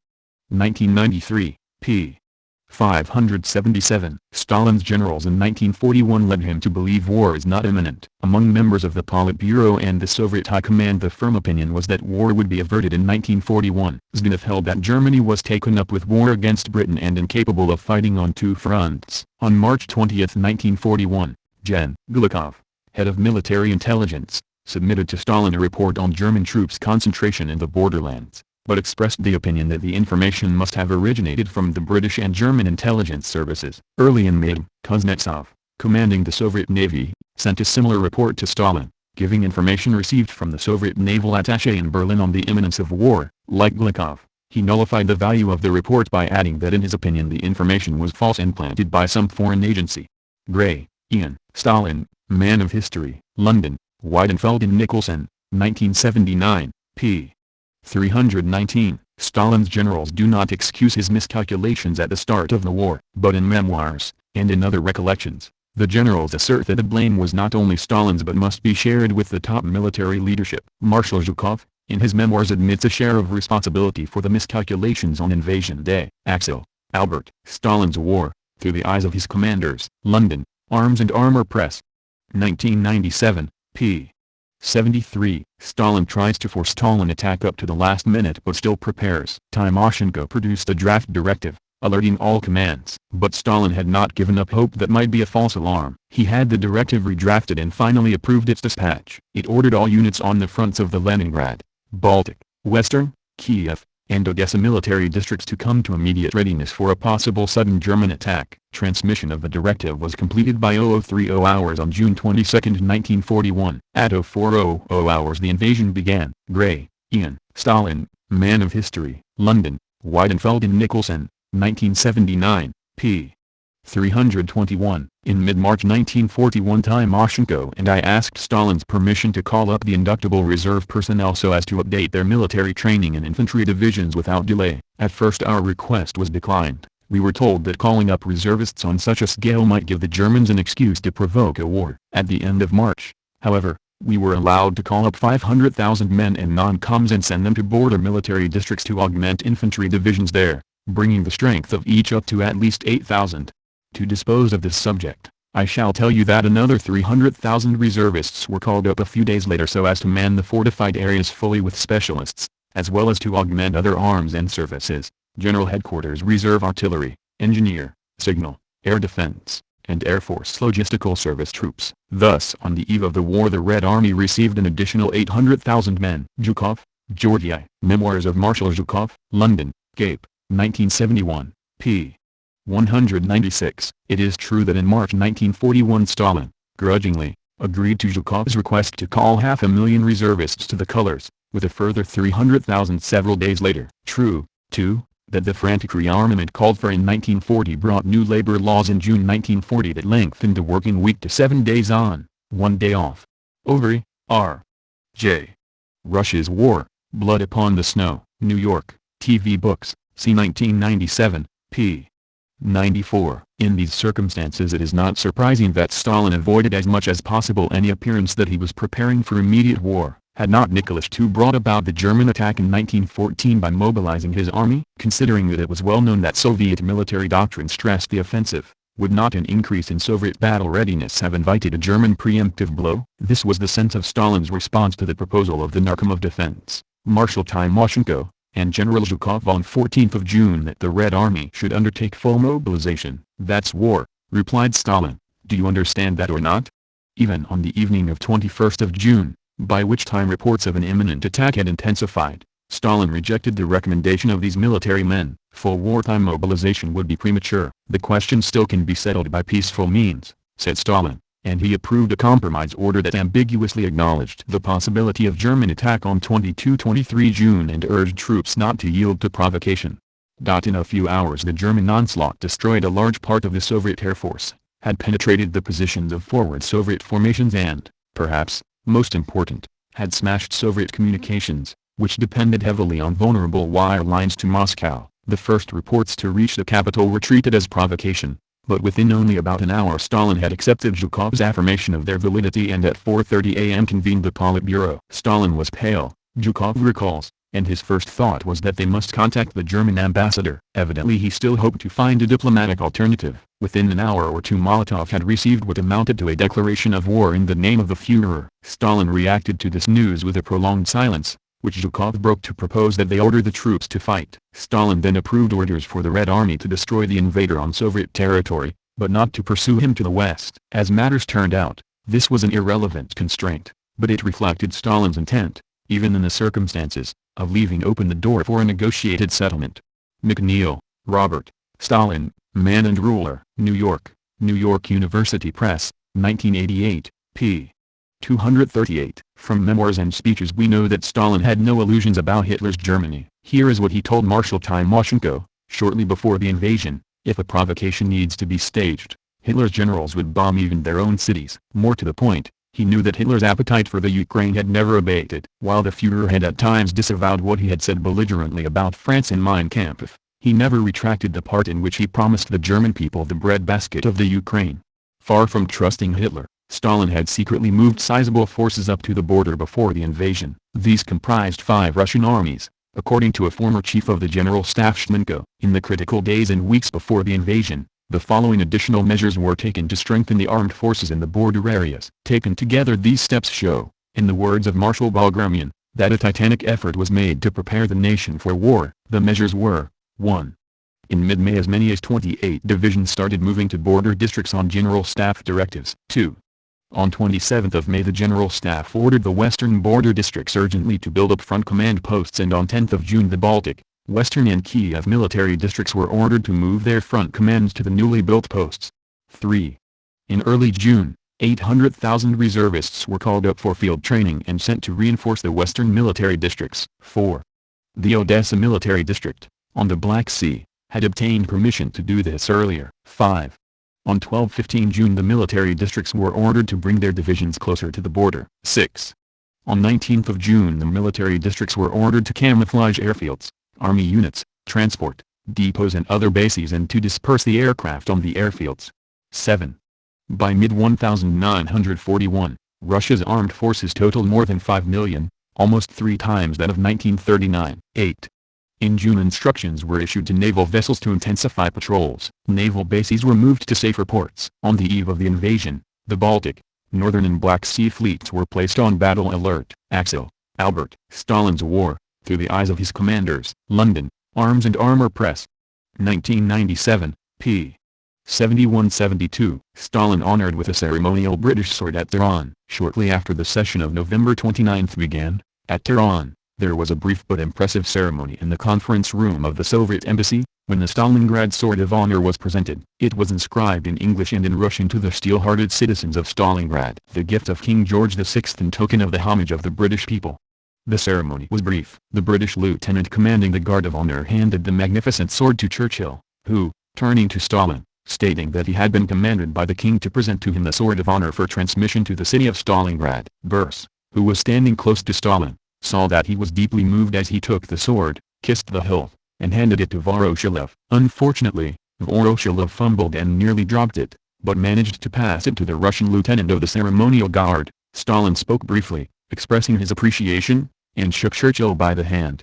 Gray, Ian. Stalin, Man of History. London, Weidenfeld and Nicholson, 1979, p. 382. Churchill is mad about Stalin's joke of shooting 50,000 German officers. On a number of occasions Stalin made teasing remarks which Churchill took in good part. But at dinner on the first evening of the conference, he was not sure at one point whether Stalin was serious or joking, and he overreacted. Talking of the punishment to be inflicted on the Germans after the war, Stalin said that the German general staff must be liquidated and that since German military might depend on some 50,000 officers, they should all be shot. He may have been serious, but, in fact, Field Marshal von Paulus and other officers, taken prisoner at Stalingrad and elsewhere, had been accorded respectful treatment. Churchill responded vehemently that the British Parliament and people would not tolerate mass executions. Stalin mischievously repeated that 50,000 must be shot. Churchill blazed with anger. Eden made signs and gestures to assure him that it was all a joke, but he ignored them. Roosevelt tried to bring good humor back to the occasion by suggesting that not 50,000 but 49,000 should be shot. "I would rather," growled Churchill, "be taken into the garden here and now and be shot myself than sully my own and my country's honor by such infamy." At this point Roosevelt's son, Elliot, an uninvited guest who had joined the company after dinner, ineptly made a speech stating that he agreed with Stalin's plan and that he was sure the U.S. Army would support it. Churchill got up from the table and walked into the adjoining room. A minute later he felt hands clapped on his shoulder and turned to find Stalin and Molotov grinning broadly. They assured him that it had only been a joke. Gray, Ian. Stalin, Man of History. London, Weidenfeld and Nicholson, 1979, p.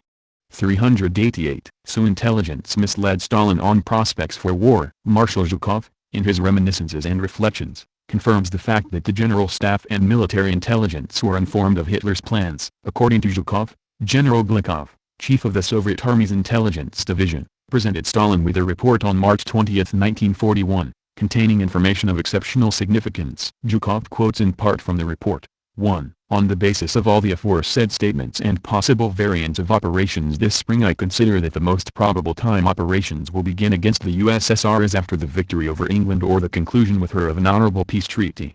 2. Rumors and documents to the effect that war against the USSR is inevitable this spring should be regarded as misinformation coming from the English or perhaps even the German intelligence service. Zhukov reports that Admiral Kuznetsov, People's Commissar of the Soviet Navy, attached a similar comment to his report. Medvedev, Roy. Let History Judge. New York, Columbia University Press, 1989, p. 738. Khrushchev lied when he said Stalin went into seclusion when I started. In the attempts to refurbish Stalin's reputation in the years after Khrushchev's removal, some authors disputed the very fact of Stalin's shameful desertion during the first days of the war. For example, Kuznetsov's memoirs assert that on June 23 Stalin was working energetically and that on June 24 Kuznetsov saw Stalin holding an important conference in his office at the Kremlin. Zhukov's memoirs refer to meetings with Stalin on June 26 and 29. In some other memoirs the authors claim, if not to have met with Stalin, at least to have talked with him on the phone between June 23 and June 30. Medvedev, Roy. Let History Judge. New York, Columbia University Press, 1989, p. 754. It was Khrushchev in his February 1956 secret speech at the 20th Party Congress who first told the story of Stalin's sudden depression during the first days of the war, claiming that he had relinquished the leadership of the country.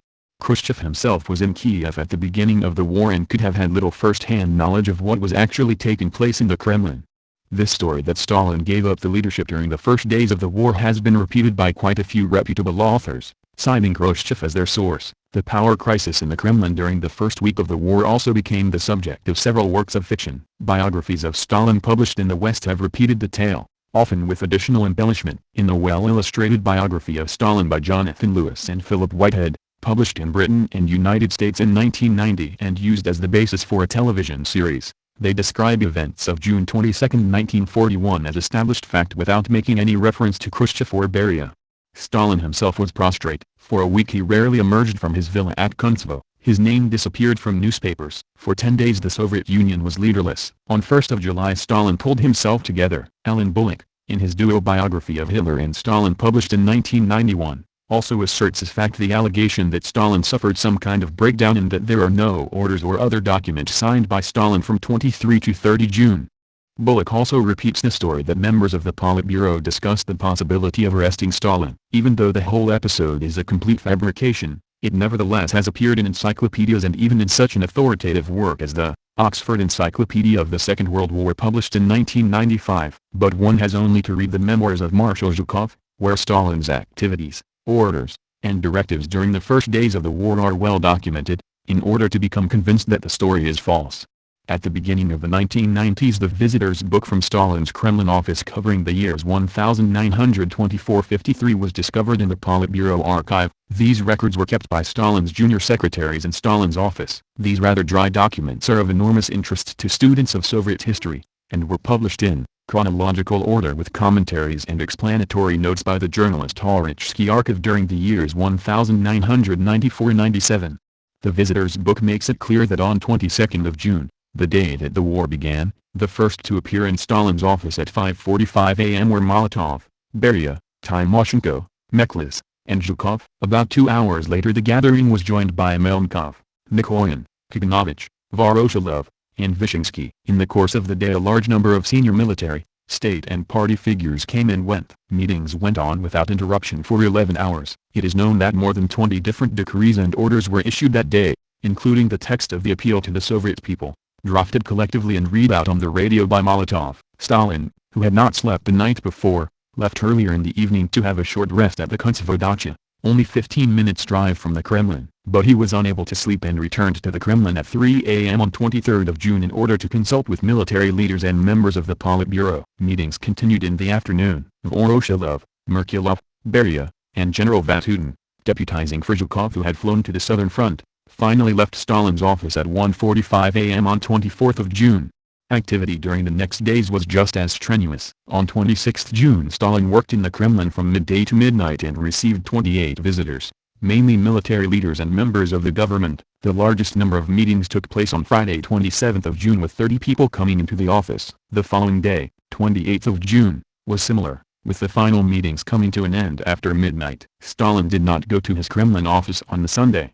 However, the assertion by two biographers, Radzinsky and Volkogonov, that this was the day Stalin fled and shut himself up in the dacha hardly corresponds to what actually happened. Both authors have rather unreliably based their conclusions on the fact that there are no entries in the Kremlin office visitors book for 29 and 30th of June. But according to Marshal Zhukov, on the 29th Stalin came to the Stavka at the Commissariat for Defense twice and on both occasions was scathing about the strategic situation that was unfolding in the West. On 30th of June Stalin convoked a meeting of the Politburo at the dacha at which it was decided to set up the State Defense Committee, GKO. Thus Stalin did not abandon the leadership of the country during the first days of the war, although he did push aside a large number of his party colleagues, convinced that collective party leadership would only have been a hindrance in wartime conditions. If one looks at all Stalin's actions and the military decisions that were taken during the first days of the war, with hindsight it is perfectly possible to come to the conclusion that given the intensity and the power of the blow inflicted on the USSR by the German army and its allies, whose forces taken together amounted to almost 200 divisions, the tactical decision to keep the main forces of the Soviet army 200-300 kilometers from the border was absolutely correct. It was this that made it possible to carry out local counterattacks and on 26 June, on Stalin's orders, to create a new reserve front using the Fifth Army. Soon after that a new third defense line was established. The German army continued to advance but only at the price of very heavy losses. Medvedev, Royenzers Medvedev, The Unknown Stalin. N.Y.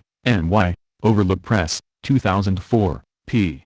241-245. In 1943 much of the anti-religion activities were ended. There is an element of truth in these assertions. Certainly in 1943 much of the previous persecution of the church was ended. Many bishops and other clergy were released from confinement, hundreds of previously closed churches were opened, Seminaries and an Orthodox academy were allowed to open, and a patriarchate was established.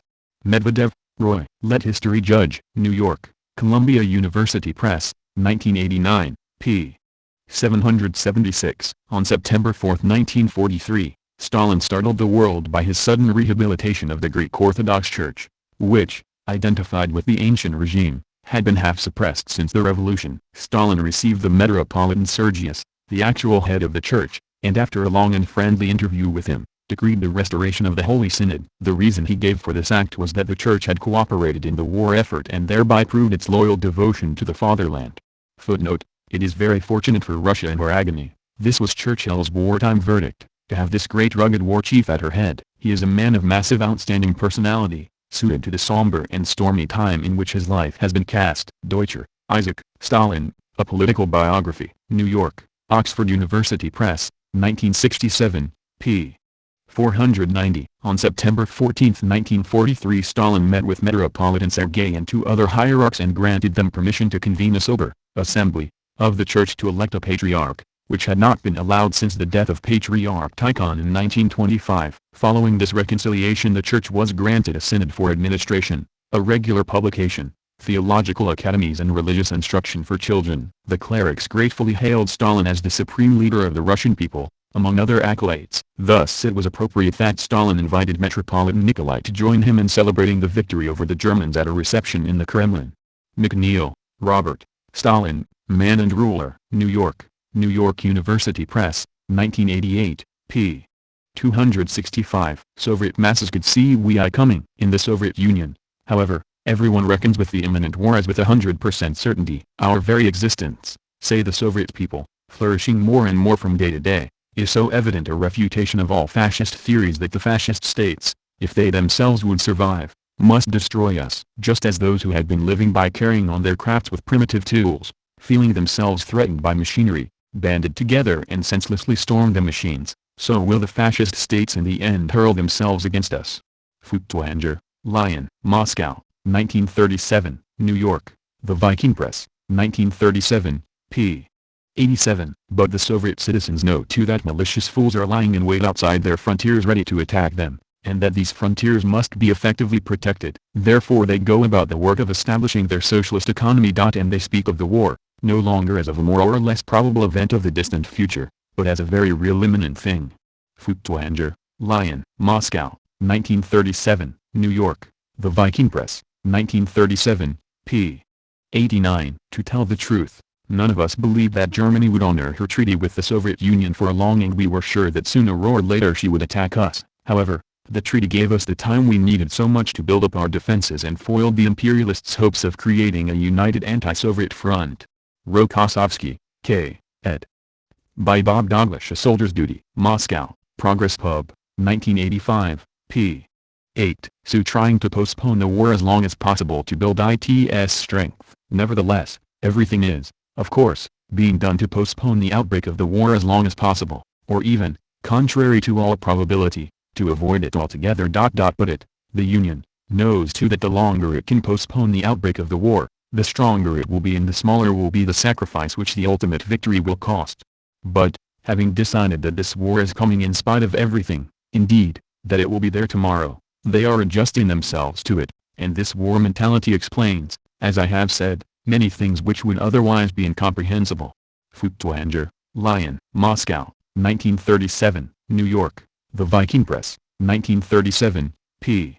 90. When Churchill visited Moscow in the summer of 1942, Stalin told him, "I didn't need any warnings of invasion. I knew war would come, but I thought I might gain another 6 months or so." Doubtless Russia would have been in a stronger position militarily if Germany had attacked in 1942. Axel, Albert. Stalin's War, Through the Eyes of His Commanders. London, Arms and Armour Press. 1997, p. 71. Few people in the Sioux welcomed the Nazis as liberators, but there is a persistent idea in the West, the twin of the notion that troops surrendered out of disloyalty, that civilians greeted the invaders as liberators on a grand scale. In some areas they did bring flowers or bread and salt, the traditional Slavic tokens of welcome. Collaboration quickly began in some places, and peasants disbanded the collective farms. But a good deal of specific evidence either counters the idea of a widespread reception for the Germans or shows that it did not necessarily stem from hatred of Stalinism. Thurston, Robert. Life and Terror in Stalin's Russia, 1934–1941. New Haven, Yale University Press, c. 1996, p.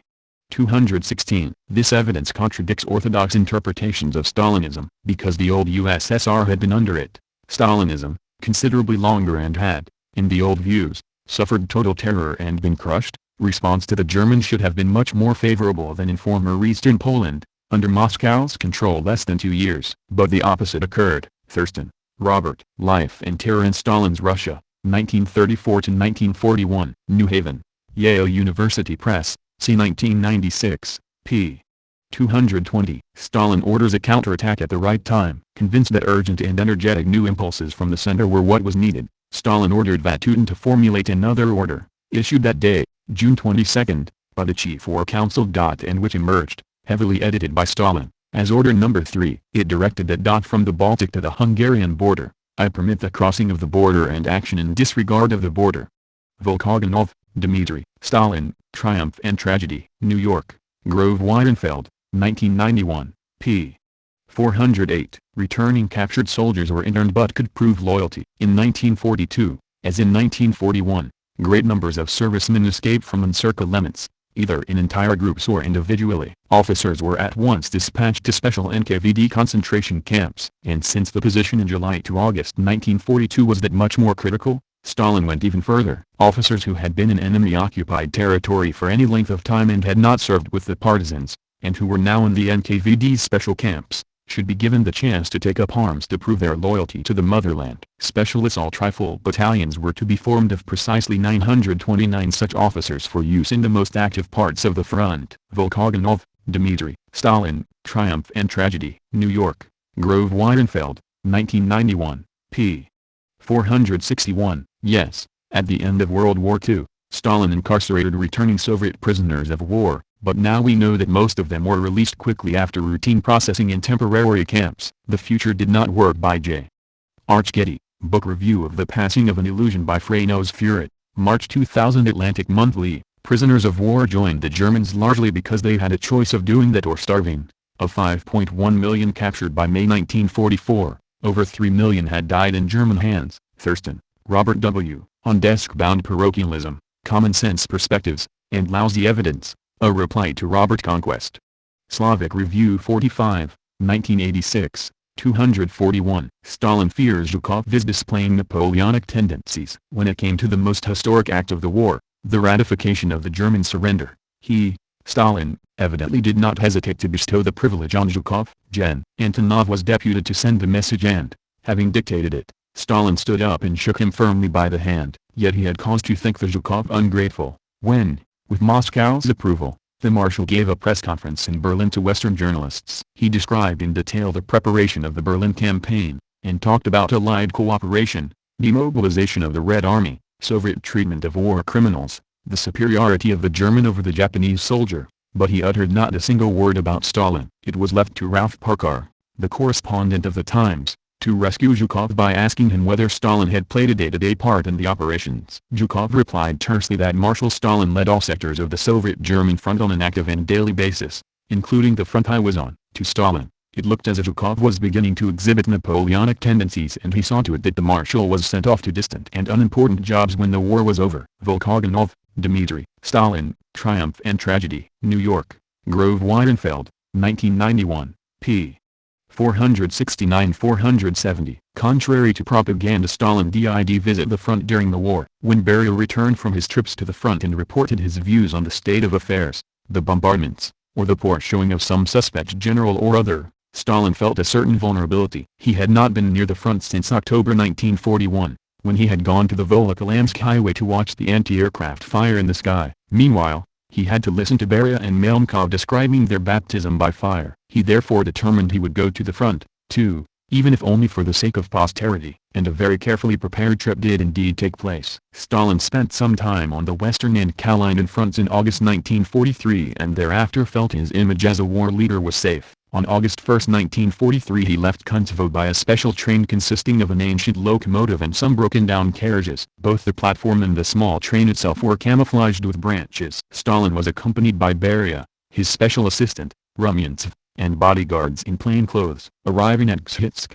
Stalin met the commander of the Western Front, Sokolovsky, and Bulganin, who was a member of the War Council. He heard their reports, wished them well, went to bed for the night and set off the next day in the direction of Rzhev, on the Kalinin front, which was commanded by Yeremenko. Here he stayed in a simple peasant hut. Volkogonov, Dmitry, Stalin, Triumph and Tragedy. New York, Grove Weidenfeld, 1991, p.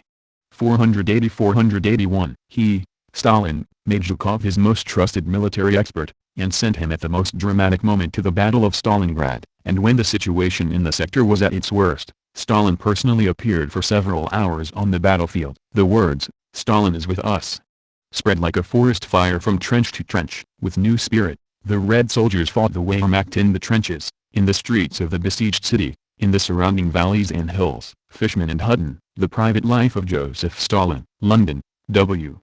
H. Allen, 1962, p.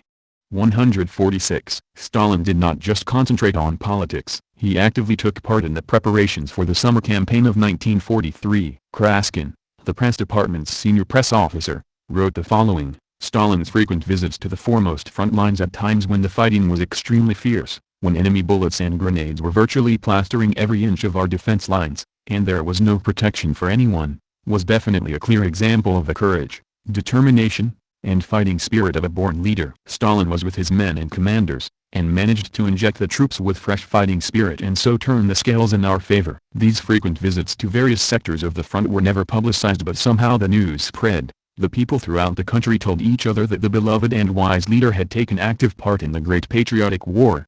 They pledged themselves to give him every support. Fishman and Hutton, The Private Life of Joseph Stalin. London, W. H. Allen, 1962, p.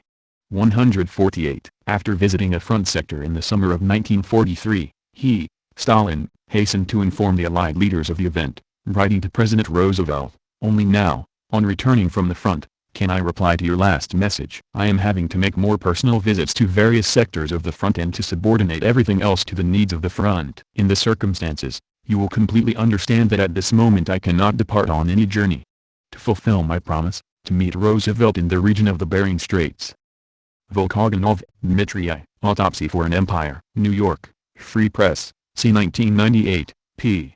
148. In the spring of 1991, there appeared on TV for 2 hours former General Volkogonov, a strange anti-communist renegade who wrote books in Russia and in America, full of caustic calumny and lies regarding Stalin and socialism. Editor, Volkogonov stated that Stalin made only one trip to the front, only once did the commander-in-chief leave Moscow, stopping 50 kilometers from the front, slept on a soft bed, met commanders in order that he could write to Churchill and Roosevelt how he was in the thick of the fighting at the front. This general historian wrote a huge book dedicated to the Stalin terror, called Triumph and Tragedy. Let me, a person who was with Stalin all through the war years, let me state what really happened. This is confirmed by my friends, who together were bodyguards around Stalin. Let me quote the source. Volkogonov himself, the top leader, for the first time, smelled its deadly odor, stood a while and then on a lark decided that he would, on this October morning, also go to the front.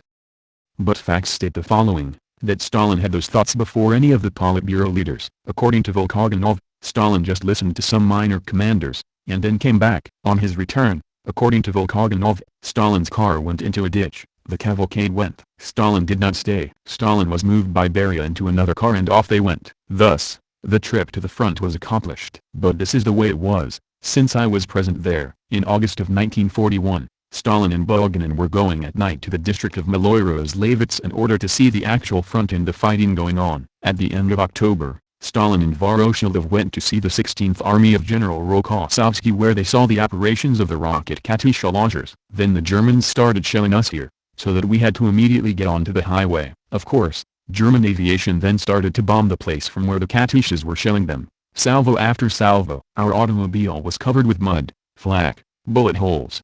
In this way, we returned to Moscow. During the summer of 1942, Stalin went to the Western Front, across the river Lemoy, and together with commanders, looked at the dogfights in the air, going over a pontoon bridge with Tukov and Krustalev. He then proceeded to go back to the Kremlin. Stalin also went to many points of the front, of course in secret, since the enemy was always on the lookout for the whereabouts of Stalin. From Marshal Sokolovsky, Stalin went to Yukhnov to see Marshal Voronov and his artillery. Going to the woods, everything was quiet. You could hear birds singing. Stalin sadly remarked, "How peaceful it is." You cannot believe that outside these woods, there is death and people are dying. At a designated stop, a train was waiting at Yukhnov where Stalin met General Yeremenko. The meeting took place in the village of Kharashvo. Here, we found Beria trying as always to get into the good graces of Stalin, requisitioning a good bed, fancy coverings, pillows, etc. Stalin always told him to take it back where he got it and slept with his army greatcoat on as the common soldiers slept. Here, we shall not quote any more from Volkogonov, since the lies and untruths are repeated in various different scenarios in this book, and it is not that important to dwell on this traitor, who sold out and besmirched his country in the pay of foreign powers! Editors. I feel that now, the reader can understand the differences between eyewitnesses and second-hand accounts, or just plain lies. Volkogonov could not have known all the important details, known only to us, the eyewitnesses. Then why the lies that Stalin did not meet even commanders of the front? Then with whom did he meet while seeing Sokolovsky, Voronov, and Yeremenko? This is sheer stupidity. How can this traitor state about Stalin that he was incompetent, that catastrophic decisions were made, and not caring about the dying soldiers? All these lies are not diminishing Stalin's leadership. The opposite is true. They show him to be a great leader, and his strategic knowledge complemented that of his marshals and generals. Rybin, Alexei. Next to Stalin. Notes of a Bodyguard. Toronto, North Star Compass Journal, 1996, p. 3841. During the heaviest fighting of the Great Patriotic War, the other government dacha was utilized near Semenovsk. Stalin rarely used this dacha, but the front, the southwestern fighting was near this dacha, close to 110 kilometers from Moscow. This was designated by Stalin to be a hospital, and Stalin many times went there to talk and visit the Red Army men who were being treated there. Rybin, Alexei. Next to Stalin. Notes of a Bodyguard. Toronto, North Star Compass Journal, 1996, p. 106. Reports published since the end of World War II showed that Stalin visited all sections of the front in his armored train and took a personal hand in the preparation of all major actions. During the Walter Stalin and Company, New York, W. Sloan Associates, 1949, p. 87. Throughout the hostilities, except when he traveled to Yalta and Tehran to confer with the Allied leaders or when he made a much publicized trip to the proximity of the front, Stalin stayed in Moscow or its environs, and he worked himself like a dog. Service, Robert Stalin. Cambridge, Mass. Belknap Press of Harvard University Press, 2005, p. 435. It was just after the victory at Kursk that Stalin on August 3, 1943 undertook his own look at the front. His exact itinerary is unclear, but he definitely went to the small city of Yunkov on the Roslava Highway, about 200 kilometers west and somewhat south of Moscow. Here he summoned two senior commanders and told them twice over that they must plan to recapture Smolensk, a point that he could easily have made by wire. Stalin's motivation for the trip seems to have been personal curiosity, not propaganda, for it was not publicized at the time. McNeil, Robert, Stalin, Man and Ruler. New York, New York University Press, 1988, p. 250. Stalin's health got worse after Voodoo. Understand that many accounts published in the United States have reported that the strain of the Yalta Conference took a heavy toll on President Roosevelt, already ailing, but few people realize that it was almost equally hard on Stalin. I was able to see at first hand the effect the meeting had on my Uncle Joe during the time I spent with him at the Suksis sauna. I found Stalin terribly aged. His exacting work during the war, the sleepless nights, the overexertion, had left deep traces on his face. He walked slowly. His eyes no longer possessed that yellow glitter which had once been their most noticeable feature. Svanets, Voodoo. My uncle, Joseph Stalin. New York, Putnam, c. 1953, p. 216. At the Potsdam Conference in July, 1945, he had suffered a rather bad heart attack and his doctors had forbidden him either to speak at the reviews in the Red Square or to pass the winter in Moscow. He had to spend the entire cold season at his Black Sea villa at Sochi. Svanets, Voodoo. My uncle, Joseph Stalin. New York, Putnam, c. 1953, p. 226. His last years were very gloomy. When the war was over he fell apart and became very ill. They thought that he would die, but this was a state secret. They didn't even tell me at the time. I had no idea what was wrong. I was ordered not to telephone even. The war had taken a lot out of him. Richardson, Rosamond. Stalin's Shadow. New York, St. Martin's Press, 1994, p. 210. Yalta. The ID not give the Sun Stalin anything they did not already have. It is not true that Yalta gave Stalin authority to subjugate the Baltics, Balkans, and large parts of Poland and Eastern Europe. Yalta couldn't have given this permission to the Soviets, for they already had these countries in their possession when the Yalta Summit began. Nisbet, Robert A. Roosevelt and Stalin, Washington, D.C., Regnery Gateway, c. 1988, p. 69. Sun Stalin quite generous at Yalta. It would be sad to end this part of the chapter without citing a memorandum that Hopkins wrote and passed over to the president during a final session at Yalta. An altercation among the three powers arose concerning German reparations. Pressure seemed to be growing on Stalin to join Churchill and Roosevelt on a point. Hopkins wrote, the memorandum is reprinted in facsimile in Sherwood's Roosevelt and Hopkins on page 860, to FDR. The Russians have given us so much at this conference that I don't think we should let them down. Nisbet, Robert A. Roosevelt and Stalin, Washington, D.C., Regnery Gateway, c. 1988, p. 77. From the pre-atomic perspective of February 1945, the Yalta Far Eastern agreements appeared favorable to the United States. Stalin got little that he could not have taken by force, and he might have taken more had he chosen to declare war against Japan unilaterally. When this observation is at last reached, the meaning of Yalta to contemporaries comes through in stark fashion. Given the military realities of the moment, the Red Army flooding over Eastern Europe and standing on the zero dare 35 miles from Berlin, while the smaller Western armies, recovering from the Ardennes debacle, were to the far side of the Rhine, there was no earthly reason for Stalin to continue to cooperate with his Western allies. Tantalizing evidence suggests not only that the Russian dictator could have had his Red Army take Berlin during the Yalta Conference, but that he inhibited his troops from making such an effort. Stalin seemed impressively restrained as well as reasonable at Yalta. He could have laid a series of diktats on the conference table regarding Eastern Europe. He could have refused to discuss plans for entry into the war against Japan, refused to discuss reparations, and claimed anything he wished as booty. A look at the map and the Red Army's positions would have shown any reasonably well-informed citizen in the West in February 1945 that Stalin had no need to bind himself to commitments or ties with the Grand Alliance. But the Marshal had made commitments. He had desired continuation of the Grand Alliance. Rose, Lyle Abbott. After Yalta, New York, Scribner, 1973, p. 25. For at the Crimea, Stalin had agreed to the establishment of American weather stations in Siberia, to the creation of large American air installations along the Amur River in the Soviet maritime provinces, and to an American naval base on Kamchatka. Rose, Lyle Abbott. After Yalta, New York, Scribner, 1973, p. 65. Roosevelt and his entourage had been delighted with Stalin's concessions. Rose, Lyle Abbott. After Yalta, New York, Scribner, 1973, p. 65. In the final meeting at Yalta, the whole question of reparations seemed to have reached a deadlock. It was decided that the matter should be referred to an inter-aligned commission to be set up in Moscow, but it seemed impossible to agree on the terms of the basic directive on which the commission would proceed. During the argument, Hopkins wrote the following note and passed it to Roosevelt. The Russians have given in so much at this conference that I don't think we should let them down. Let the British disagree if they want to. Sherwood, Robert E. Roosevelt and Hopkins. New York, Harper, 1948, p.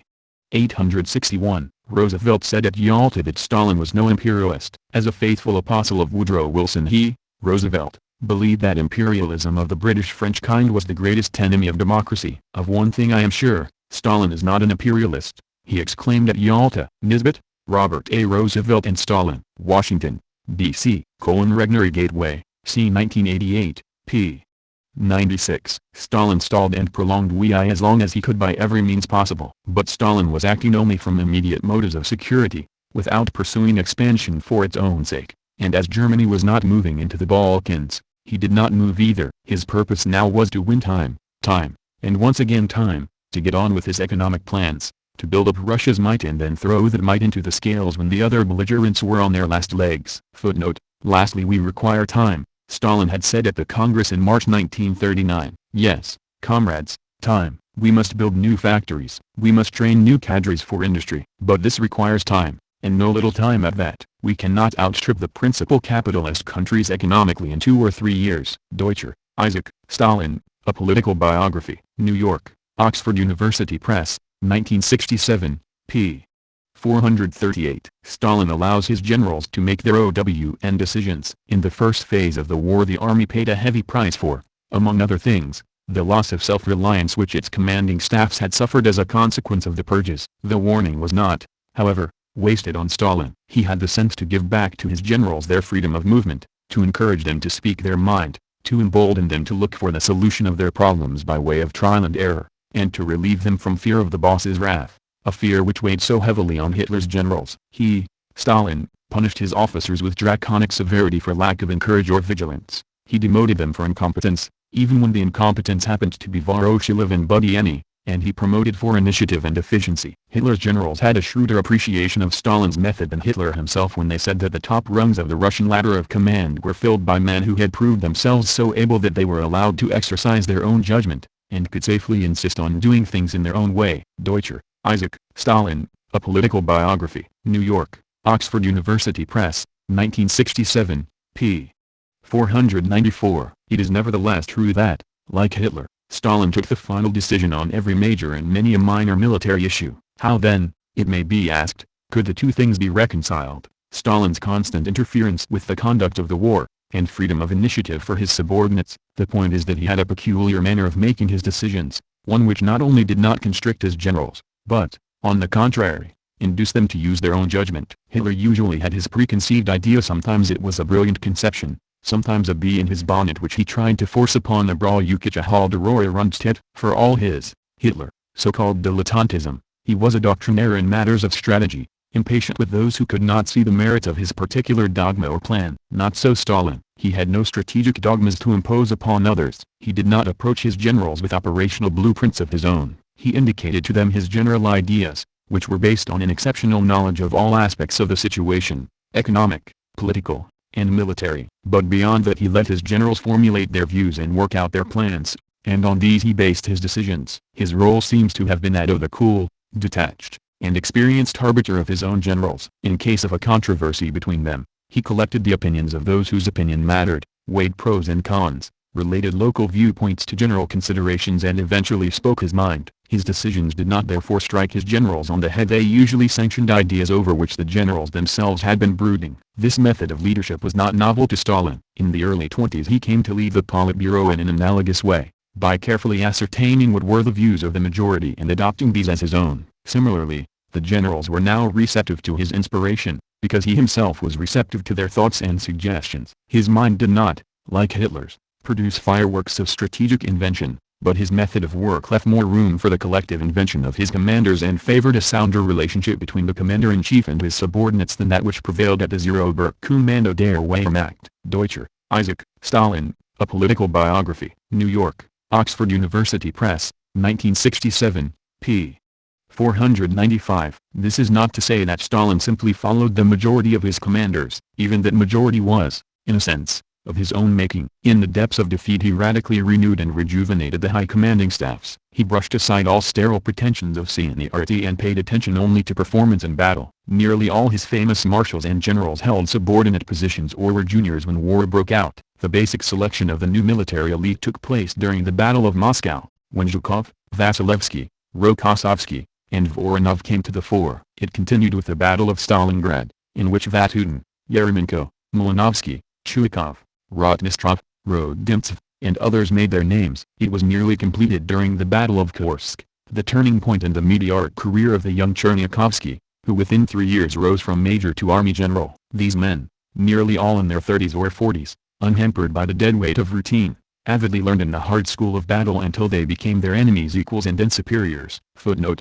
Stalin's method of work is quite well illustrated in the following quotation, which describes in a too popular and simplified manner but correctly in substance his intervention in one of the more important episodes of the Stalingrad battle, the disagreement between Vasilevsky and Rokossovsky over whether they should strike first at Von Paulus or at Manstein. The disagreement had been referred to Stalin. Rokossovsky protested against the diversion of Malinovsky's army, which had been placed under his orders, for the operation against Manstein. Stalin sounds the views of other generals. Moscow General Headquarters. Stalin speaks over the phone. What is your opinion? Turn against Manstein? Thank you. Puts down the receiver and calls again. Hello, there is a proposal from Vasilevsky that we should dispose finally of Manstein. It is proposed that Malinovsky's army be used for that. What is your opinion? To leave it with Rokossovsky? Thank you. Puts down the receiver and calls again. Vasilevsky proposes to shift Malinovsky's army into a sign at Yermomenko in order to rout Manstein. Your opinion? Listening? No, that's no answer. Yes or no? You would like to think it over? All right. In the end, Stalin sides with Vasilevsky and orders the attack on Manstein. Deutscher,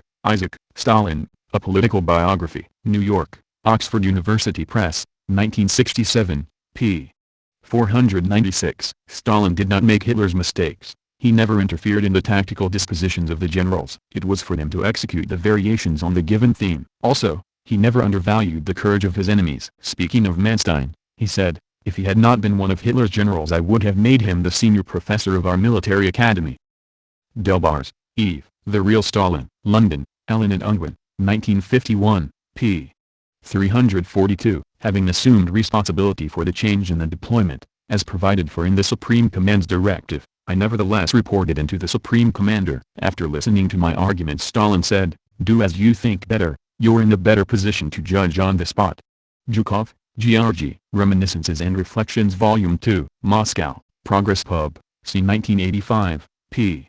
354. Stalin was held high and loved by Soviet people after winning the war. Stalin, at the end of the war, now stood in the full blaze of popular recognition and gratitude. Those feelings were spontaneous, genuine, not engineered by official propagandists. Overworked slogans about the achievements of the Stalinist era now conveyed fresh meaning not only to young people, but to skeptics and malcontents of the older generation. The nation was willing to forgive Stalin even his misdeeds and to retain in its memory only his better efforts. Since nothing succeeds like success, even his errors and miscalculations, including those in 1939-41, now looked to many like acts of prudent statesmanship. Deutscher, Isaac, Stalin, A Political Biography. New York, Oxford University Press, 1967, p.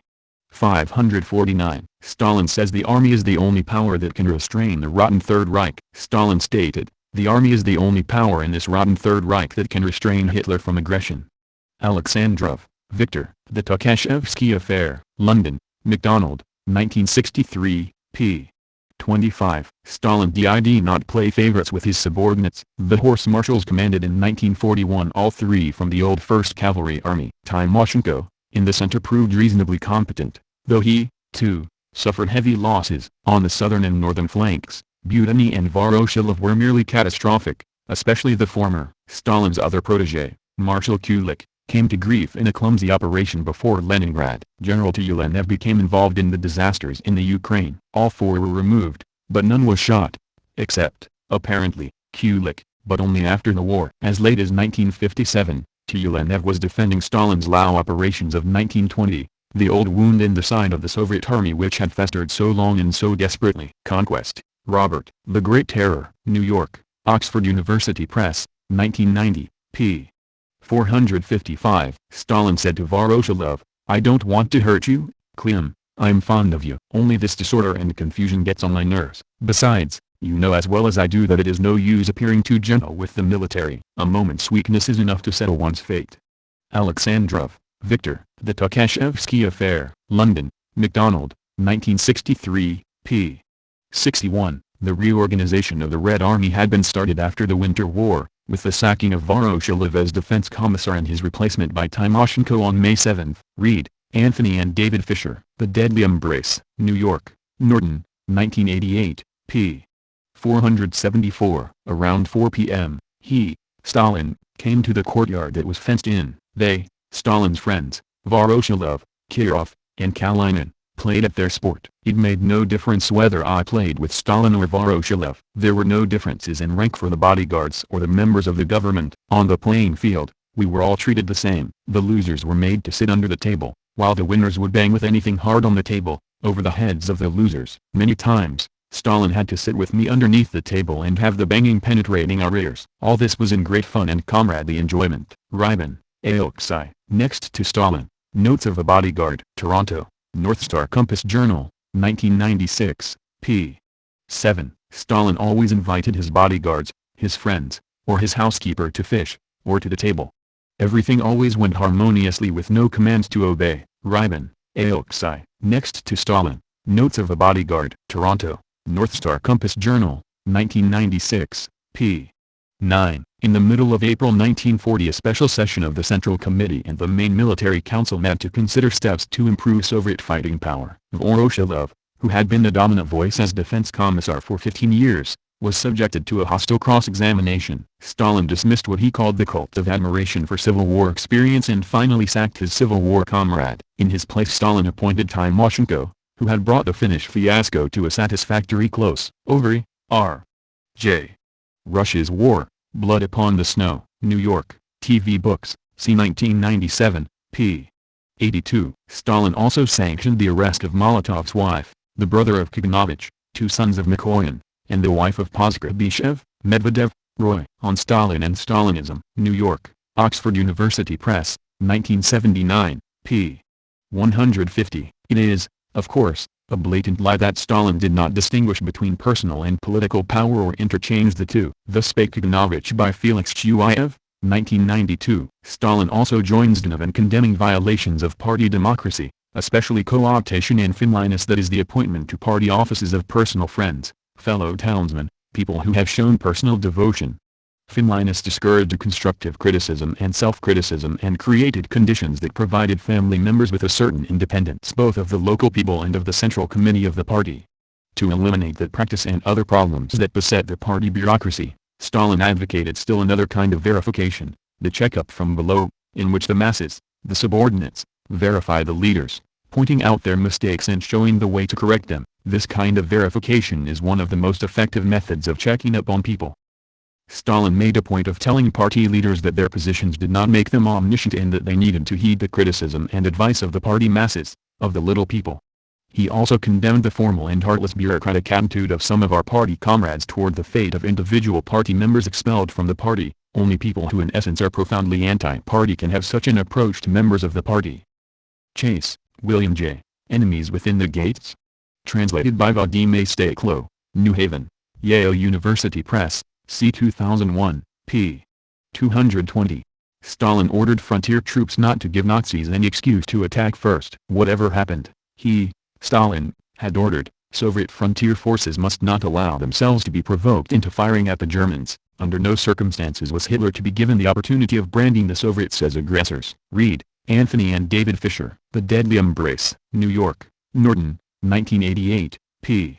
2. But a number of Stalin's top generals admit that there were reasons for extreme caution prior to the invasion. Stalin did not wish to give Hitler a pretext for attacking him. Axel, Albert. Stalin's War, Through the Eyes of His Commanders. London, Arms and Armour Press. 1997, p.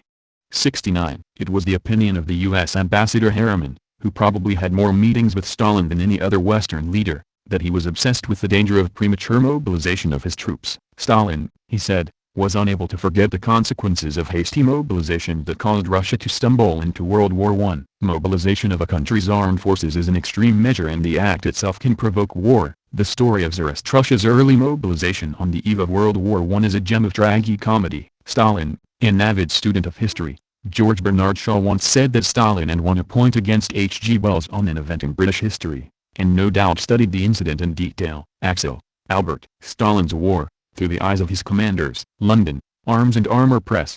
1997, p.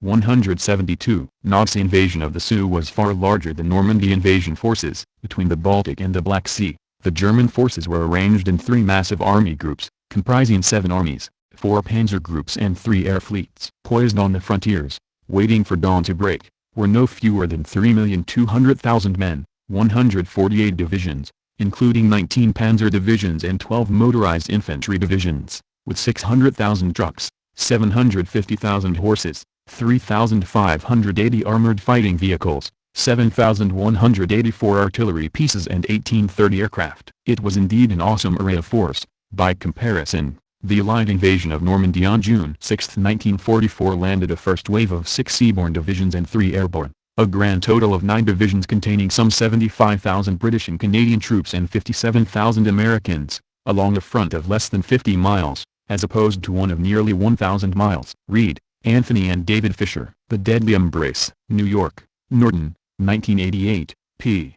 3. The Hitlerite leadership was sending to the Soviet front more and more Allied troops. On the front line extending from the Barents Sea to the Black Sea, Nazi Germany and its allies had 217 divisions and 20 brigades. The absence of the Second Front permitted Germany to keep only 20% of its armed forces on all other fronts and in the occupied countries. Zhukov, Georgy. Memoirs of Marshal Zhukov, London, Cape, 1971, p.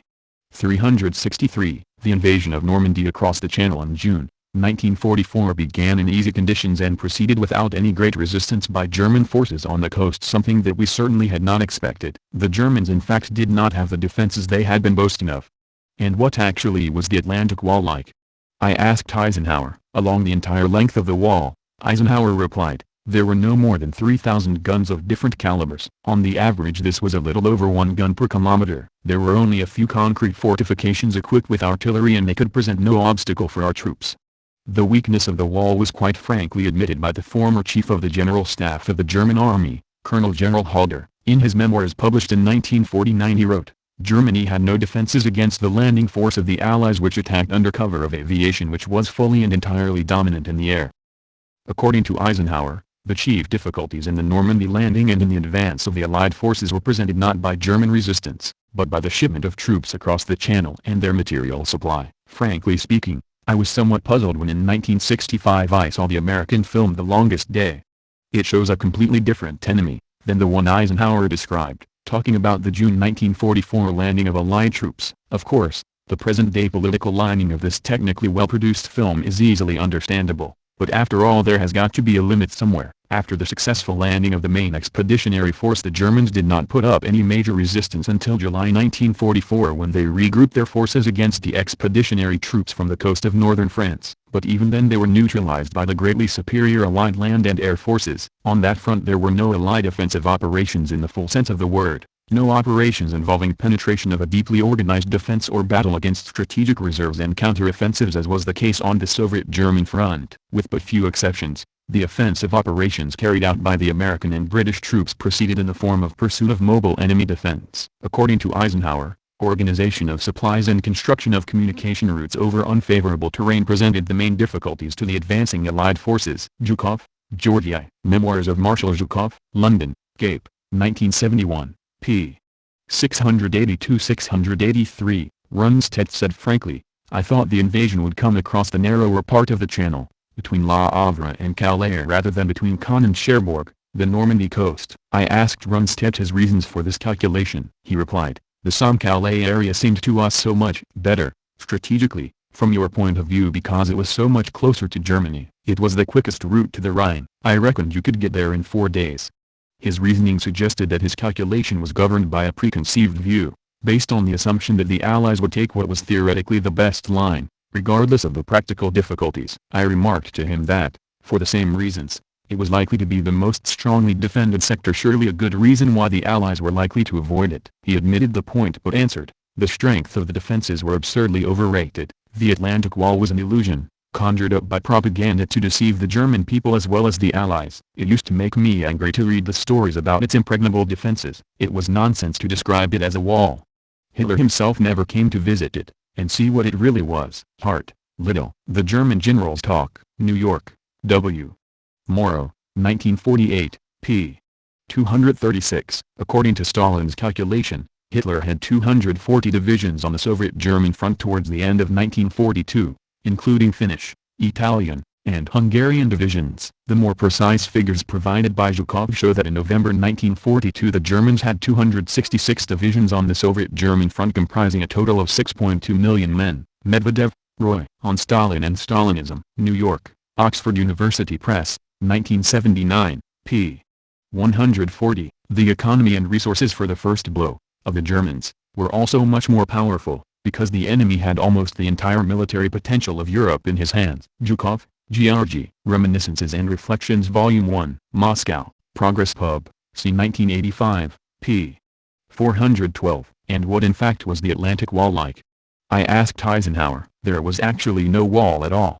Eisenhower replied, there were the usual trenches, and those did not run in a continuous line. There were no more than 3,000 guns of different caliber along the entire length of the wall. Zhukov, Georgy. Reminiscences and Reflections Volume 2. Moscow, Progress Pub, See 1985, p.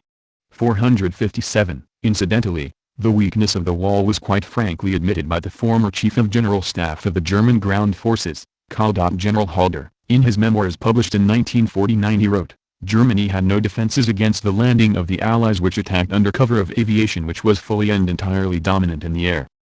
According to Eisenhower, the chief difficulties in the invasion of Normandy lay in landing the troops across the Channel and their material supply. As for the German resistance, it was insignificant there. Frankly speaking, I was somewhat puzzled when in 1965 I saw the American film The Longest Day. This film, based on the historical fact the invasion of Normandy by the Allied forces across the Channel in June 1944 shows the enemy to be far stronger than it actually was. The political leaning of this film is easily understandable. But after all there has got to be a limit somewhere. The Germans did not put up in the major resistance to the Expeditionary Force until July 1944 when they transferred their forces from all over the coast of northern France, but even then it was rebuffed by the greatly superior Allied land and air forces. There could be no Allied offensive operations in the full sense of the word, no operations involving penetration of a deeply organized defense or fighting against operational reserves and counterattacks as was the case on the Soviet-German front simply because there were no major opposing enemy forces there. According to Eisenhower, establishing communication routes over unfavorable terrain presented the main difficulty to the advancing Allied forces. Zhukov, Georgy, Reminiscences and Reflections Volume 2, Moscow, Progress Pub, c. 1985, p. 458. At last in the summer of 1944 the Western Allies were ready to open the second front. Massive German forces remained in the east, 228 divisions as compared to the 58 facing Eisenhower in Montgomery. Service, Robert, Stalin. Cambridge, Mass. Belknap Press of Harvard University Press, 2005, p. 469. Hitler openly admits his was focused on the Sioux first. Burckhardt, a politician who met with Hitler, flew to his home in Basel, Switzerland, called the British and French ministers from Bern, and duly passed on the information from Hitler. What he did not tell them, however, was Hitler's final statement, partly because he did not fully appreciate its significance. "Everything I am doing is directed against Russia," he had said in parting. "If the West is too obtuse to grasp this, then I shall be forced to come to terms with the Russians and turn against the West first. After that I will direct my entire strength against the USSR. I need the Ukraine, so that nobody can ever starve us out again, as they did in the last war." It was one of the very few occasions when Hitler told a foreign politician the truth. Read, Anthony and David Fisher. The Deadly Embrace. New York, Norton, 1988, p. 184. Stalin was a physically fit leader at the start of WEI. General Kostring, the German military attaché, who had been born in Moscow, had spent much of his life in Russia, and spoke Russian as easily as German, was in a particularly expansive mood. He stated in August 1939, "There have been endless rumors that Stalin is at death's door." He warned the visitors, "Such a sick man that he's only a figurehead. Don't you believe it? The man is both absolutely fit and possesses a tremendous capacity for work." Stalin, he pointed out, was interested primarily in the Far East as a field for the expansion of Soviet influence. In the West, he rarely wanted a secure border. Read, Anthony and David Fisher. The Deadly Embrace. New York, Norton, 1988, p. 249. Stalin is outsmarting Hitler when Hitler thinks he is the smarter one. According to Khrushchev, Stalin had a much more cynical sales pitch for him and the other members of the Politburo that day, August 24, 1939, one which was a much more accurate reflection of the realpolitik of his thinking. "Of course, it's all a game to see who can fool whom," he told them. "I know what Hitler's up to. He thinks he's outsmarted me, but actually it's I who have outsmarted him." Read, Anthony and David Fisher. The Deadly Embrace. New York, Norton, 1988, p. 291. "Please understand, Stalin," I said, "if Hitler wins, we're finished. Others may be able to buy themselves out. They may come to some arrangement. They may divide the world among themselves. With us it's different. As soon as there is no danger of a second front Hitler will put us down. Or he will eat us up." Tertium non datur.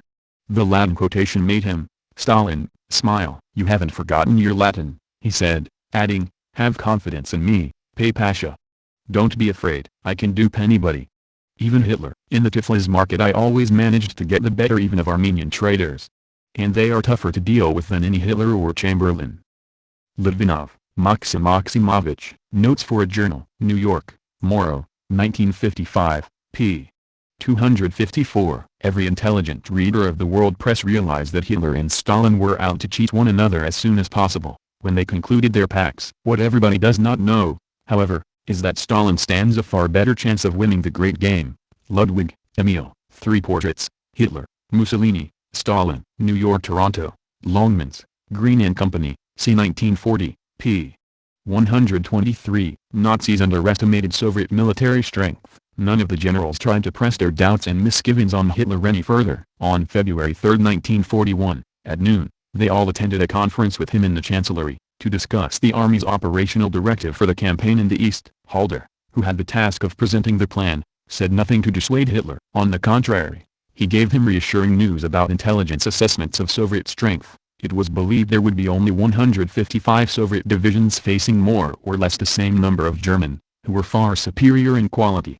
And though they estimated Soviet tank strength at about 10,000, compared with the German total of 3,500, the Soviet tanks were believed to be mostly old and obsolete models. Reed, Anthony and David Fisher. The Deadly Embrace, New York, Norton, 1988, p.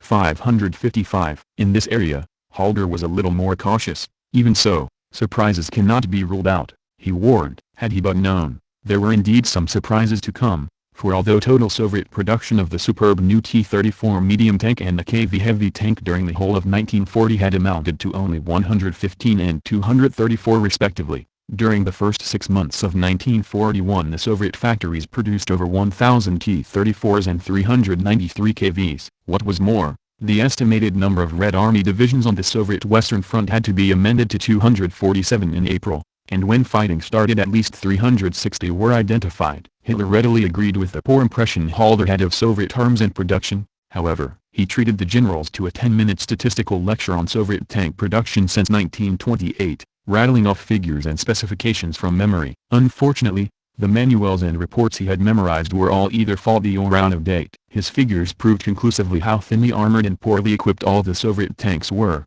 In reality, the new models were so strong that no German anti-tank gun was effective against them. Lack of good, accurate intelligence was a constant problem for the Germans in their planning against the Soviets. It would be easier for an Arab in flowing burnous to walk unnoticed through Berlin, than for a foreign agent to pass through Russia.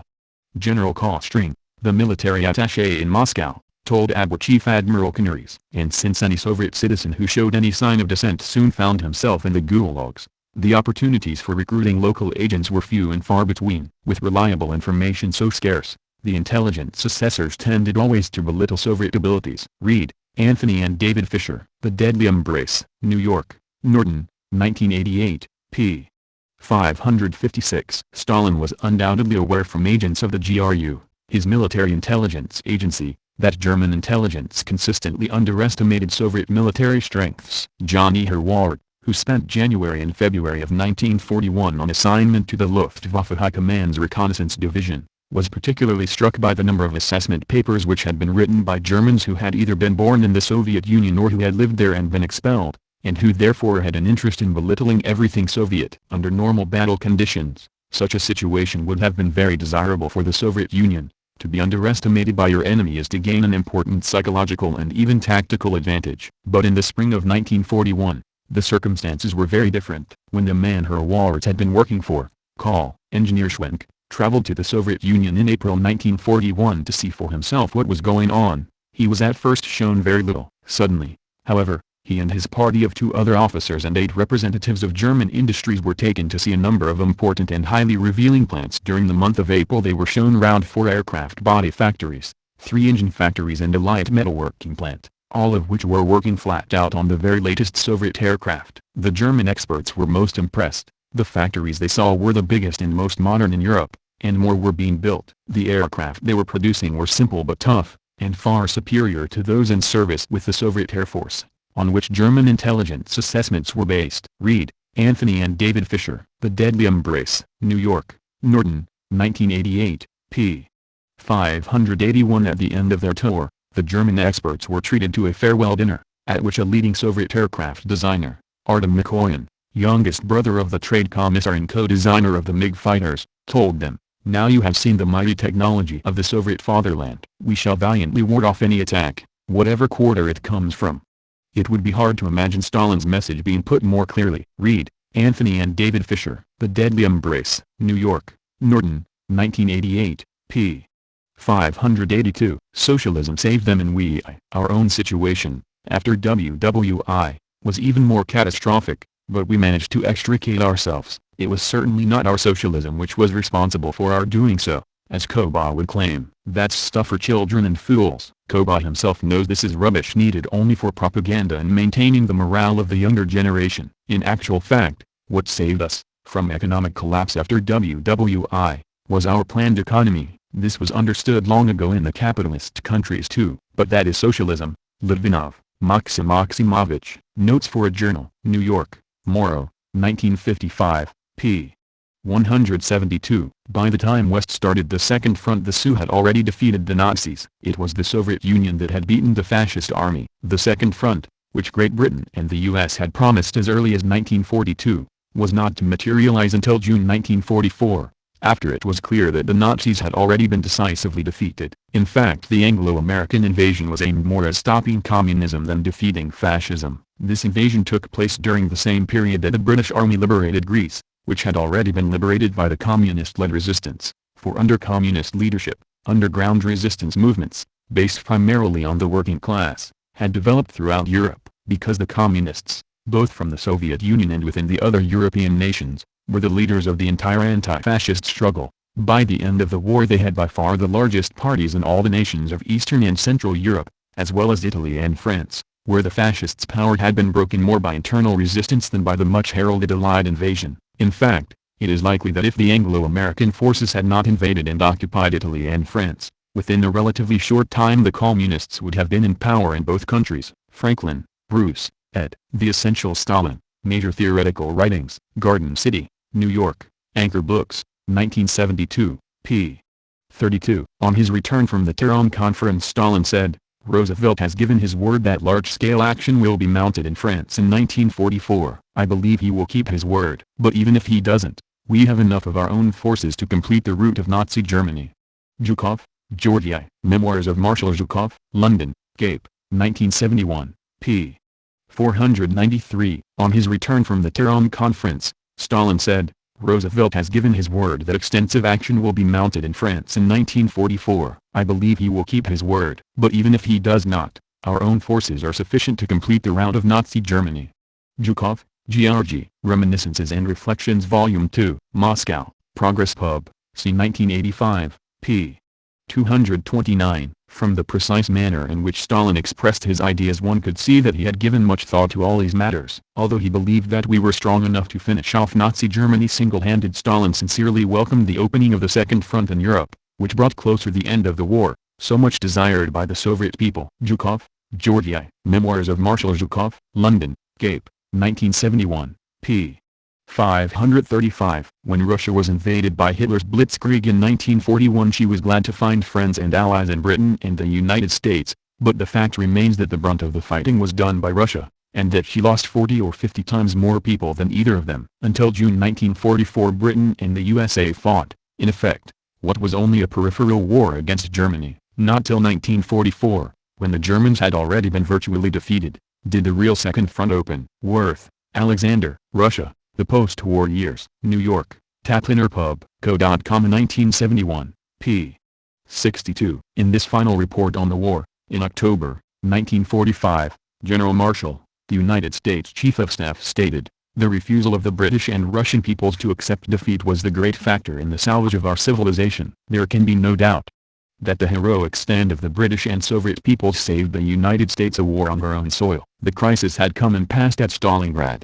Before this nation was able to gather sufficient resources to participate in the fight in a determining manner."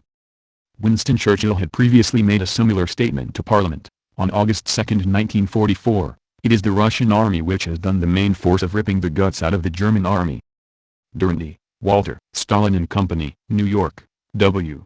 Sloan Associates, 1949, p.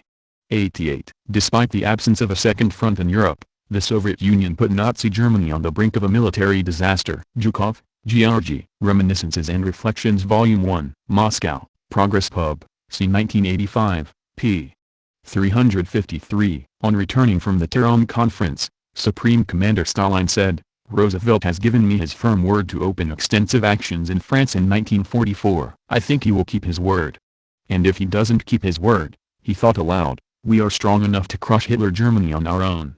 Zhukov, Georgy, Reminiscences and Reflections Volume 1, Moscow, Progress Pub, c. 1985, p. 354. In June the Allies intend to finally conduct a major landing operation in France. Our allies are in a hurry. Stalin smiled. They are afraid that we will rout Nazi Germany without them. Zhukov, Georgy, Reminiscences and Reflections Volume 2, Moscow, Progress Pub, c. 1985, p. 261. Although he believed that we were strong enough to finish off Nazi Germany single-handed, Stalin sincerely welcomed the opening of the Second Front in Europe, which brought closer the end of the war, so much desired by the Soviet people who were extremely exhausted by the war and privatizations. Zhukov, Georgy, Reminiscences and Reflections Volume 2, Moscow, Progress Pub, c. 1985, p. 281. German General Zimmermann, chief of operations on the Western Front, said, "The war against the British and Americans in France was lost on the Eastern Front even before the landing of the Anglo-American armies on the continent. And, it would be no exaggeration to say that the Eastern Front steadily pumped all the efficient manpower and combat equipment out of the German armies in the West." Quoted in historian Yereminov's The USSR in World War II, Axel, Albert. Stalin's War, Through the Eyes of His Commanders. London, Arms and Armour Press. 1997, p. 209. Fascist armies were not as strong as the fascists thought. It's a fact that Germany, in May 1941, had the best army both in material and organization, but the Germans were wrong in thinking that it's an ideal, invincible army. Zhukov, Georgy. Memoirs of Marshal Zhukov. London, Cape, 1971, p. 225. Stalin did make military mistakes and he took the blame. True, I must say Stalin realized that the unfavorable situation in the summer of 1942 had resulted, among other things, from his own personal error made when approving the plan of operations of our forces in the 1942 summer campaign, and he did not seek any other guilty party among the leaders in General Headquarters or the General Staff. Zhukov, Georgy. Memoirs of Marshal Zhukov. London, Cape, 1971, p.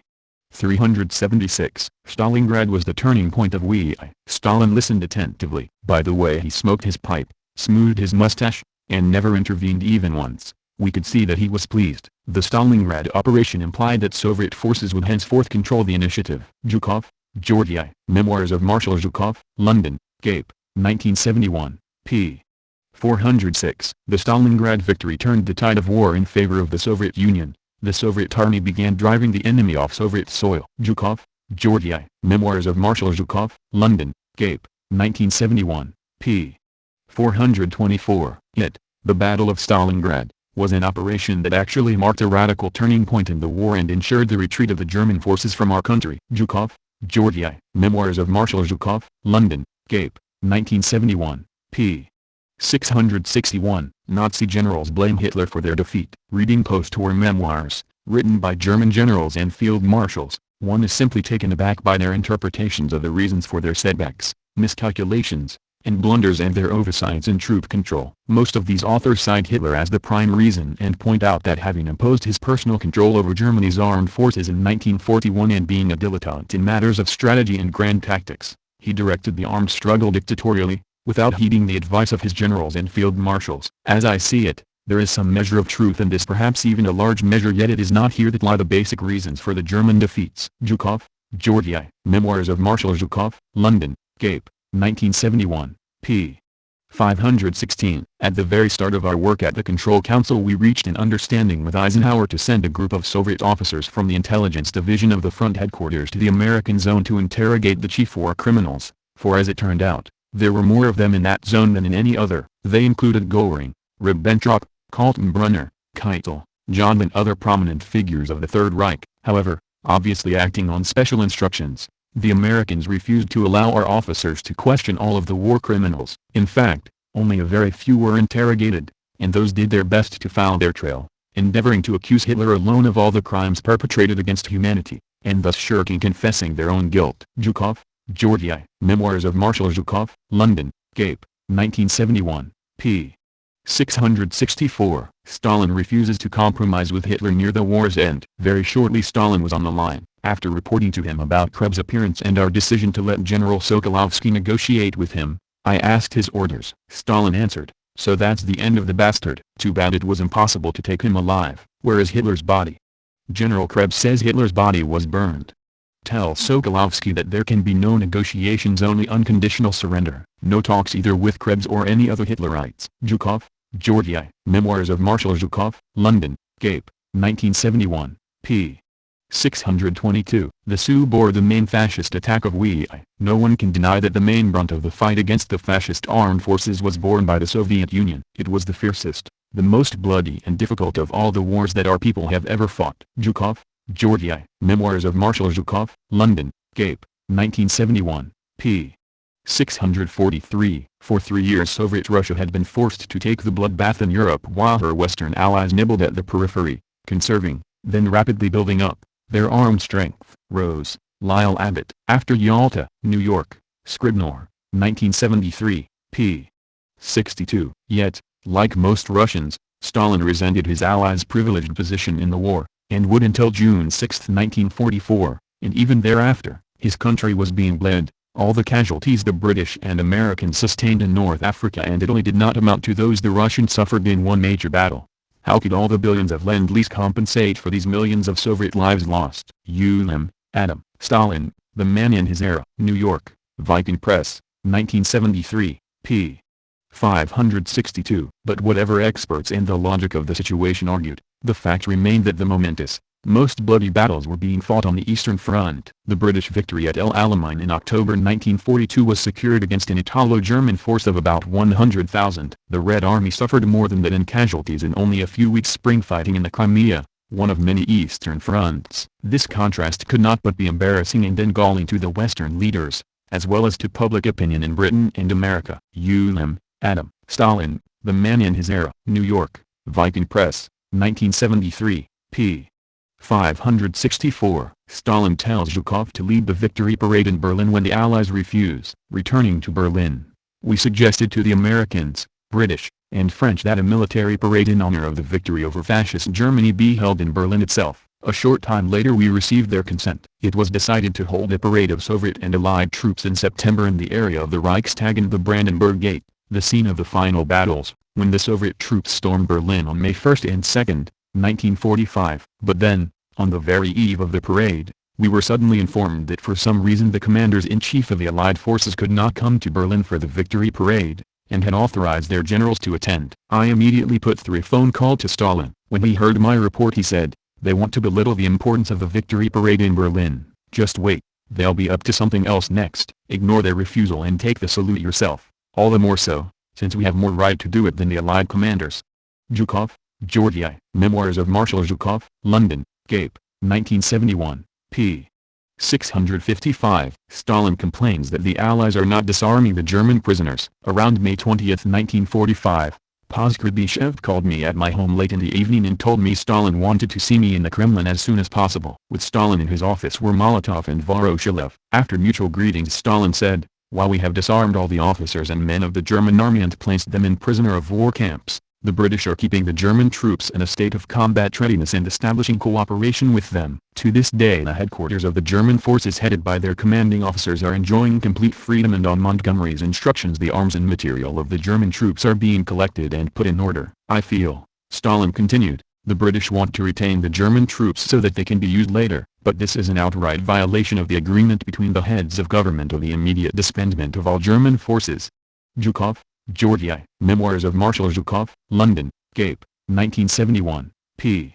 657. Further on in the course of the Control Council's work it became more and more difficult for us to reach understanding with the Americans and British, who did their best to resist our proposals aimed at fully implementing the declaration on the defeat of Germany and the agreements reached at the conferences of heads of government. Soon afterwards we received reliable information that during the final campaign in the West, Churchill had sent Field Marshal Montgomery a secret cable instructing him carefully to collect German weapons and material and stock, so that they could be easily redistributed among German units with which it would probably become necessary to cooperate should the Soviet offensive continue. At the next Control Council meeting we had to make a sharply worded statement on this subject, emphasizing that history knew few examples of such perfidy and betrayal of Allied commitments and duty. The Soviet Union, we pointed out, is strictly abiding by its Allied undertakings. We believe the British command and its government merit serious condemnation.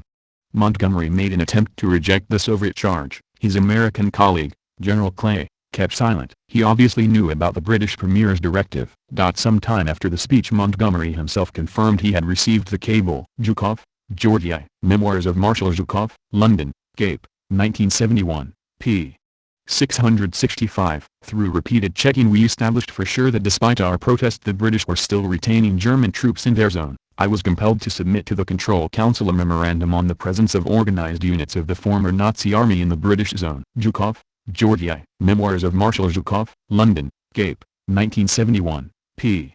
678. Around May 20, 1945, Poskrebyshev called me at my home late in the evening and told me to come to the Kremlin. With Stalin in his office were Molotov and Voroshilov. After mutual greetings Stalin said, "While we have disarmed all the officers and men of the German army and placed them in prisoner of war camps, the British are keeping the German troops in a state of combat readiness and establishing cooperation with them. To this day the staffs of the German forces headed by their former commanders are enjoying complete freedom and, on Montgomery's instructions, are collecting and putting in order the arms and material of the troops. I think," Stalin continued, "the British seek to retain the German troops so that they can be used later. But that is an outright violation of the agreement between the heads of government on the immediate disbandment of all German forces." Zhukov, Georgi, Reminiscences and Reflections Volume 2, Moscow, Progress Pub, c. 1985, p. 429. Soon afterwards we received reliable information that during the final campaign of the war against Nazi Germany, Churchill telegraphed to Field Marshal Montgomery directing him to be careful in collecting German arms, to stack them so that they could easily be issued again to the German soldiers whom we should have to work with if the Soviet advance continued. Zhukov, Georgi, Reminiscences and Reflections Volume 2, Moscow, Progress Pub, c. 1985, p. 438. Everything became absolutely clear, while signing on behalf of his country's commitments to uproot German militarism immediately and once and for all, and eliminate the German Wehrmacht Act. Churchill was giving secret orders to the military command to preserve the arms and military units of the former Nazi army as a basis for a reconstituted West German army pursuing far-reaching anti-Soviet goals. And all this turned out to have been known to the Supreme Command of the Allied Expeditionary Forces and to Eisenhower personally. Frankly, I was very much upset then and changed my initial opinion of Dwight Eisenhower. Zhukov, Georgi, Reminiscences and Reflections Volume 2, Moscow, Progress Pub, c. 1985, p. 455. Zhukov notes that Eisenhower, not Montgomery, follows the Yalta Agreement before settling the matter of the routes by which the British and American forces will move to Berlin. I replied, "It will be necessary to move all Allied troops to the areas in Germany which have been assigned by the Yalta Conference. Only after this will we consider the practical problems of the passage of the Allied troops to Berlin, as well as the stationing of Allied personnel in Berlin itself. Until American and British troops leave Thuringia, and the British, the Wittenberg area, I cannot agree to the admission of Allied military personnel to Berlin." Montgomery was about to object when Eisenhower said, "Don't argue, Monty, Marshal Zhukov is right, you'd better get out of Wittenberg as soon as possible and we, from Thuringia." With a laugh Stalin said, "We ought to invite Eisenhower to Moscow sometime. I want to meet him." Zhukov, Georgi, Memoirs of Marshal Zhukov, London, Cape, 1971, p. 661. Zhukov notes that Nazi industry tied to Western fat cats was not bombed. Eisenhower's headquarters was located in a huge building belonging to the IG Farben industry chemical concern which stood intact in spite of heavy bombing that had left the city of Frankfurt in ruins. It is remarkable that in other parts of Germany, too, property belonging to the IG Farben industry also remained intact although they presented excellent targets for air raids. It was obvious that Washington and London had given the Allied High Command special instructions. And I must add that several other big munitions plants in West Germany also remained untouched. As it became clear later, the financial strings from the biggest munitions plants in the western regions of Germany led to the American and British monopolies. Zhukov, Georgi, Memoirs of Marshal Zhukov, London, Cape, 1971, p. 662. Eisenhower's headquarters was located in the huge premises of IG Farben Industry Chemical Concern which remained intact during the heavy bombing by the Allies that had left the city of Frankfurt in ruins. It should be noted that in other parts of Germany, too, property belonging to IG Farben Industry also remained intact although they presented excellent targets for air raids. It was obvious that Washington and London had given the Allied command special instructions to this end. Several other big munitions plants also remained undamaged. As it became clear later, the financial strings from these biggest munitions plants led to the American and British monopolies. Zhukov, Georgi, Reminiscences and Reflections Volume 2, Moscow, Progress Pub, c. 1985, p. 435. Corporations like DuPont, Ford, General Motors, and ITT owned factories in enemy countries that produced fuel, tanks, and planes that wreaked havoc on Allied forces. After the war, instead of being prosecuted for treason, ITT collected $27 million from the U.S. government for damages inflicted on its German plants by Allied bombings. General Motors collected over $33 million. Pilots were given instructions not to hit factories in Germany that were owned by U.S. firms. Thus Cologne was almost leveled by Allied bombing, but its Ford plant, providing military equipment for the Nazi army, was untouched. Indeed, German civilians began using the plant as an air raid shelter. Parenti, Michael, Blackshirts and Dreads, San Francisco, City Light Books, 1997, p. 19. Zhukov says Allies are working to get Soviet prisoners to defect. In the eastern part of Germany we did our best to return all those released to their homes, which throughout the grim years of imprisonment they had all been longing for, but considerable numbers of Soviet people and war prisoners were in the zones occupied by our Allies. But then we received reliable information that the Americans and British were indoctrinating the Soviet citizens and war prisoners to get them to defect. Persuasion was used to induce them to stay in the West, where they were promised well-paid jobs and all kinds of comforts. In this process lies, slander of the Soviet Union, and intimidation were brought into play, especially with regard to those who had served under the traitor Vlasov, or who had been in the service of the Germans as policemen. Zhukov, Georgy, Memoirs of Marshal Zhukov, London, Cape, 1971, p. 665-666. Eisenhower admits Soviet's offensive relieved the pressure on the U.S. at Normandy. Recalling that offensive, our offensive in the East, Eisenhower said, "For us it was a long-awaited offensive. We all felt relief, particularly after we had received news that the offensive was proceeding with great success. We were sure the Germans could now no longer reinforce their western front." Unfortunately, with the start of the Cold War and especially after the surviving Nazi generals began to flood the book market with their reminiscences, such objective views have plainly been distorted. The overzealous propaganda makers from the anti-Soviet camp even go so far as to allege that it was not the Soviet army that helped the Americans in their battles in the Ardennes but the Americans who all but saved the Soviet army. Zhukov, Georgy, Memoirs of Marshal Zhukov, London, Cape, 1971, p. 683. There was no panic in evacuating Moscow. Question: and how did the evacuation proceed from Moscow? On this question, many of the present leaders are trying to state that there was panic among the population, that there were thousands of deserters and that people were trampled to death at railway stations. Answer: Moscow Soviet Chairman, Vasily Pronin, who was chairman from April 1939 to 1945 says, "All these are lies, empty wind blowing. There was absolutely no panic." Lucas and Yukis, trans. And ed. Secret Documents. Toronto, Canada, North Star Compass, 1996, p. 33. Mikoyan deserted Moscow after the invasion. Moscow Soviet Chairman, Vasily Pronin, who was chairman from April 1939 to 1945 says, Mikoyan left for the east. I only found this out on October 18 when Stalin telephoned me. He was furious with Mikoyan since Mikoyan was deputy chairman of the Soviet People's Committee. Stalin also told me that he found out that Mikoyan and others were taking with them precious metals and left all of them at the railway station, some 2 tons. Stalin never forgot anything. When in 1952 Mikoyan was removed from the Politburo, Stalin reminded Mikoyan of this desertion during the war. Lucas and Yukis, trans. And ed. Secret Documents. Toronto, Canada, North Star Compass, 1996, p. 34. Stalin did everything he could think of to avoid war with Hitler. The clearest evidence that Stalin had no plans to attack Hitler first can be found in his almost frantic efforts to appease the German leader right up to June. Overy, R. J. Russia's War, Blood Upon the Snow, New York, TV Books, c. 1997, p. 94. Zhukov much later recalled of the days just before the war. All his, Stalin, thoughts and acts were inspired by one desire to avoid war and confidence that he could do it. Tucker, Robert. Stalin in Power, 1929 to 1941. New York, Norton, 1990, p. 621. But of course Stalin's foreign policy did not content itself with such Chamberlain-like pleas with would-be aggressors. It pursued any conceivable avenue to avoid or postpone an armed conflict into which the Soviet Union might be drawn. Ulam, Adam. Stalin, The Man in His Era. New York, Viking Press, 1973, p. 366. And in Europe too, Soviet diplomacy sought, in a much more realistic way than that of Britain and France, to avoid war. To do Stalin justice, He never made a secret of that objective or pretended that his detestation of fascism was greater than his desire to avoid war, or more precisely to avoid Russia's military involvement in one. Adam, Stalin, The Man in His Era. New York, Viking Press, 1973, p. 399. He, Stalin, preferred to list Russia among the peace-loving states, a statement of his which for once was sincerely meant and true. No other statesman, not even Neville Chamberlain, feared war as much as he.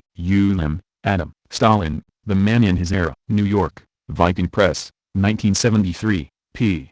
468. Now, I think, it is time to speak of the main error of that time which naturally gave rise to many others, the miscalculation in deciding the probable date on which the German forces would attack. In the last few pre-war months the leadership did not call for any steps that should have been taken when the threat of war was particularly great. One cannot help asking why the leadership headed by Stalin did not put through the operational plan they themselves had endorsed. More often than not, people blame Stalin for these errors and miscalculations. He had certainly made mistakes, but one cannot consider the causes of these mistakes in isolation from the objective historical processes and phenomena, from the entire complex of economic and political factors. Comparing and analyzing Stalin's conversations with people close to him in my presence, I have come to the firm conclusion that all his thoughts and deeds were prompted by the desire to avoid war, and that he was confident in succeeding. Stalin was well aware what misfortunes would befall the Soviet people in a war with such a strong and wily enemy as Nazi Germany. That was why he strove, as our entire party did, to win time. Zhukov, Georgy, Reminiscences and Reflections Volume 1, Moscow, Progress Pub, c. 1985, p. 264-265. The Soviet armies were ordered not to retreat regardless. It is easy to argue that from this summer of 1942 the Soviet army fought because it was forced to fight. Yet the impact of Order Number 227, do not retreat, can be exaggerated. It was aimed primarily at officers and political commissars, rather than the rank and file, which had always been subject to very harsh discipline. The order also applied only to unauthorized retreats, not to retreats in general. No doubt legal niceties did not play a great part with the NKVD interrogators, but it was not an order that was applied entirely without discrimination. There was at the time a sense that desperate circumstances called for desperate measures. Overy, R. J. Russia's War, Blood Upon the Snow. New York, TV Books, c. 1997, p. 201. Sue had greater military might and outproduced the Nazis. In short, the Russians outproduced the Germans in the mechanized weapons of war, and every year throughout the conflict, the Germans started the invasion with a larger accumulation of heavy weapons, and destroyed much of what the Russians had in the first 5 months. But the Russians eventually succeeded in maintaining their superproduction, often in quality as well as quantity, and in concentrating their armaments, after the first 5 months, more rapidly and more effectively to achieve local superiorities and win key battles.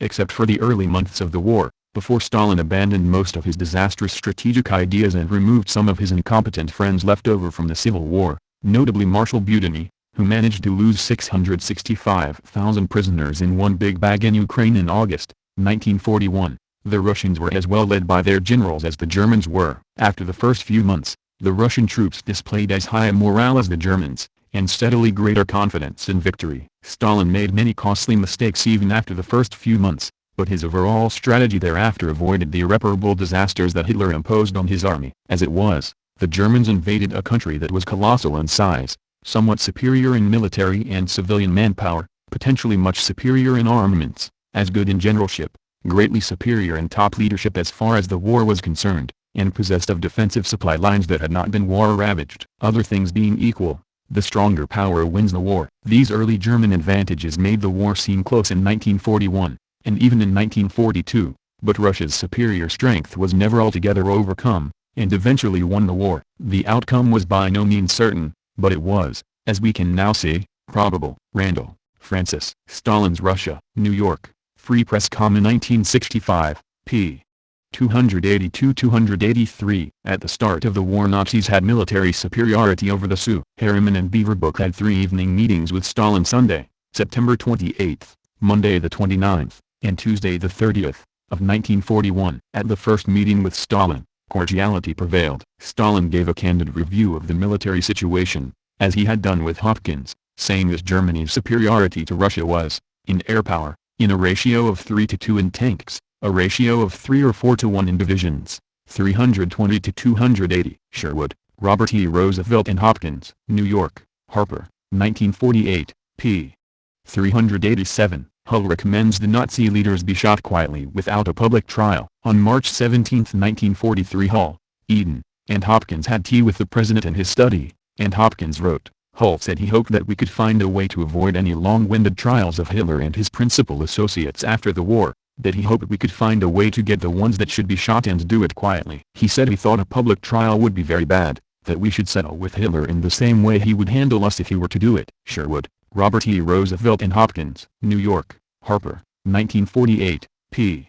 714. Hopkins denies there was any Yalta agreement the Russians were to take Berlin. The other memorandum was inspired by an inside story in Drew Pearson's column in The Washington Post on April 22, 1945. Pearson had written, though it may get official denial, the real fact is that American advance patrols on Friday, April 13, one day after President Roosevelt's death, were in Potsdam, which is to Berlin what the Bronx is to New York City, but the next day withdrew from the Berlin suburbs to the River Elbe about 50 miles south. This withdrawal was ordered largely because of a previous agreement with the Russians that they were to occupy Berlin and because of their insistence that the agreement be kept. Pearson stated that this agreement had been made at Yalta. Hopkins indignantly wrote, this story by Drew Pearson is absolutely untrue. There was no agreement made at Yalta whatever that the Russians should enter Berlin first. Indeed, there was no discussion of that whatever. The chiefs of staff had agreed with the Russian chiefs of staff and Stalin on the general strategy, which was that both of us were going to push as hard as we could. It is equally untrue that General Bradley paused on the Elbe River at the request of the Russians so that the Russians could break through to Berlin first. Bradley did get a division well out towards Potsdam, but it far outreached itself. Supplies were totally inadequate, and anyone who knows anything about it knows that we would have taken Berlin had we been able to do so. This would have been a great feather in the Army's cap. But for Drew Pearson now to say that the president agreed that the Russians were to take Berlin is utter nonsense. Sherwood, Robert E. Roosevelt and Hopkins. New York, Harper, 1948, p. 884. Stalin says they came down on the church because of its opposition. During his May 1945 meetings with Harry Hopkins, Stalin stated that, at the time of the revolution, the Russian Communist Party had proclaimed the right of freedom of religion as one of the points of their program. The Russian Patriarch and the entire then existing church had declared the Soviet government an anathema and had called on all church members not to pay taxes nor to obey the call to the Red Army but to resist mobilization, not to work, etc. He said what could the Soviet government do but to in fact declare war on the church, which assumed that attitude. He added that the present war, World War II, had wiped out this antagonism and that now the freedom of religion, as promised, could be granted to the church. Mr. Hopkins said he thoroughly understood the marshal's opinions. Sherwood, Robert E. Roosevelt and Hopkins. New York, Harper, 1948, p. 906. Hitler complimented Stalin's effectiveness. It is very stupid to sneer at the Stakhanov system. The arms and equipment of the Russian armies are the best proof of its efficiency in the handling of industrial manpower. Stalin, too, must command our unconditional respect. In his own way he is a hell of a fellow. Hitler, Adolf. Hitler's Table Talk, 1941-1944. Trans. By Cameron and Stevens. New York, Enigma Books, 2000, p. 587. Had he been given the time, Stalin would have made of Russia a super-industrialized monster, completely contrary to the interests of the masses, but justified by demagogic pedantry and designed to raise the standard of life for his own particular partisans. His final objective would have been the absorbing of the whole of Europe into the Bolshevik ring. He is a beast. But he's a beast on the grand scale. Hitler, Adolf. Hitler's Table Talk, 1941-1944. Trans. By Cameron and Stevens. New York, Enigma Books, 2000, p. 657. If Stalin had been given another 10 or 15 years, Russia would have become the mightiest state in the world, and 2 or 3 centuries would have been required to bring about the change. It is a unique phenomenon. He has raised the standard of living of that there is no doubt. No one in Russia goes hungry anymore. They have built factories where a couple of years ago only unknown villages existed in factories, mark you, as big as the Hermann Göring works. They have built railways that are not yet even on our maps. I have read a book on Stalin. I must admit, he is a tremendous personality, an ascetic who took the whole of that gigantic country firmly in his iron grasp. Hitler, Adolf. Hitler's Table Talk, 1941-1944. Trans. By Cameron and Stevens. New York, Enigma Books, 2000, p. 661. After the June 1941 attack, Stalin still suspected it might be just a probe. How could this, the German attack on June 22, 1941, be a mere provocation, pleaded the generals. Still no one dared to shout, though obviously this situation called for it. If Soviet cities from Odessa to Murmansk were being bombed and German soldiers were miles inside Russia and advancing, there was one thin thread of reason in Stalin's otherwise irrational compound of despair and hope. In 1938 and 1939 the Japanese had attacked suddenly and with large forces, but it had turned out to be a provocation, that is, a probe of Russian strength in the Far East rather than full-scale war. Perhaps Hitler was playing the same game, and perhaps it was not Hitler but his generals. Ulam, Adam, Stalin, the man in his era. New York, Viking Press, 1973, p. 538. Generals defend Stalin's military decisions in the early part of Wei. At this point, on June 15, 1941, convinced that the beginning of war was imminent, the Ministry of Defense and the General Staff implored Stalin to transfer a larger number of divisions from the reserves to the western borders and to create a more solid, concentrated disposition of forces in the regions near the front. Stalin categorically rejected this demand, insisting on the need to maintain large-scale reserves at a considerable distance from any conceivable front line. After the war, studying all the General Staff maps in the archives when working on the first volume of his memoirs, Zhukov came to the conclusion that the advice he had given in the spring of 1941 was possibly mistaken. It is common to criticize Stalin for failing to move the main forces of our army from the interior of the country in time to meet and repulse the enemy attack. I am hesitant to be dogmatic about what might have happened if he had done so, whether the outcome would have been better or worse. It is certainly possible that our army, inadequately provided with anti-tank and anti-aircraft defenses and less mobile than the forces of the enemy, would not have been able to withstand the slashing, powerful blows of the armored force of the enemy assault and would have found itself in exactly the same dire situation as the forces who actually were in the border districts during the first days of the war. And in that case, who knows what the result might have been for Moscow, Leningrad, or the south of the country. Medvedev, Royenders Medvedev, The Unknown Stalin, N.Y., Overlook Press, 2004, p.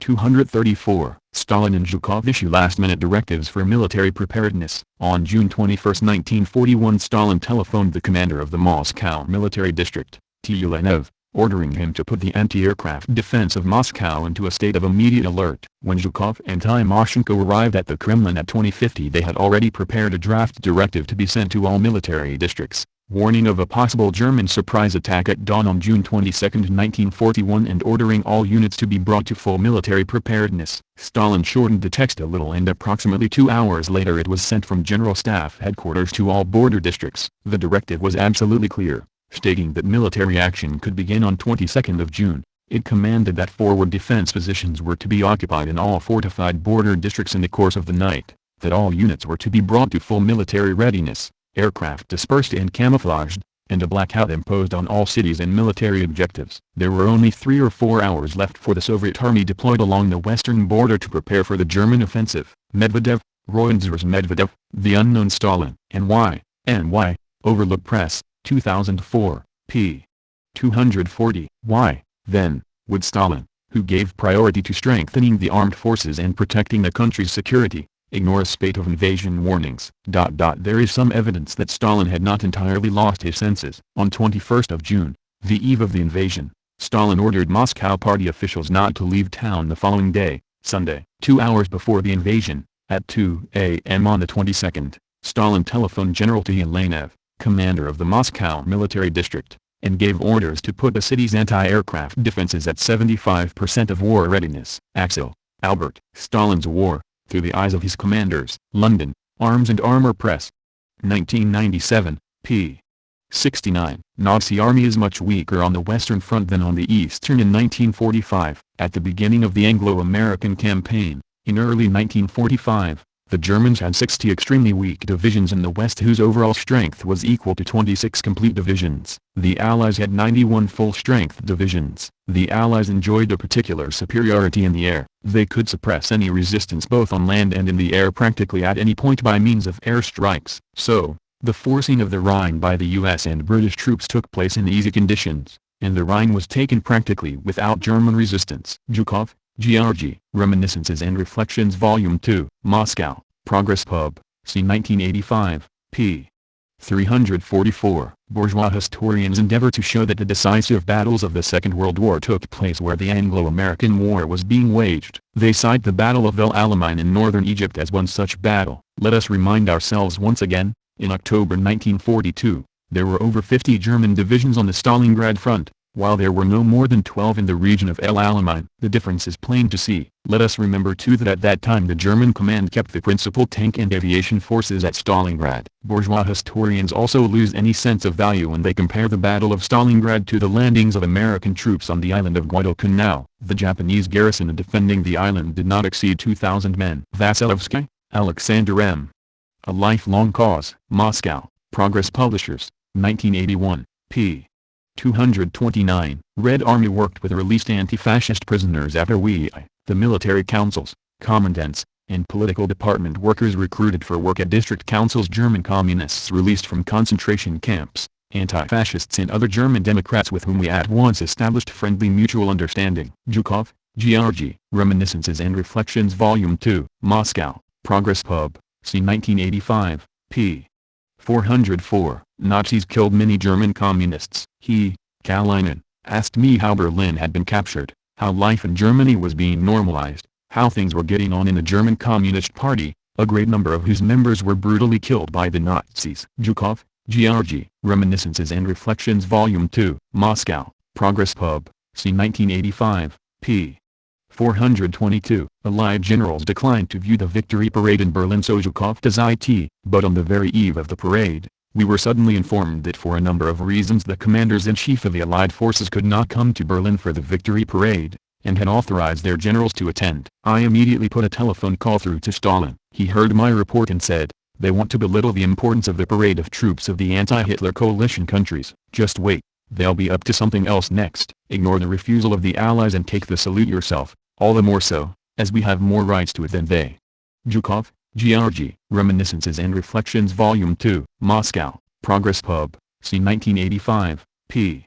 427. Soviet leaders wanted to get even with the Nazis but decided not to. To be frank, when the war was still on I was fully determined to get even with the Germans for all their cruelty. But when our troops had routed the enemy and entered the German territory, we checked our wrath. Our ideological convictions and internationalist feelings did not allow us to give in to blind vengeance. Zhukov, Georgy, Reminiscences and Reflections Volume 2, Moscow, Progress Pub, c. 1985, p.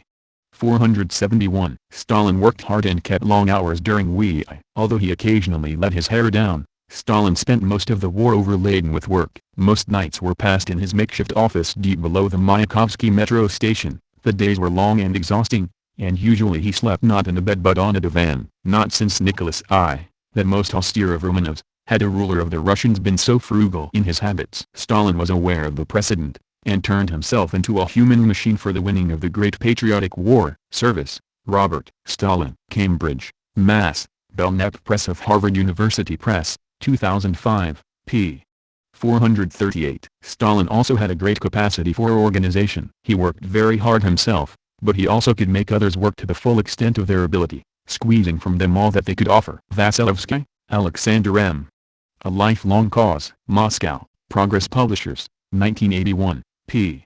452. Before and during the war the Allies aided Nazis economically more than the Sioux. For Hitler, the pact with Stalin not only removed the danger of a two-front war, but it provided Germany with a steady supply of Russian petroleum, platinum, cotton, scrap and pig iron, timber, feed grains and vegetables. These supplies to Hitler aroused anger among the Western democracies who accused Russia of helping Hitler's war effort. But, to be fair, Russia was a junior partner compared to Nazi Germany's brisk commerce with the West. American companies, for instance, had nearly 60 branches in Germany and heavy investments in that country. In 1943 American Senator Harley Kilgore, a member of the War Investigations Committee, said these investments were actually impeding the U.S. war effort. A Senate report stated that U.S. investment in Germany totaled $1 billion. Britain also aided Hitler. In 1940 the Junkers Ju-87B was the Luftwaffe's most important tactical attack aircraft, delivering aerial artillery right into the front line. Ironically, in view of its use against the West, and later against the Russians, it was initially powered by a British Rolls-Royce engine. In 1935 the first prototype Messerschmitt Bf-109, which became the standard fighter of the German Air Force, was also equipped with a Rolls-Royce engine, although these were later replaced by German ones. Axel, Albert. Stalin's War, Through the Eyes of His Commanders. London, Arms and Armor Press. 1997, p. 48. Soviet soldiers did not take revenge or rape after the war. Author. Some books have made claims of widespread rape and looting. Marshall Rudenko, Such claims are untrue. If such cases were brought to the attention of our officers, the perpetrators received maximum punishment, but our political advisers and party organizations made strenuous efforts to prevent our soldiers from avenging themselves against the Germans. For example, our soldiers were instructed not to act according to the principle that because my village was burnt down in Russia, I will burn down your village in Germany. It would have been a crime to do this. That's why a huge propaganda work was done. Of course, you understand how difficult such a job is. It involves tremendous work to teach this to the troops. After all, some of the families of our soldiers had been burned to death or shot by Nazi soldiers. Axel, Albert. Stalin's War, Through the Eyes of His Commanders. London, Arms and Armor Press. 1997, p. 50. Stalin and his generals are both responsible for failure to mobilize soon enough. Author. But what about criticisms of Stalin for his failure to order mobilization in time? General Pavlovsky. That was not only Stalin's mistake. The military commanders failed to convince Stalin that it was necessary to mobilize the army and keep it on the alert. They should have proved their case to Stalin. It was their responsibility. So, it is their mistake as much as his. Also, keep in mind that mobilization was a tricky thing, because it could provoke war when Stalin was trying by diplomatic means to delay it. Axel, Albert. Stalin's War, Through the Eyes of His Commanders. London, Arms and Armor Press. 1997, p. 125. Su did what it could to help the Warsaw Uprising. Another charge circulated by the London Group was that the Red Army refused to help the Poles who revolted in Warsaw. This uprising was staged by General Burr, who headed the section of the underground loyal to the London Group, on orders from London and without consultation with the Red Army, with General Berling, commander of Polish troops in Russia, and without informing Allied military leaders in England. The result was the virtual destruction of Warsaw, and the loss of 250,000 Polish lives.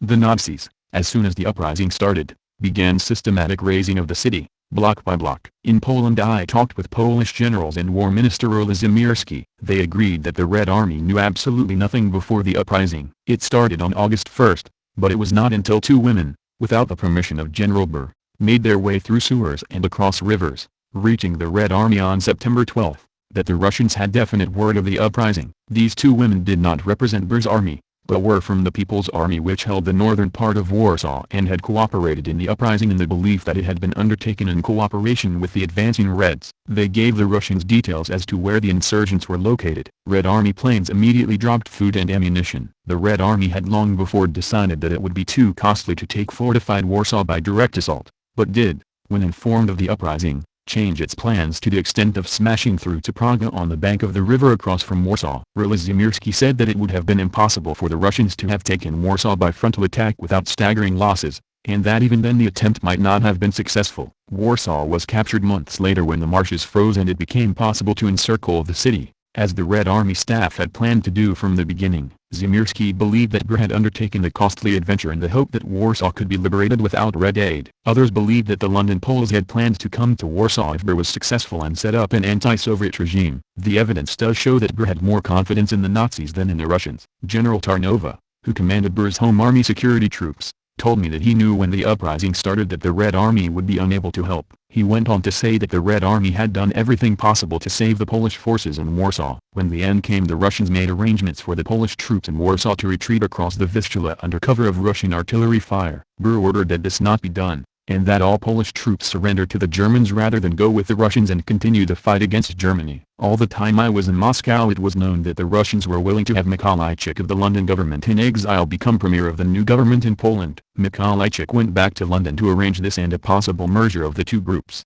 As a result he was ousted by the London Group. They were interested in only one kind of Polish government, one that would be anti-Soviet above all else. Davis, Jerome. Behind Soviet Power. New York, N. Y. The Reader's Press, Incorporated, c. 1946, p. 100. Here also I met General Volodymyr Zimirski, head of the new Polish army. Zimirski gave a long detailed account of Red Army operations in which he had taken part, leading up to the capture of Praga, a suburb of Warsaw on the east bank of the wide Vistula River. He stated categorically that the Warsaw Uprising, which was launched on the joint responsibility of the London Poles of the regime in exile, and General Burr, head of the underground Polish Home Army, was begun without prior consultation or liaison of any kind with the Red Army. He then explained that from what he, as leader of the Polish People's Army, a rival of the anti-Soviet Home Army, knew of Red Army plans, They had never included a frontal attack on Warsaw. Looking back now on the London Poles' fierce outcry that the Russians had betrayed them by not storming Warsaw and bringing salvation to General Burr, who had given the signal for a rising without even consulting our own chiefs of staff liaison in Britain, it seems clear that their own ineptitude of leadership and their fatally misguided sense of diplomacy were chiefly to blame. In Poland itself, the prestige of the exiled government rapidly disintegrated after the Warsaw fiasco. Hundreds of Burr's former officers began to join the new Polish People's Army. In Lublin we met two of the earliest of these disillusioned patriots to come over. One of them, Karl Tarnowa, had been commander of all Burr's home army security troops. He reported that even before the uprising he and many of his 2,500 officers had openly disagreed with Burr's plans for two sound military reasons. 1. Their means were insufficient to the task, and 2. They had no understanding with the Red Army. Tarnowa had, in effect, resigned his command and fled from Warsaw with the intention of reaching liberated Poland, where he had intended to communicate with, then, Premier Mikolajczyk of the regime in exile, to request him to postpone the uprising until liaison could be established with the Allies. It was, however, already too late to interfere when he reached Lublin. Now he agreed completely when the General Rolizamirski declared, "We are deeply convinced that Burr's order was given purely for political reasons. The plan of the Home Army all along has been to appear suddenly in cities being occupied by the Red Army and only at the last moment, in order to assume power. Their mistake was that they thought they could operate in Warsaw independent of the will of the Red Army." Snow, Edgar. The Pattern of Soviet Power. New York, Random House, 1945, p. 54. Stalin considered the uprising ill-timed and misconceived. He was opposed to cooperation with Burkomarovsky in the underground, whose hatred of the Russians was well known. He appreciated Rokossovsky's military difficulties. Soon after the start of the uprising, Churchill, misinterpreting Russian inactivity at the Vistula, sent a cable to Stalin, informing him that British planes were dropping supplies to the Poles and seeking assurances that Russian aid would soon reach them. Stalin's reply was non-committal and suggested that the extent of the uprising had been grossly exaggerated. Under pressure from the London Poles, Churchill asked Eden on August 14 to send a message to Stalin through Molotov, urging him to give immediate help to the Warsaw Poles. 2 days later Wyszynski informed the U.S. ambassador that the Soviet government would not allow British or American aircraft to land on Soviet territory after dropping supplies to the Warsaw region, since the Soviet government does not wish to associate itself either directly or indirectly with the adventure in Warsaw. But on September 9 this decision was reversed. Moreover, from September 13 Soviet planes flew over Warsaw, bombing German positions and dropping supplies to the insurgents. Gray, Ian. Stalin, Man of History. London, Weidenfeld and Nicholson, 1979, p. 399. Rokossovsky in his memoirs suggests that as commander of the first Belarusian front he was responsible for the decision not to attempt to go to the aid of the Poles in Warsaw. Further he states that Stalin wanted to give all possible help to the insurgents and to ease their plight. Zhukov wrote later that he himself had ascertained that the Red Army had done all it could to help the insurgents although the uprising had not been in any way coordinated with the Soviet command. At that time both before and after our forced withdrawal from Warsaw the First Belarusian Front continued to render assistance to the insurgents by airdropping provisions, medicines, and ammunition. I remember there were many false reports on the matter and the Western press that could have misled public opinion. Gray, Ian. Stalin, Man of History. London, Weidenfeld and Nicholson, 1979, p. 506. First of all I wished to find out how things were in Warsaw itself where the German command was dealing ruthlessly with the organizers of an uprising in the city. The population was subjected to brutal reprisals. The city was razed to the ground. Thousands of peaceful civilians perished under the wreckage. As was established later neither the command of the front nor that of Poland's First Army had been informed in advance by Burkomarovsky about the coming uprising, nor did he make any attempt to coordinate the insurgents' actions with those of the First Belarusian Front. The Soviet command learned about the uprising after the event from locals who had crossed the Vistula. General headquarters had not been informed either. On instructions by the Supreme Commander, 2 paratroops officers were sent to Burkomarovsky for liaison and coordination of actions. However, Burkomarovsky refused to receive the officers, nor did we hear from them ever again. In order to assist the insurgents in Warsaw and in fulfilling a mission assigned by the command of the First Belarusian Front, Soviet and Polish troops crossed the Vistula and seized the Warsaw embankment. However, Burkomarovsky again made no attempt to make contact with them. In a day or so the Germans brought up considerable forces to the embankment and began pressing our troops. An adverse situation developed with our troops suffering heavily. Having considered the situation, and being convinced of the impossibility of capturing Warsaw, the command of the front decided to withdraw the troops from the embankment to the original position. I have ascertained that our troops had done all they could to help the insurgents, although the uprising had not been in any way coordinated with the Soviet command. All the time both before and after our forced withdrawal from Warsaw, the First Belo-Russian Front continued to render assistance to the insurgents by airdropping provisions, medicines, and ammunition. I remember there were many false reports on the matter in the Western press that could have misled public opinion. Zhukov, Georgy, Memoirs of Marshal Zhukov, London, Cape, 1971, p. 550-551. When I met Rokossovsky, I asked him if he had been ordered to halt before Warsaw at the moment of the insurrection in August 1944. He gave me his word of honor that he had not. The Soviet forces had tried to make contact with the insurgents, but everyone sent on this mission had disappeared. The Polish General Komorowski did not want to have the slightest contact with the Red Army. I also put the question to my father. Evidently, in the eyes of Stalin, this insurrection was a provocation organized by Churchill, who wanted to install the London Polish government. He replied, Beria, Sergo, Beria, my father, inside Stalin's Kremlin, London, Duckworth, 2001, p.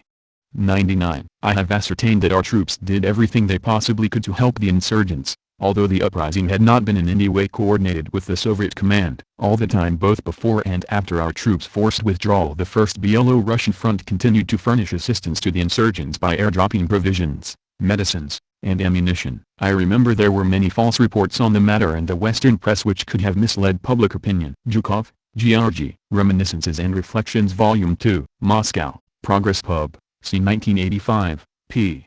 302. On August 2, 1944, our intelligence agencies received information that an uprising against the Nazi occupation had started in Warsaw. Startled by the news, the Front HQ immediately went hunting for information to assess the scale and nature of the uprising. It was so sudden that we were quite at a loss, and at first we thought that the Germans might have spread the rumor, though we could not understand its purpose. Frankly speaking, the timing of the uprising was just about the worst possible in the circumstances. It was as though its leaders had deliberately chosen a time that would ensure defeat. These were the thoughts that involuntarily came to my mind. Certain carping critics in the Western press did at one time charge the First Belo-Russian Front and, of course, me as its commander, with deliberately failing to support the Warsaw insurgents, thereby condemning them to death and destruction. The fact of the matter is that those who had instigated the people of Warsaw to rise had no intention of joining forces with the approaching Soviet and Polish armies. On the contrary, they had feared this. They had been concerned with other things. For them the uprising had been a political move with the objective of assuming power in the Polish capital before the Soviet troops entered it. These had been their orders from the people in London. Rokossovsky, K. ed. By Bob Douglas. A Soldier's Duty. Moscow, Progress Pub, 1985. p. 255-256. The Chief of the General Staff, Antonov, established contact between us and the insurgents immediately on receiving the message of request. Soviet planes were continuously dropping arms, ammunition and food for them. Rokossovsky, K. ed. By Bob Douglas. A Soldier's Duty. Moscow, Progress Pub, 1985, p. 257. The tragedy of Warsaw kept worrying me, and the realization that it was impossible to launch a major rescue operation was agonizing. I spoke with Stalin over the telephone, reporting the situation at the front and everything relevant to Warsaw. Stalin asked whether the front was capable of immediately launching an operation with the object of liberating Warsaw. When I replied in the negative, he directed us to give all possible help to the insurgents so as to ease their plight. He endorsed all my proposals concerning how we could help them. I have mentioned that, starting with September 13, 1944, we had begun to supply the insurgents by air with weapons, ammunition, food and medical supplies. This was effected by our Po-2 bombers, which dropped their loads from low altitudes at points indicated by the insurgents. Rokossovsky, K. ed. By Bob Douglas. A Soldier's Duty. Moscow, Progress Pub, 1985, p. 261. The approximately 40,000 insurgents went into action with less than 10,000 weapons, including rifles, machine guns and pistols, and less than 5 days' supply of ammunition. Nevertheless, the fighting lasted 2 months. To be fair, the Russians did make efforts to assist the Poles. Some aid supplies were airdropped, and small groups of Russian liaison officers were parachuted into Warsaw. Most of them lost their lives. Marshal Rokossovsky makes this comment on the tragedy in Warsaw. Starting 13th of September, we had begun to supply the insurgents by air with weapons, ammunition, food and medical supplies. We used night bombers. From 13 September to October 1, 1944, front aircraft flew 4,821 sorties in aid of the insurgents, 2,535 of them with various supplies. An official military history published in Moscow says that Russian aircraft parachuted to the Polish insurgents 2,667 submachine guns and rifles, 41,780 grenades, 3 million rounds of ammunition, 113 tons of rations and about 1,000 pounds of medicines. Axel, Albert. Stalin's War, Through the Eyes of His Commanders. London, Arms and Armor Press. 1997, p. 103, when Winston Churchill asked his military staff in August why the Soviet offensive on Warsaw had halted and whether this had been prompted by political considerations, British General Staff officers gave this reply: "The Germans are making great efforts to hold this nodal point in their communications and they have surrounded and annihilated Russian armored forces which were advancing on the city." Russian historian Lev Bezymensky comments, "You can't help admiring the insight and honesty of these British General Staff officers." Axel, Albert. Stalin's War, Through the Eyes of His Commanders. London, Arms and Armor Press. 1997, p.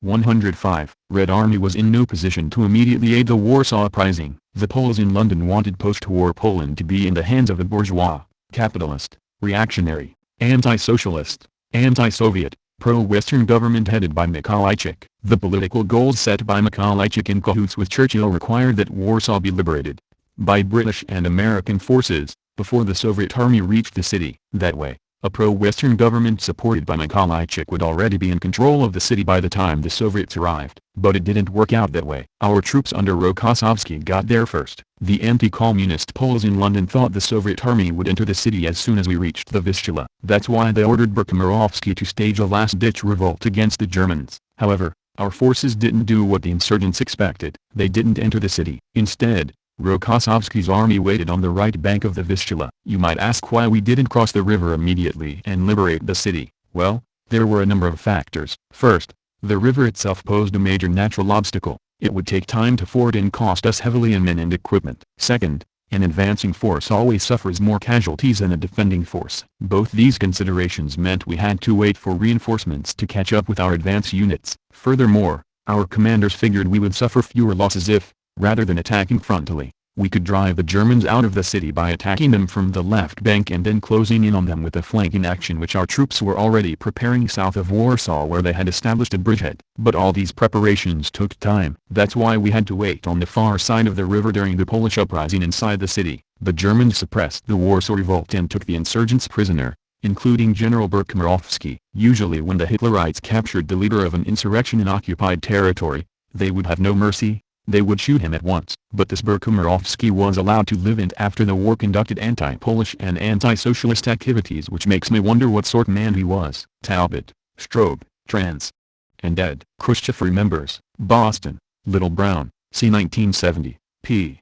188. On August 1, 1944, the Polish government in London set off an insurrection in Warsaw. These reactionaries began their criminal adventure solely to prevent the Red Army from liberating the Polish capital. The Red Army, which had just advanced 600 kilometers, had lost many men and much material. It was impossible for it to go forward to Warsaw and help the insurrection. In fact, the Polish reactionaries had deliberately hidden from the Soviets their intention to start the insurrection. But the Nazis, having concentrated several divisions in Warsaw, massacred the population and destroyed the capital. K.K. Rokossovski, A Soldier's Duty. Moscow, Progress Publishers, 1985, pages 254 to 263. Martins, Ludo, Another View of Stalin. Antwerp, Belgium, EPO, Langpasthorstraat 2527 2600, p.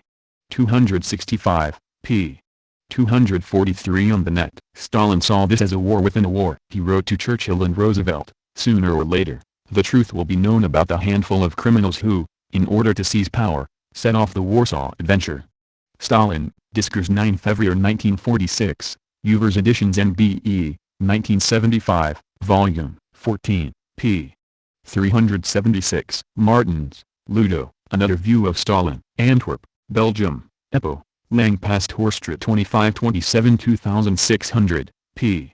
265, p. 243 on the net. Rokossovski's advance to the outskirts of Praga, the suburb of Warsaw on the opposite bank of the broad Vistula, made liberation seem at hand. Already on July 24, however, General Berkomirowski, commanding the Polish Underground Army in Warsaw, had decided to order an uprising before the Red Army could reach the city. He was fanatically anti-Russian. He was determined that the Poles should liberate their own city and prepare the way for the London government to take power, excluding the Polish communists. For these reasons and also from stubborn pride, he avoided all contact with Rokossovsky and the Russian High Command, refusing even to consider coordinating action with the Red Army. The people of Warsaw were, however, expecting Rokossovsky's forces to cross the river and come to their aid. They were bewildered when no Russian crossing was attempted and the Russian guns fell silent. On August 1, Berkemirovsky's underground army of 40,000 men attacked the Germans in the city. They were poorly armed and lacked supplies, but they fought bravely. The battle raged for 63 days, but the uprising was savagely crushed. Over 200,000 of the city's inhabitants were killed.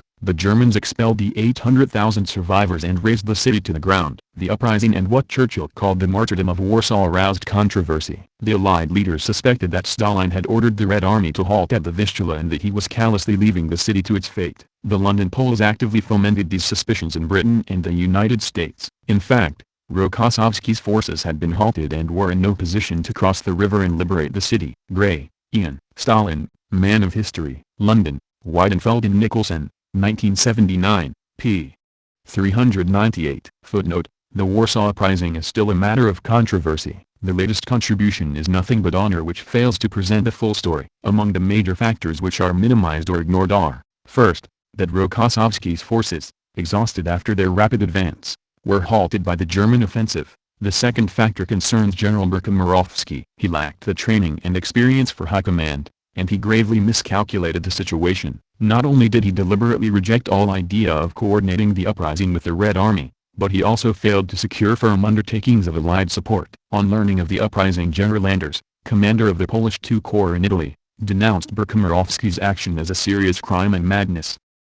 It was, indeed, a terrible tragedy and one for which Stalin and the Red Army have been unfairly criticized. It left scars on Russian-Polish relations which took many years to heal, but it also had the effect of making many Poles realize that they must show realism and come to terms with Russia. For the Polish government in London, it was a political and military defeat from which it never recovered. Gray, Ian. Stalin, Man of History. London, Weidenfeld and Nicholson, 1979, p.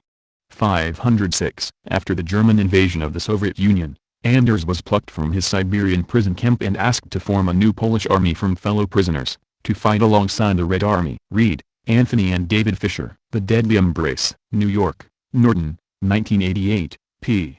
361. The situation was further complicated by the failed Warsaw Uprising, organized by the emigre leaders without the knowledge of the Soviet government. Bryzkov, Valentin. At Stalin's side. Secaucus, New Jersey, Carroll Pub Group, c. 1994. p.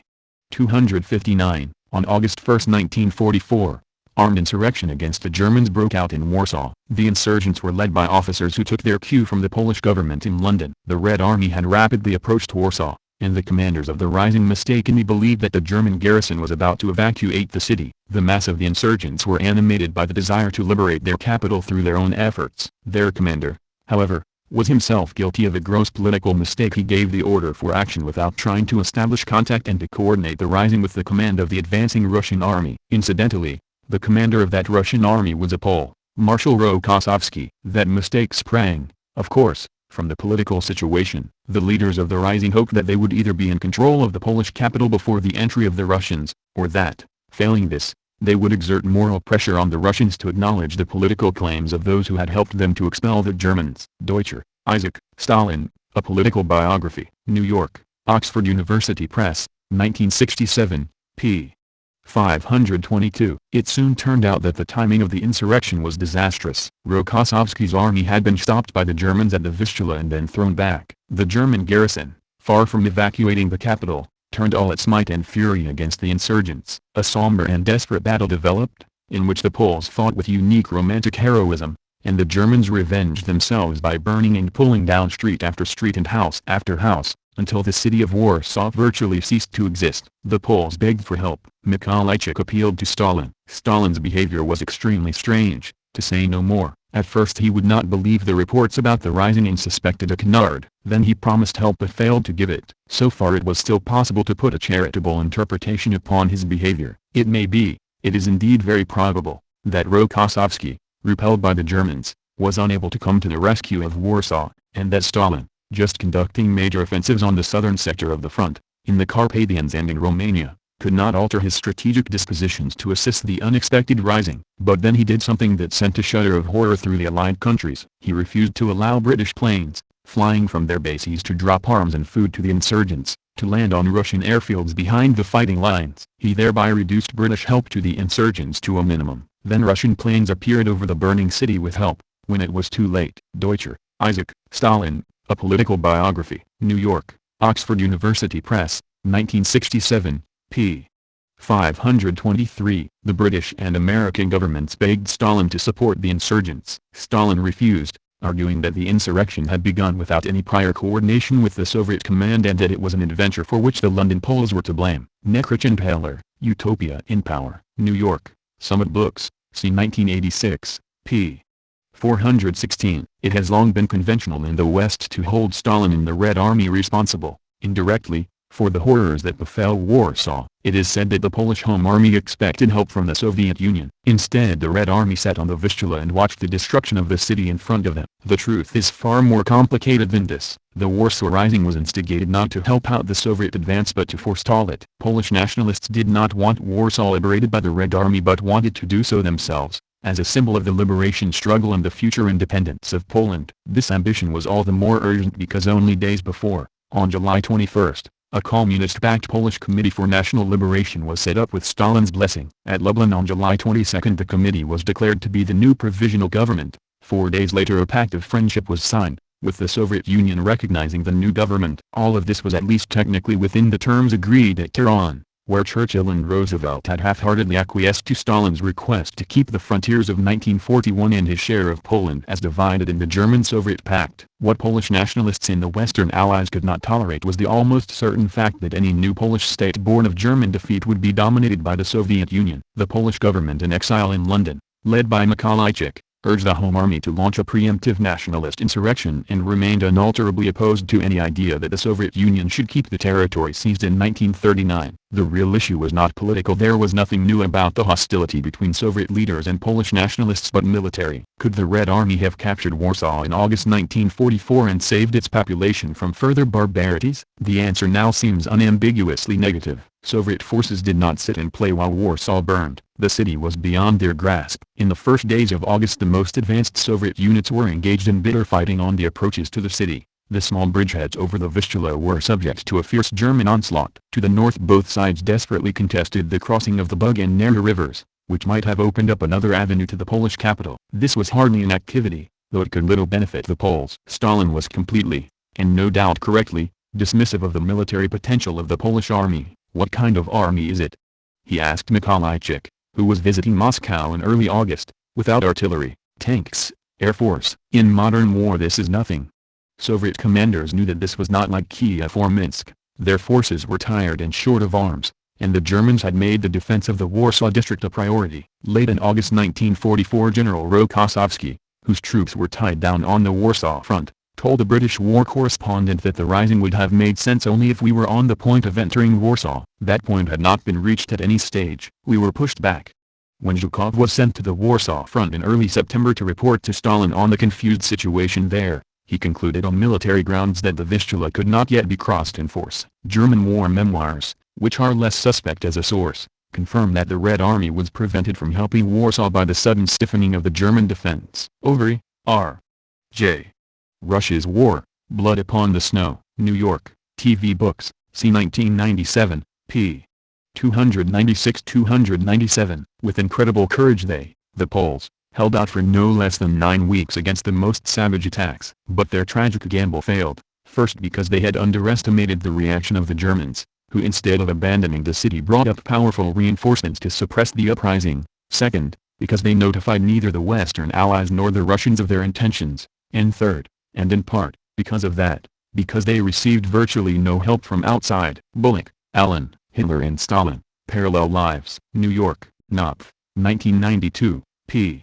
852. Stalin can hardly be blamed for the decision to launch the Warsaw Uprising. This was a tragic, if understandable, mistake by the commanders and the exiled government, deliberately made without consultation with any of the three major allies. Stalin appears to have been surprised as well as irritated by it. It occurred at a time when the Russian advance in the center had run out of steam and preparations for the next phase of the campaign had not yet begun. This was not in fact launched until mid-January 1945. Given the unexpected German rally and counterattack on the Vistula front, it would have been difficult for Rokossovsky's forces to have broken through to relieve the Warsaw insurgents, even if Stalin had wanted to. Bullock, Alan, Hitler and Stalin, Parallel Lives. New York, Knopf, 1992, p. 854. At the end of September 1944 I returned to General Headquarters from Bulgaria. A few days later the Supreme Commander, Stalin, instructed me to promptly go to the area of Warsaw. First of all I wished to find out how things were in Warsaw itself, whose residents had not long before staged an uprising against the fascist aggressors. The German command dealt ruthlessly with the insurgents and subjected the population to brutal reprisals. The city was razed to the ground. Thousands of civilians perished in the wreckage. As was established later, neither the command of the front nor that of Poland's First Army had been informed in advance by Berkmirowski, the leader of the uprising, about the forthcoming events in Warsaw, nor did he make any attempt to coordinate the insurgents' actions with those of the First Belo-Russian Front. The Soviet command learned about the uprising after the event from local residents who had crossed the Vistula. The Stavka, Soviet military command, had not been informed in advance either. On instructions by the Supreme Commander, Stalin, two paratroop officers were sent to Berkmirowski for liaison and coordination of actions. However, Berkmirowski refused to receive the officers. Zhukov, Georgy, Reminiscences and Reflections Volume 2, Moscow, Progress Pub, c. 1985, p. 301. Polish Army launches hopeless attacks without working with Red Army. The Polish First Army then launched its own attack across the Vistula into Warsaw itself, but after heavy losses was forced on September 23 to retreat back across the river. Even at this late stage the Polish Home Army distrusted their pro-communist compatriots so profoundly that they refused to coordinate their operations with the new attacking force. A week later they surrendered, victims not so much of cynical Stalinist calculation but of their own nationalist fervor, love of their country and hatred of the two great powers at either shoulder that had conspired to crush it. Overy, R. J. Russia's War, Blood Upon the Snow, New York. TV Books, c. 1997, p. 298. Stalin says the Warsaw Uprising was foolish and poorly timed. That the Polish insurgents made a critical error is no longer in doubt. Taking their orders from London, they failed to coordinate their uprising with Moscow, which was probably tantamount to suicide. Moscow learned about the uprising after it had started and Stalin disassociated himself and the Soviet command from it. On 16th of August, he sent a message to Churchill: "The Warsaw action is a reckless and fearful gamble, taking a heavy toll of the population." This would not have been the case had Soviet headquarters been informed beforehand about the Warsaw action and had the Poles in London maintained contact with them. Axel, Albert. Stalin's War, Through the Eyes of His Commanders. London, Arms and Armour Press. 1997, p. 103.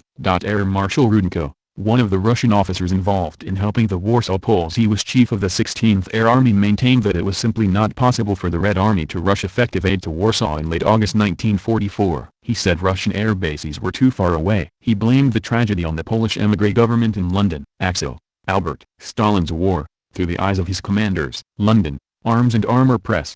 1997, p. 103. In the 1980s, declassification of pertinent British documents adds to the evidence that Moscow was not notified in advance of the Warsaw Uprising. A commission appointed by the British General Staff reported on July 31, 1944, on the eve of the uprising, it would be politically and militarily unacceptable to undertake any such measures without the approval and cooperation of the Russians. Axel, Albert. Stalin's War, Through the Eyes of His Commanders. London, Arms and Armour Press. 1997, p. 105.